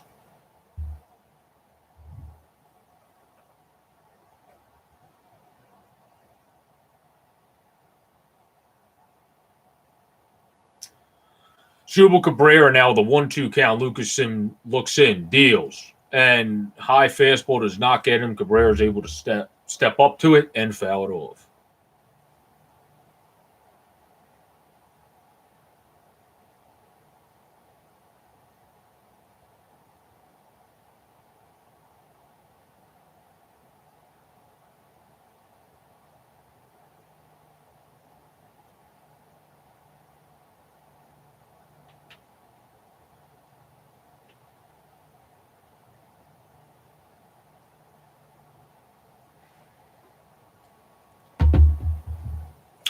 1-2 count to Cabrera here, and he got him. Lucas Sims all pumped up at the mound with the big Roha after he strikes him out. He deserves a good start for him to the season. Way to come in and get Asdrubal Cabrera, who could not be Mr. Clutch for the Arizona Diamondbacks today, as it is 8-8, 8-8 score going into the bottom of the ninth inning, the home stretch of the ninth inning. And the first game that I call on my channel, could we see a walk-off hit? That would be exciting, as we've seen so much home runs and scoring from these teams past the sixth inning. Good outings from both starters. Then all of a sudden the floodgates open. Great game to call. Was moving quicker, moved in a lot slower now. So I definitely will have to hop off just after this game's over, because I have another podcast and show to do tonight for my show for Steel Flyers. But these teams are both right now playing like a champion and competing with each other and playing very, very good baseball.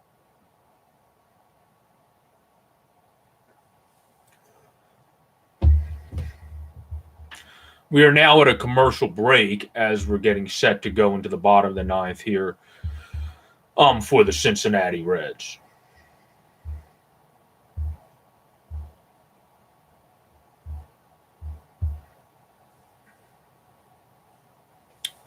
I thank you all again for joining today. This has been a pretty long game. It was moving along pretty good early on. Now it's at about the MLB, I think over the MLB average or at it for games. We're at the 336 mark of the stream. But I thank you all for joining, and a lot of you for hanging in there during a lot of it, and for a bunch of people coming back and forth. I really appreciate it. If you did not subscribe yet, Al P, I know you're newer. Please subscribe, as well as Samuel and others. We really would appreciate it.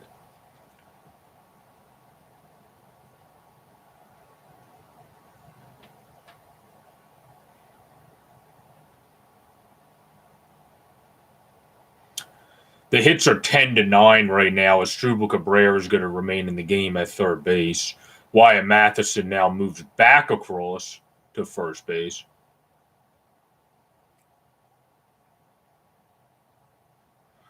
And then Pavin Smith moves back from first base into center. And then Josh Rojas moves to short. So that means... Oh, no, excuse me. Smith moves to right field, and then Rojas moves into short. Diamondbacks just want to confuse you and move the whole entire alignments around late in the game. Why don't you? So that's the lineup for the Diamondbacks there. As Caleb Smith is going to try to keep the Reds from scoring, at least against Joey Votto, the lefty. He's going to try to keep the Reds from scoring here. As you got Votto, Suarez, and Senzeldu up to sitting 0-1 count to Joey. Outside slider well outside at 83 miles per hour. Hall of Famer Joey Votto having a good game today. He hit his 298th earlier. He has 299 career home runs. Can he make it 300 for the walk-off?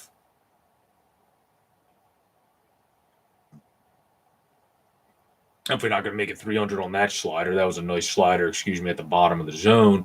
But Joey Votto, 299 career home runs, looking to get to 300. Will be awesome if he can do it with a walk-off on the first game that I premiere on my channel to call. Great game overall. Will be great to get a walk-off.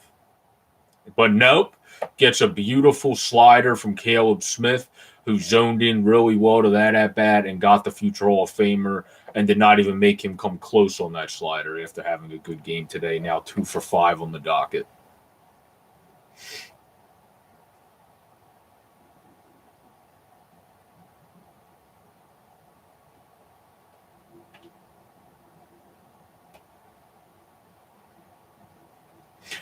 Now Suarez is up, who crushed a home run earlier. Also is a guy that hits lefties really well. 3 homers, 7 ribbies. That's 172 for him on the season. Let's see if he can be Mr. Clutch for Cincinnati Reds. Otherwise, we're going to, if you're a Reds fan, you're Cincinnati Reds, or for the Reds. But let's see if he can come up clutch here. Eugenio Suarez, 1-0 count. Caleb Smith deals.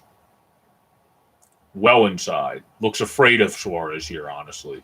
Seems afraid of the right-hander. He seems to be missing purposely almost. Well inside. We'll see if he comes into him here and if Suarez is able to pounce on one. Otherwise, we'll have that new rule with the guys at second base in the 10th inning if it does not happen.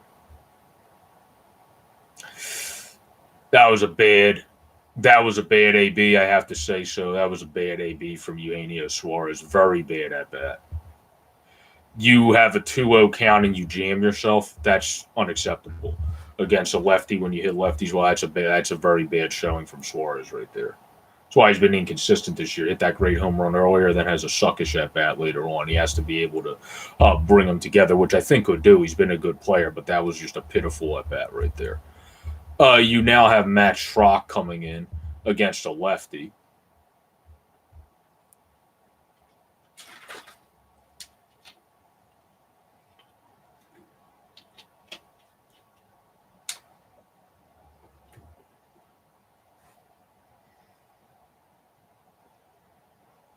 As Schrock, the youngster in the league, looks to be a hero in his young start of his MLB career.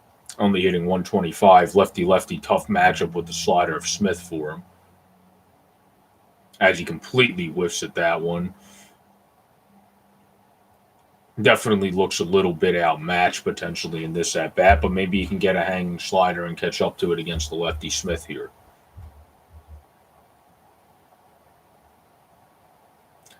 Oh, he was able to hang with it and foul it off. You could see Smith wanted to get the strikeout on that pitch via his reaction, but not able to get it. As Schrock was able to foul it off, as Smith's 17th pitch with the 1-2 count is going to be coming into Schrock right now. As Smith deals for the pitch, looks like it's going to be a slider again, and he got him. Schrock was just outmatched lefty on lefty in that bat. He didn't have a chance. As we're going to go into extra innings and now deal with that new 10th inning rule, not the biggest fan of it for this early. Maybe if you kept it in the game and did it maybe in the 12th inning like Mad Dog Russo proposed on his show, High Heat, very good show on MLB Network, I would gel more with that. I don't like putting a guy on second just in the 10th, because maybe for today, since I have a podcast to do, it will be better for me. But in general, baseball is just a sport that's always been a little bit slower. It's a sport that's been the more chillax, relaxed sport. There's no need for every game to end in the 10th inning. There's been some exciting moments, like Wilson Valdez pitching for the Phillies in extra innings when games have gone to extra innings. There's been unlikely heroes coming up with a walk-off hit. So it just limits some of the best storylines of the game when you have most games end in the 6th or in the 10th inning. 7-inning doubleheaders are just ludicrous, by the way, but that's a completely different conversation. And then the rule for the runner on second, I would say just start it later. It's kind of BS, honestly.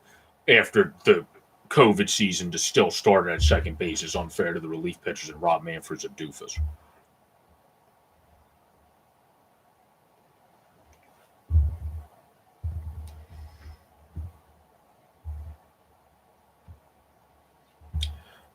We now have in the top of the 10th inning, we'll see who the Arizona Diamondbacks decide to not the Arizona Diamondbacks, the Cincinnati Reds decide to throw it against the Diamondbacks, so they're going to decide to stay with Lucas Sims. Probably the right decision there. Looks stellar in 2/3 of an inning. Stick with him. Hope he can keep that stride going. But it's tough. You start a runner on second base. It's tough for a relief pitcher. All you have to do is get a bunt or a ground ball, and voila, another ground ball or a fly out, and the guy's in.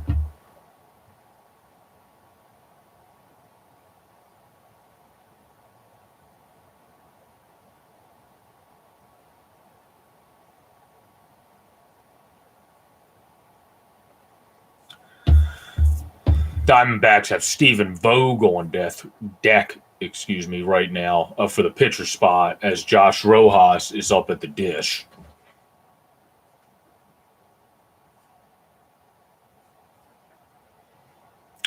Two expressions, 2K19. It is 8-8 actually in the top of the 10th inning with a runner on second. Lucas Sims pitching for the D-back. Josh Rojas 1 for 3 at the plate. 8-8 in extra innings. Thanks for joining the stream. I hope you enjoy. If you enjoyed the content, please subscribe. We're trying to get the subscribers up. 8-8 top of the 10th inning as Lucas Sims throws in a high strike to Josh Rojas there to make the count 0 for 2 with the runner on second base who automatically starts in the second inning or in the 10th inning of a game. So very good job by Lucas Sims here to get it to an 0-2 count right away. Tries to put away pitch. Josh Rojas fouls back a 94-mile-per-hour fastball. But yeah, Z Expressions 2K19.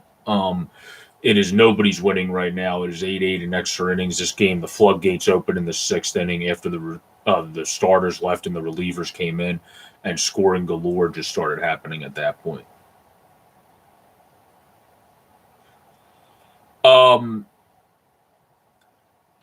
Usually I favor the home team when it comes to the extra innings rule because you start with the runner on second base and you already have, even though it's lesser crowd, the home field advantage. So I would still lean for the Reds, especially since I like Lucas Sims, who's pitching for them out of their pen if he can settle it here. But who knows? It's tough with these extra inning games when you put a guy on second base already and the reliever comes in and they are at a disadvantage already because it just takes a single or a bloop hit to a crappy hit to give your team the lead. But I'm going to go with the Reds. I'll just say the Reds. But they are, there it is. That's exactly what I mean. That's exactly what I mean. You start the runner at second base and an RBI single up the middle by Josh Rojas puts them up 9-8. That is why it is just like a one single that a reliever gives up should not be an unearned run. It should not put his team down. That's just added pressure for these guys. There's no need for it. If you in a later inning, sure, because we don't need games going to 19 innings like the Valdez game that the Phillies had all the time, because that's just so long, goes like 3 a.m. or whatever the hell. But you don't need this in the 10th inning. Do it in the 12th inning, like Mad Dog said, or like somebody else said. Just get this crap out of here in the 10th inning. This is not baseball. And Rob Manfred sucks at running this league. He's a disgrace. But anyway, it is 9-8 right now. Diamondbacks take the lead on a nice hit by Josh Rojas up the middle because of that stupid 10th inning rule. As now you're going to have Stephen Vogt, loop one into left field for a single. And yeah, Joe, I mean, it's been like watching games around the league. The reason I favor the home team is because if you can keep it to 1 run, the home team has tended to sometimes score the 2 runs to be able to get the win then because they'll get the guy in, get the momentum going, and get a rally going. That's why I usually favor the home team. But yeah, I mean, with how Lucas Sims seems to have lost it just as much as he had it in the 9th inning, this one could very well, if he gets it to get away from him too much, go to the D-backs. We now have Pavin-Smith at the plate against Lucas Sims, who's 2 for 5, who moved back into the outfield, went from the outfield to first base, back into the outfield, as the Diamondbacks just like to keep you on the toes with how they move people around. Same with the Reds. They've been moving people around the field like it's a circus in this game. The 17th pitch for Sims, 9-8 ball game, top 10, is going to be fought off foul by Pavin-Smith, is 9-8. Arizona Diamondbacks, as they take the lead on a Josh Rojas single because of the 10th inning rule that you automatically put a runner on second base, took the lead due to that.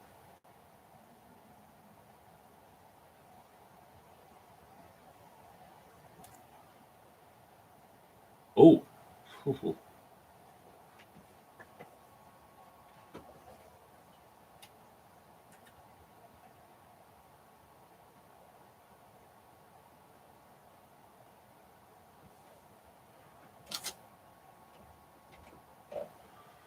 1-2 was well upstairs to Smith by Lucas Sims here, as he is now at his 20th pitch of the ball game. You got Perez throwing the lefty in the Reds bullpen now.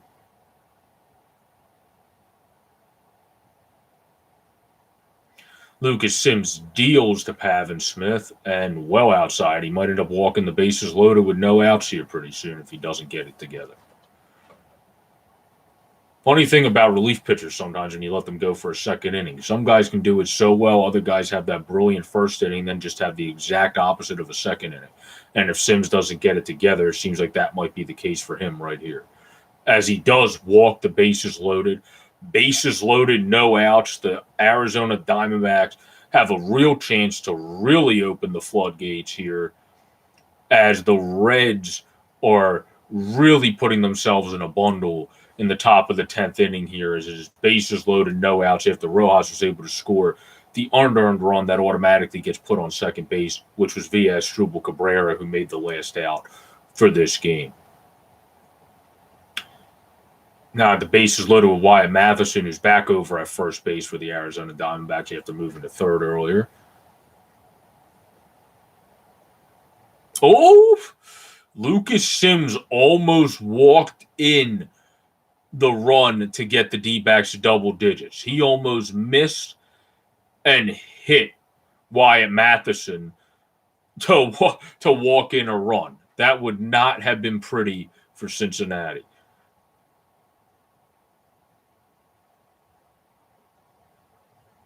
Sims now throws 94 miles per hour on the outside part of the plate, past Matheson, as he's really got to zone it in here and almost hope for a miracle, honestly, to be able to get out of this inning with only a 9-8 score, I will add. I don't know what Wyatt Matheson's looking at there. A high changeup would look like in the zone. Those are pitches you want to jump at. I don't know what he's looking at on that pitch.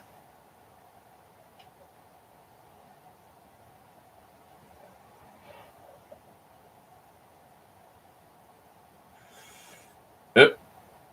And a swing and a miss by Wyatt Matheson. Nice strikeout by Lucas Sims. Beautiful breaking ball there to the first baseman, Matheson.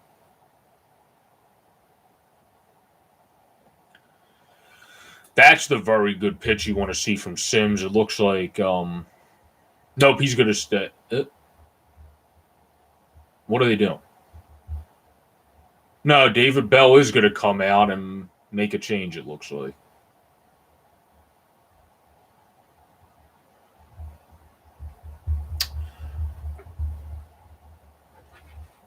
Wow, he's making a change. I'll be right back, ladies and gentlemen. I got to go run to do something real quick. Perez is going to be coming into the game for the Reds.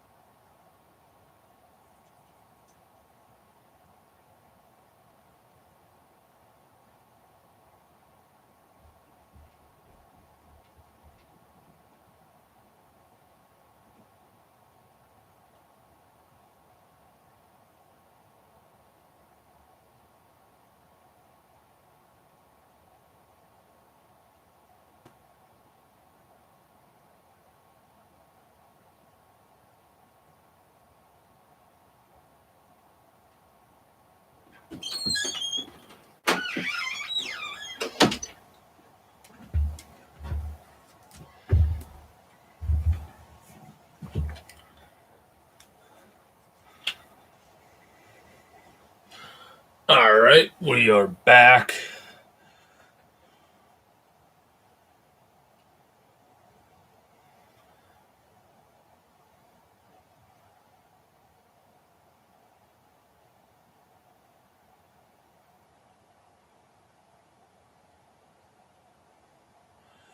We are back as this thing's buffering again. There we go. Got Perez in now for the Reds, who's struggling, honestly, out of the pen from them as an above 6 ERA. But I guess lefty-lefty matchup, they figure try to put him in the game here. Bases loaded, 1 out, and hope for the best. Nick Heath here. He throws low as a nice block by Tucker Barnhart to keep it in front of him and keep the game at a one-run game. We are now about to enter the 4-hour mark of this ball game. We're at the 5-minute warning for the 4-hour mark of this ball game, as there's a 2-1 count to Nick Heath. Bases loaded, top of the 10th inning, 9-8 Diamondbacks.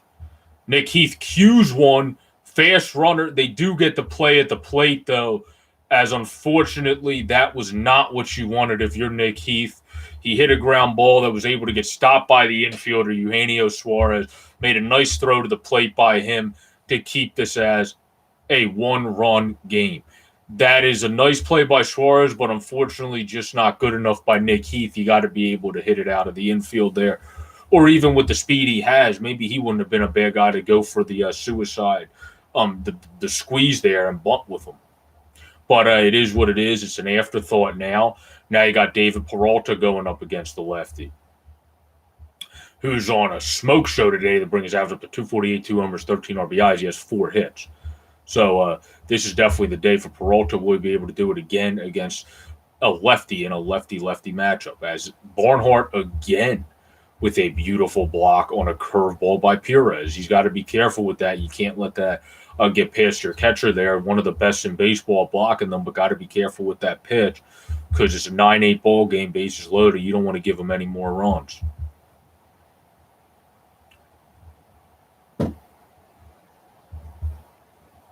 We now have Peralta, who's 4 for 5 on the day. Almost got hit. That would have brought in the run again. The second guy that almost got hit with the bases loaded.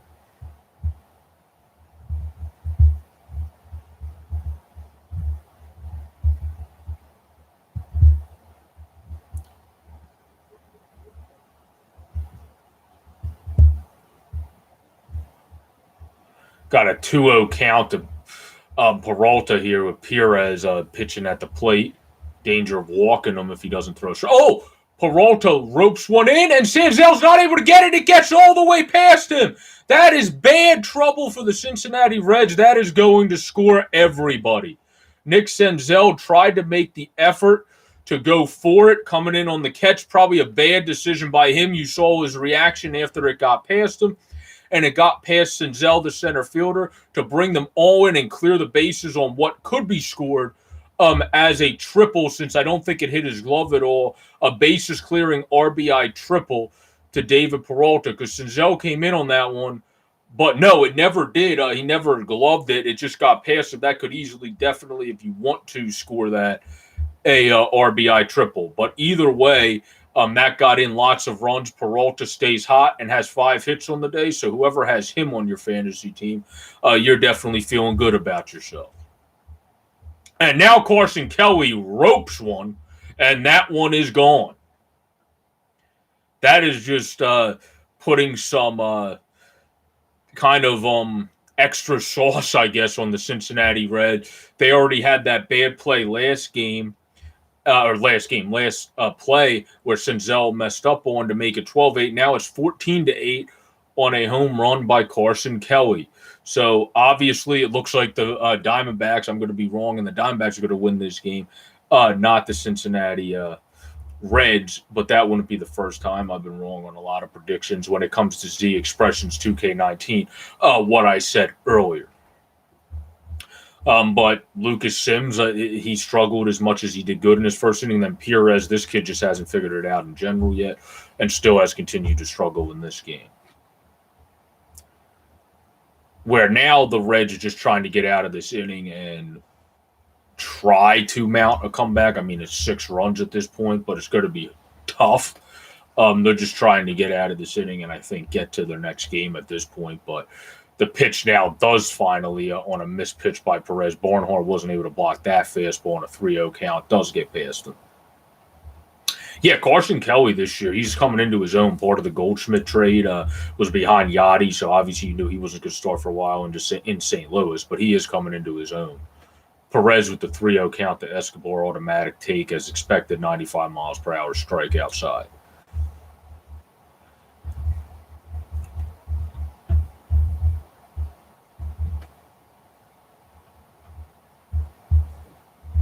Escobar now fouls one away.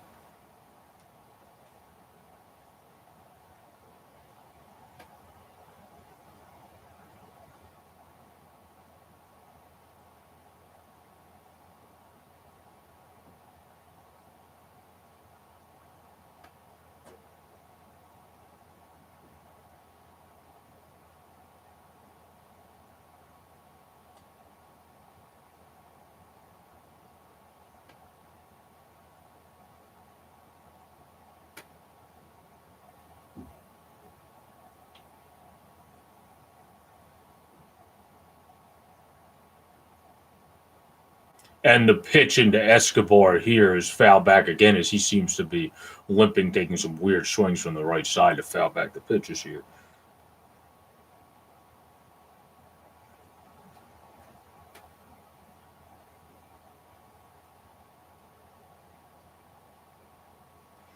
Perez now leaves one to the outside part of the plate.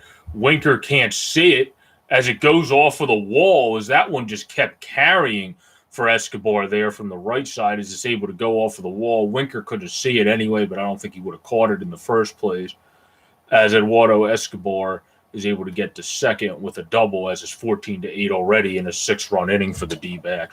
In the top of the 10th inning by first getting over the runner that started at second base by a single by Rojas, and then a home run you had for the last by Caleb Smith.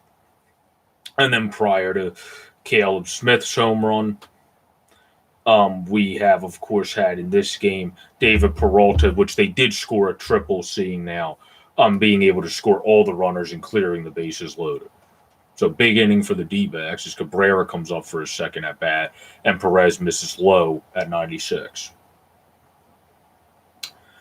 Yeah, that ball just kept carrying. That ball looked like originally it was going to be a routine fly out to then being, oh, wait, maybe he's not going to catch it because he missed it in the sun, to then being off the wall. That was interesting. Perez deals, gets the outside call against Asdrubal Cabrera to even up the count at 1-1.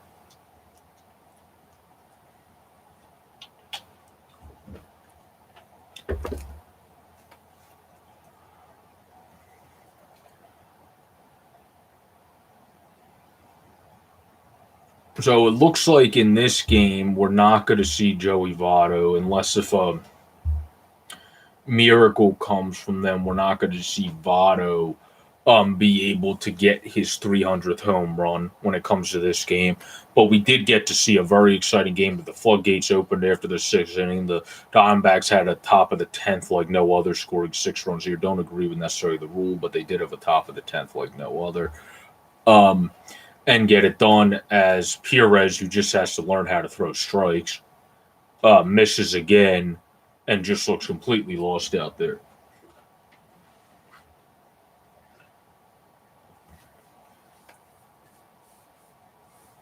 This guy honestly reminds me of some of the Phillies pitchers of the last 10 years where they have the stuff, they just can't find the strike zone.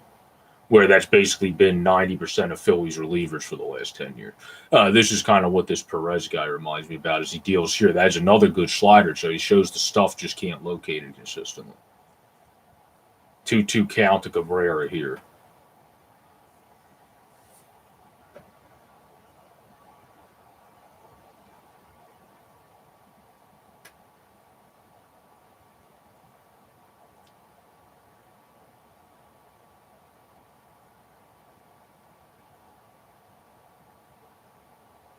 Hey, NHL hockey news. Yeah, this has been a long game. 14-8 now. Top of the 10th inning. There was a 6-run 10th inning by the Arizona Diamondbacks with that runner starting on second base. Rojas was able to drive him in. Peralta got a bases clearing triple. And then Carson Kelly was able to smoke a home run into left field as Perez now deals in the 3-2. And finally, the Cincinnati Reds get out of the inning in a sigh of relief for them, finally ending the torture that the Diamondbacks put on them in the top of that 10th inning, as it is now 14-8.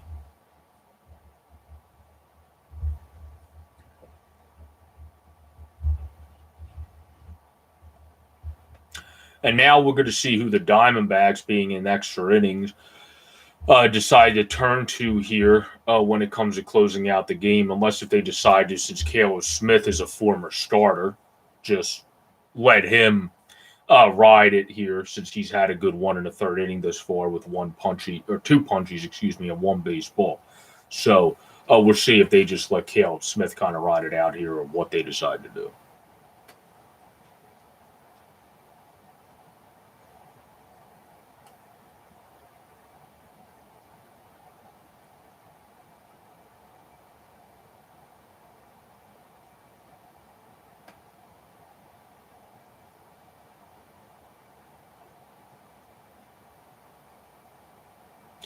We're now on a commercial break between rotating from our top of the 10th inning, which was a 6-run onslaught from the Arizona Diamondbacks, to now rotating in the bottom of the 10th inning, where I would guess the Reds will at least get 1 run and make this a 5-run game, since they do start the runner on second base if they're able to get anything going.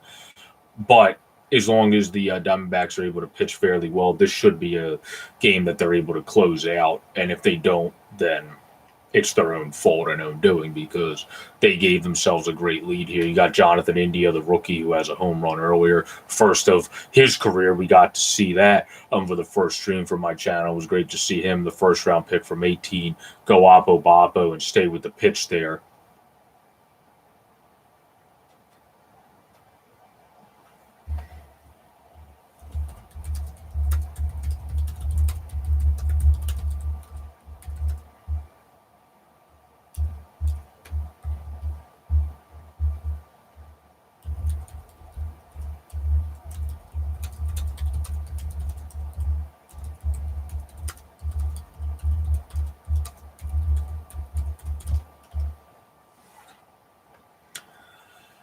So Stefan Crichton, who in 9 games is a 3.52, has 2 saves for the Diamondbacks and 7.2 innings pitched, is going to be in to face Jonathan India. As right now, it doesn't have anybody listed at second base on the scorecard sheet here, but somebody has to be at second base to start the inning. That's the new league rule. They just didn't update it on this base path thing on the screen.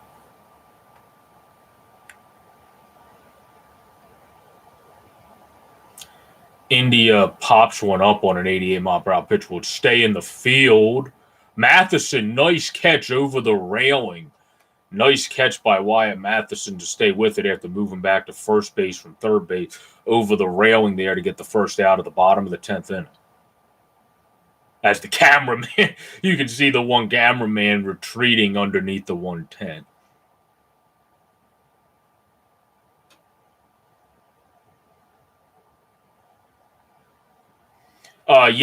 Z Expressions 2K19. The Reds are down 14-8 if you are a Reds fan. They just blew the top of Lucas Sims had as bad of a top of the 10th as he had good when he came in the top of the 9th. So it was just one of those things. They just ended up getting going and scored 6. Tucker Barnhart now with the man on second is up as a nice pit. Ooh, that should have been a strike. Jerry Meals missing another one.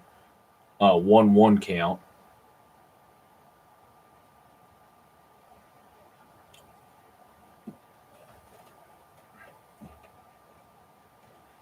Christian now into Barnhart, outside pitch 91, and that is fouled down the line, where one guy got scared of it trying to catch it, but then seems like he was able to retrieve the ball.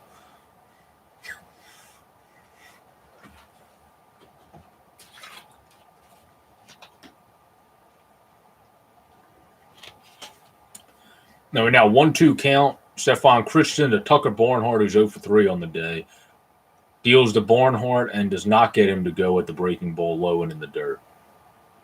And that is Schoch at second base for the Reds, who made the final out of the inning. The youngster Schoch is going to be at second base for the Cincinnati Reds. with this 10-inning rule that, again, I vehemently disagree with, but that's not here nor there.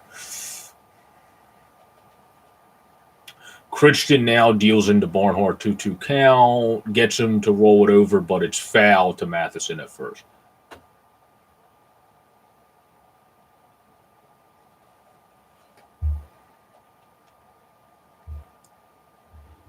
As a recap in this game, we had Winker hit a home run to start the Reds scoring to opposite field. Pavin Smith doubled to make it 1-1. Wyatt Matheson hit a sac fly to make it 2-1. Arizona. Then Peralta homered to make it 4-1 Arizona when he homered in the top of the sixth. That's the recap through the sixth inning as we have Crichton dealing 2-2 right now. A ground ball through the hole into right field by Tucker Barnhart. Nice piece of hitting for him that's able to score Shirk, the inherited runner. So as I expected, they did get one run to at least bring it within 5 due to the inherited runner at second base. That Barnhart's able to now single into right field to bring him in. Good on Tucker Barnhart to stay hot and be able to get a hit on the day and not go for an 0-for at least, even in a potential losing effort for the Reds. Picking up from the top of the sixth, though, we had Nick Castellanos after that 4-1 made it homer by Peralta, homer to make it 4-2 to left field. Then Eugenio Suarez homer to make it 4-4 and a bomb to left center. So that is the recap through the bottom of the sixth inning, as right now Crichton looks to deal with 1 out in the bottom of the 10th inning and get the final 2 outs here, maybe on a double play, as Tyler Naisquin swings through a bad pitch again in the dirt, as he did to get out last time. Got to spot the pitches better there. In the top of the 7th for the D-backs, though, they took the lead on a Matheson single. Then Peralta had a single, that was a 2-run single. Then Eduardo Escobar walked to make it 8-4. And then Jesse Winker homered in the 10th to make it 8-6, and then Votto in the 7th to make it 8-6, and then Votto homered in the 7th to make it 8-7 also. In this game, in the 8th, Jonathan India homered for his first of the year to make it 8-8. That's what tied it.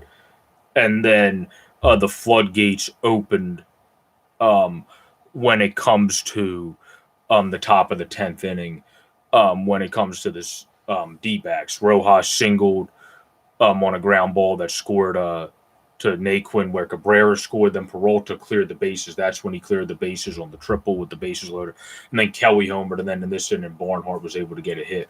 Right there, Naquin was able to get what looks like it would be scored a hit off of Crichton. Hopefully he's okay out there. He's able to get a hit here as I was going over the scoring recap off of Crichton, who looks like he's going to throw a couple warm-up pitches.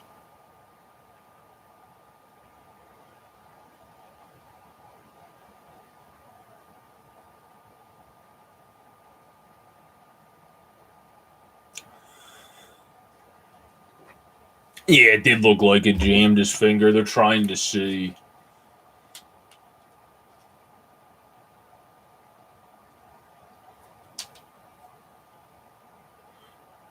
All right.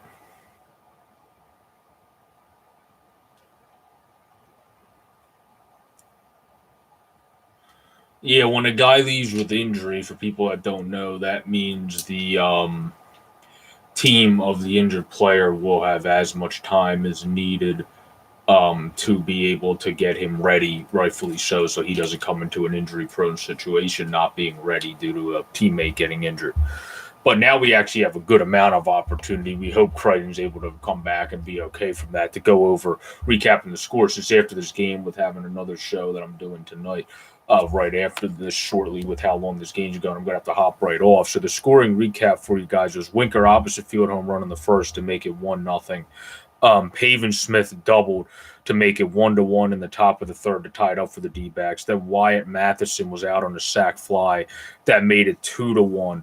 To center fielder Nick Senzel, and then David Peralta homered in the top of the sixth to make it 4-1 Arizona Diamondback. To then the Reds in the bottom of the sixth. The sixth inning again is when the floodgates open. Castellanos homer on a fly ball, smoke show to left field, and Eugenio Suarez homer on a fly ball to center fielder to left center field that Joey Votto scored on to make it 4-4 at that time. In the seventh, Matheson gave them the lead on a single, and then Peralta gave them a bigger lead at 7-4 on a 2 RBI single himself. And then Escobar walked the easiest RBI with the bases loaded to make it 8-4 until the Reds came back again and made it 8-7 because of a Winker homer and a Votto homer in the seventh. India then tied it up in the bottom of the eighth on an opposite field homer. Top of the 10th, Josh Rojas singled on a ground ball to center fielder Tyler Naquin, scored that runner that's automatically on second. And then David Peralta triple, cleared the bases loaded on his triple.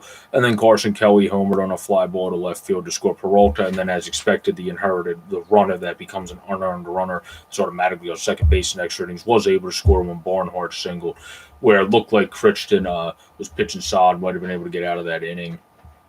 We'll see what happens now with Alex Young coming into the game, who has all the time in the world to warm up now due to the injury.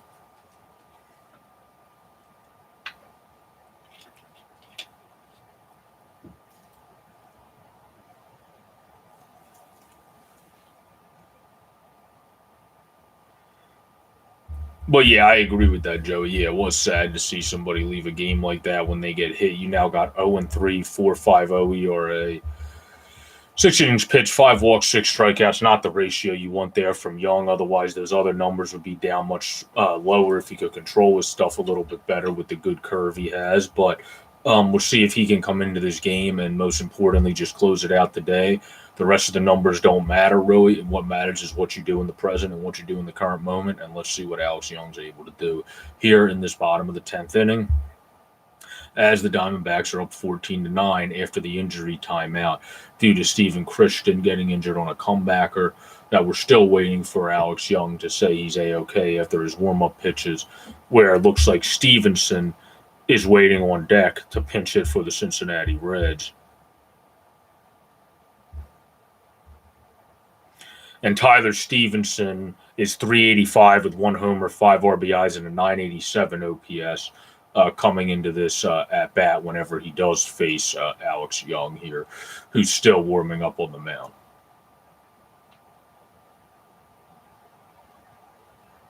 It looks like he's very, very nice play there by the Diamondbacks to stay with it.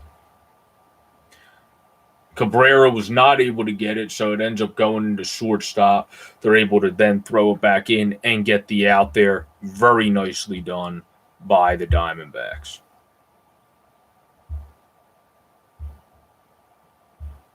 As that would be Rojas that ended up getting that shortstop here, since Josh Rojas is the one that ended up moving to short. That's what I was trying to figure out there to get the out there. As it's now 14-9, 2 outs, bottom of the 10th. Winker at the plate. Outside, 85 miles per hour. As obviously, if the Diamondbacks win this game, which it seems like they're going to do, David Peralta would be the player of the game. I mean, the guy went off. The guy hit a home run, a Chase Utley-esque home run in the 6th, had a bases clearing, and then also a single. As the deals into Winker here, as is now a 2-0 count to Jesse Winker. But if they're able to win the homer, the 2-run single, the bases clearing triple, I mean, there's just nothing more you could ask from David Peralta. He's clearly the MVP of this game and the player of the game. And then their starting pitcher also did good yet again, kind of became an afterthought at this point, as it's now a 3-0 count to Winker. And Taylor Widener having 4 earned runs and 7 strikeouts. Alex Young needs to get it in the strike zone here. You're up 14-9. I understand Winker's a great hitter, but if he hits a home run here, you're not losing. So whenever you have that, you should be able to feel a little bit more loose to be able to throw strikes as a pitcher, where some guys seem like they still get caught up too much.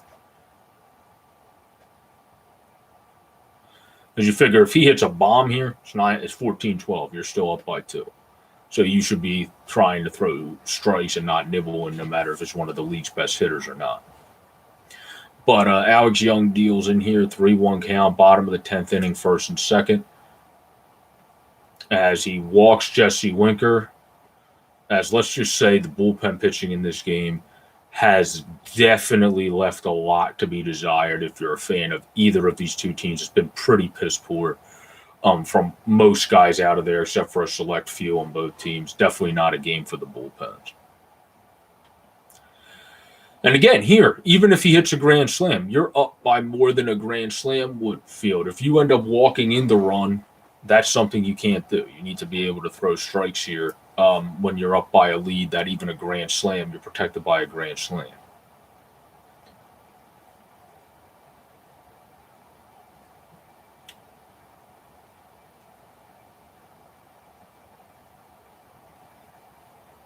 Pirates, as Joey said earlier, did end up winning 4-2 over Detroit as the next game that's set. That if this game keeps going, obviously this is a joke, but might still be on at 6:10 is Cleveland and the Yankees. Hockey News Reports team, the New York Yankees.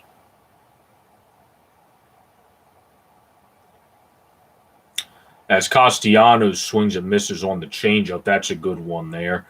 Outside part of the plate, low changeup to Nicholas Castellanos, who's 1-for-5 on the day. The one being that home run off of Taylor Widener that wasn't even a bad pitch.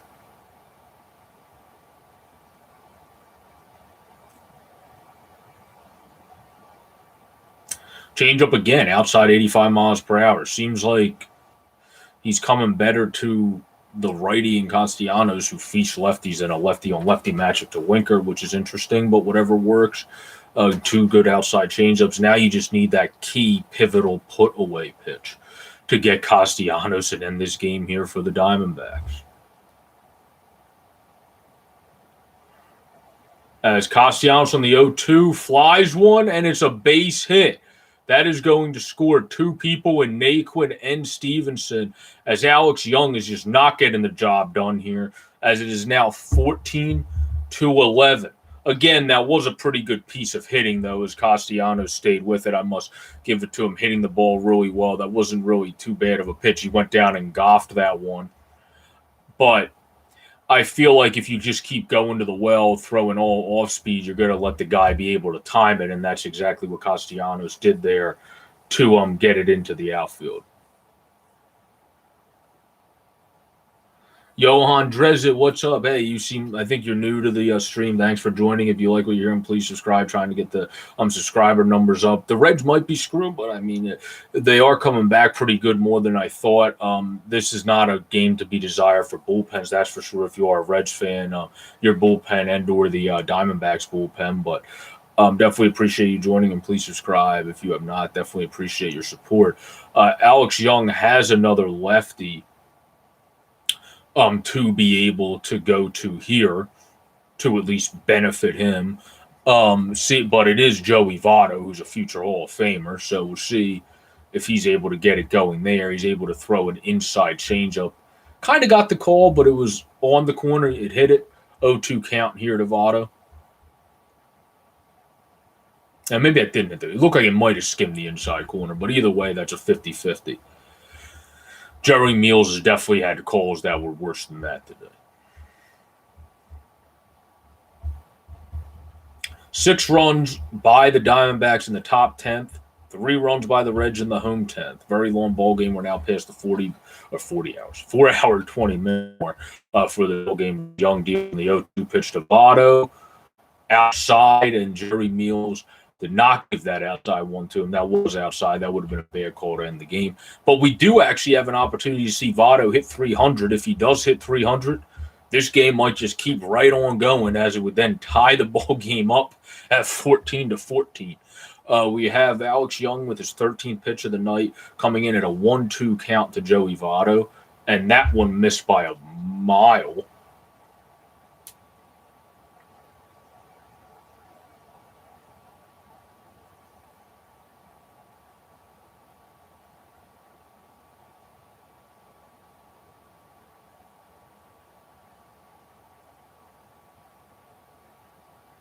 And also, as we know, if the Diamondbacks could win this game, they pulled off a sweep. They won the first game 5-4. They won the second game 5-4 in game 1 of the doubleheader, then won 8-5, sweeping a doubleheader. If they're able to take this one, the Diamondbacks swept a 4-game series with a double header of the stupid 7-inning ones, but it is how it is. The 7-inning double headers right smack in the middle there. So that's really darn impressive for this Diamondbacks team if Alex Young can figure out his put-away pitch here and actually have a bullpen prevail for one of these teams and get the out. As Joey Votto's up 2 for 5 on the day, 13 pitches for Alex Young at his 299 career home runs, 2 for 2 count. 2 strikes, bottom of the 10th. Young deals and got him. He got Joey Votto. This ball game is finally over at 4 hours and 26 minutes, 14-11. Arizona Diamondbacks as a final in 10th inning. A very good game. David Peralta is clearly the player of the game. He had a nice Chase Utley-esque home run to right field, an RBI single later in the game for 2 runs, and then a bases clearing triple. So he made up for 7 of their RBIs. I mean, he had an absolutely ridiculous day, David Peralta. He obviously deserves all the praise in the world. He made up for 7 of the ribbies. He's definitely the MVP of today's ball game, as Alex Young had a very nice pitch to strike out the future Hall of Famer who would not get the 299 today. And the Arizona Diamondbacks complete the series sweep over the very good offensive, at least, Cincinnati Reds. This is a very good series sweep for the Diamondbacks. They won a doubleheader in the middle, completed the series sweep. I thank you all for joining. This was a great game, a great first game. We got to see a bunch of home runs, a bunch of good scoring, good pitching from Jeff Hoffman, and also good pitching from Widener for the Diamondbacks early on as well. How's it going, Peyton? You joined as the game just ended, 14-11. Arizona Diamondbacks over the Cincinnati Reds. We're about to sign off here as I have my Sports Fanatic news show to do with Andrew in a little bit on for Steel Flyers Network. So please check that out. Follow Steel Flyers. Follow Peyton on the radio, who just joined, does some great NHL coverage. Apparently had a great freak out, Peyton, that I missed at the end of the game last night. Sorry, I missed that one. But follow him, follow Off the Wall John, follow Peerlo Wisdom, follow Steel Flyers. I'll be on. We'll have a Sports Fan news channel coming out, or not channel, show coming out on this channel in different segments, and then also, we will have that coming out on SteelFlyers.com with all the bells and whistles and ads, but coming out in NHL, NFL, NBA, and other segments later. When Steel puts it out tomorrow, I put it out segmented on my channel. Al P, thanks. I really appreciate it. I really appreciate you joining. You're a new person. I hope you subscribed. I really appreciate it. And thanks for the compliments. It's really appreciated. And Peyton on the radio. Yeah, it's going well here. I hope everything's going good with you. And then Bill Tortolata, how you doing? Hope all is well. You joined as the game ended too, 14-10 final. Arizona Diamondbacks from a 6-run 10th inning beat the Cincinnati Reds. Wasn't a game for the bullpens, but solid game from Jeff Hoffman and the starter Taylor Widener for the Diamondbacks as well. So a very good game from them and a very good game from the offense. Before we go, we'll recap the scoring real quick, and then I'm going to sign off. We started this game with a Winker opposite field home run for the Reds to put them up 1-0. Pavin Smith was able to double down the line to tie up the game. Then Wyatt Matheson hit a sac fly in the top of the third to put up the Diamondbacks 2-1, of which then David Peralta, our MVP of the game, got his first hit, the homer, to put the Diamondbacks up 4-1. To then the Reds said, "Don't worry, we can come back." Castellanos and Eugenio Suarez homered in the 6th to tie it up. Suarez's was a bomb, an absolute bomb to left center field. Then in the 7th, the Diamondbacks said, "Anything we can do, I can do. Anything you can do, I can do better." As Matheson singled to put them up 5-4, Peralta singled a 2-run single down the line to make it 7-4, and then Eduardo Escobar got the easiest RBI, a walk. Thanks, Peyton. You too. Have a great day. I really appreciate you hopping in real quick. Have a great day. Jonathan India then homered, his first homer of his career, the first-round pick from 18. The rookie, congratulations for him. To make it 8-8 at that moment until the floodgates opened in the top of the 10th. The Diamondbacks on a Josh Rojas single scored Nate Quinn, the runner that's automatically on. Peralta got a bases clearing triple as Nick Senzel misjudged that ball, but scored a triple, didn't hit his glove. So nice to see it. Then you got Tucker Barnhart, or Carson Kelly homered, to make it 14-8 before that, and that was the top of the 10th. Then, as expected, the inherited runner scored on a Barnhart single, and then they got another one from Young, as Alex Young left one that Castellanos was really not a bad pitch that Castellanos was just able to stay with and get going there. and get the single to be able to score and actually bring it to 14-11. But then Alex Young was able to get Joey Votto with a nice up and outside cheese on the fastball. So a very good job by him. Very good game. Again, 14-11, Arizona Diamondbacks over the Cincinnati Reds. The win will go to Caleb Smith, who is now 1-for-1. The loss will go to Lucas Sims, who is now 0-1 on the season. Thank you all for joining. Please like, comment, and subscribe. This has been Sports Fanatic News. First live MLB play-by-play live chat reaction. And the first game was a great one, a scoring dandy of 14-11, the Diamondbacks over the Cincinnati Reds. Have a great, safe, and pleasant day, everyone. Thank you for joining. And also, remember, subscribe to Peyton on the chat, Steel Flyers, Off the Wall Hockey. Check out steelflyers.com. That's where I do my Sports Fanatic News show. And stay tuned for more baseball games I'll be doing in the future. Going to try to get everyone's team in at least once since I have MLB TV. So, again, have a great, safe, and nice, pleasant day. Peace out, everybody. Enjoy the great weather and enjoy the baseball. And thank you all for joining. And thank you so much, Joey, for keeping everybody updated. Thank you, Al. Thank you, Sam, for coming in. New people for coming in. All the new people. Thank you, Bill Tortolet, for joining at the end. Thank you, everyone. Thank you, Dubs, for joining one of my good friends in the beginning. So thank you, everybody, for joining. Have a great, safe, and pleasant day. And peace out.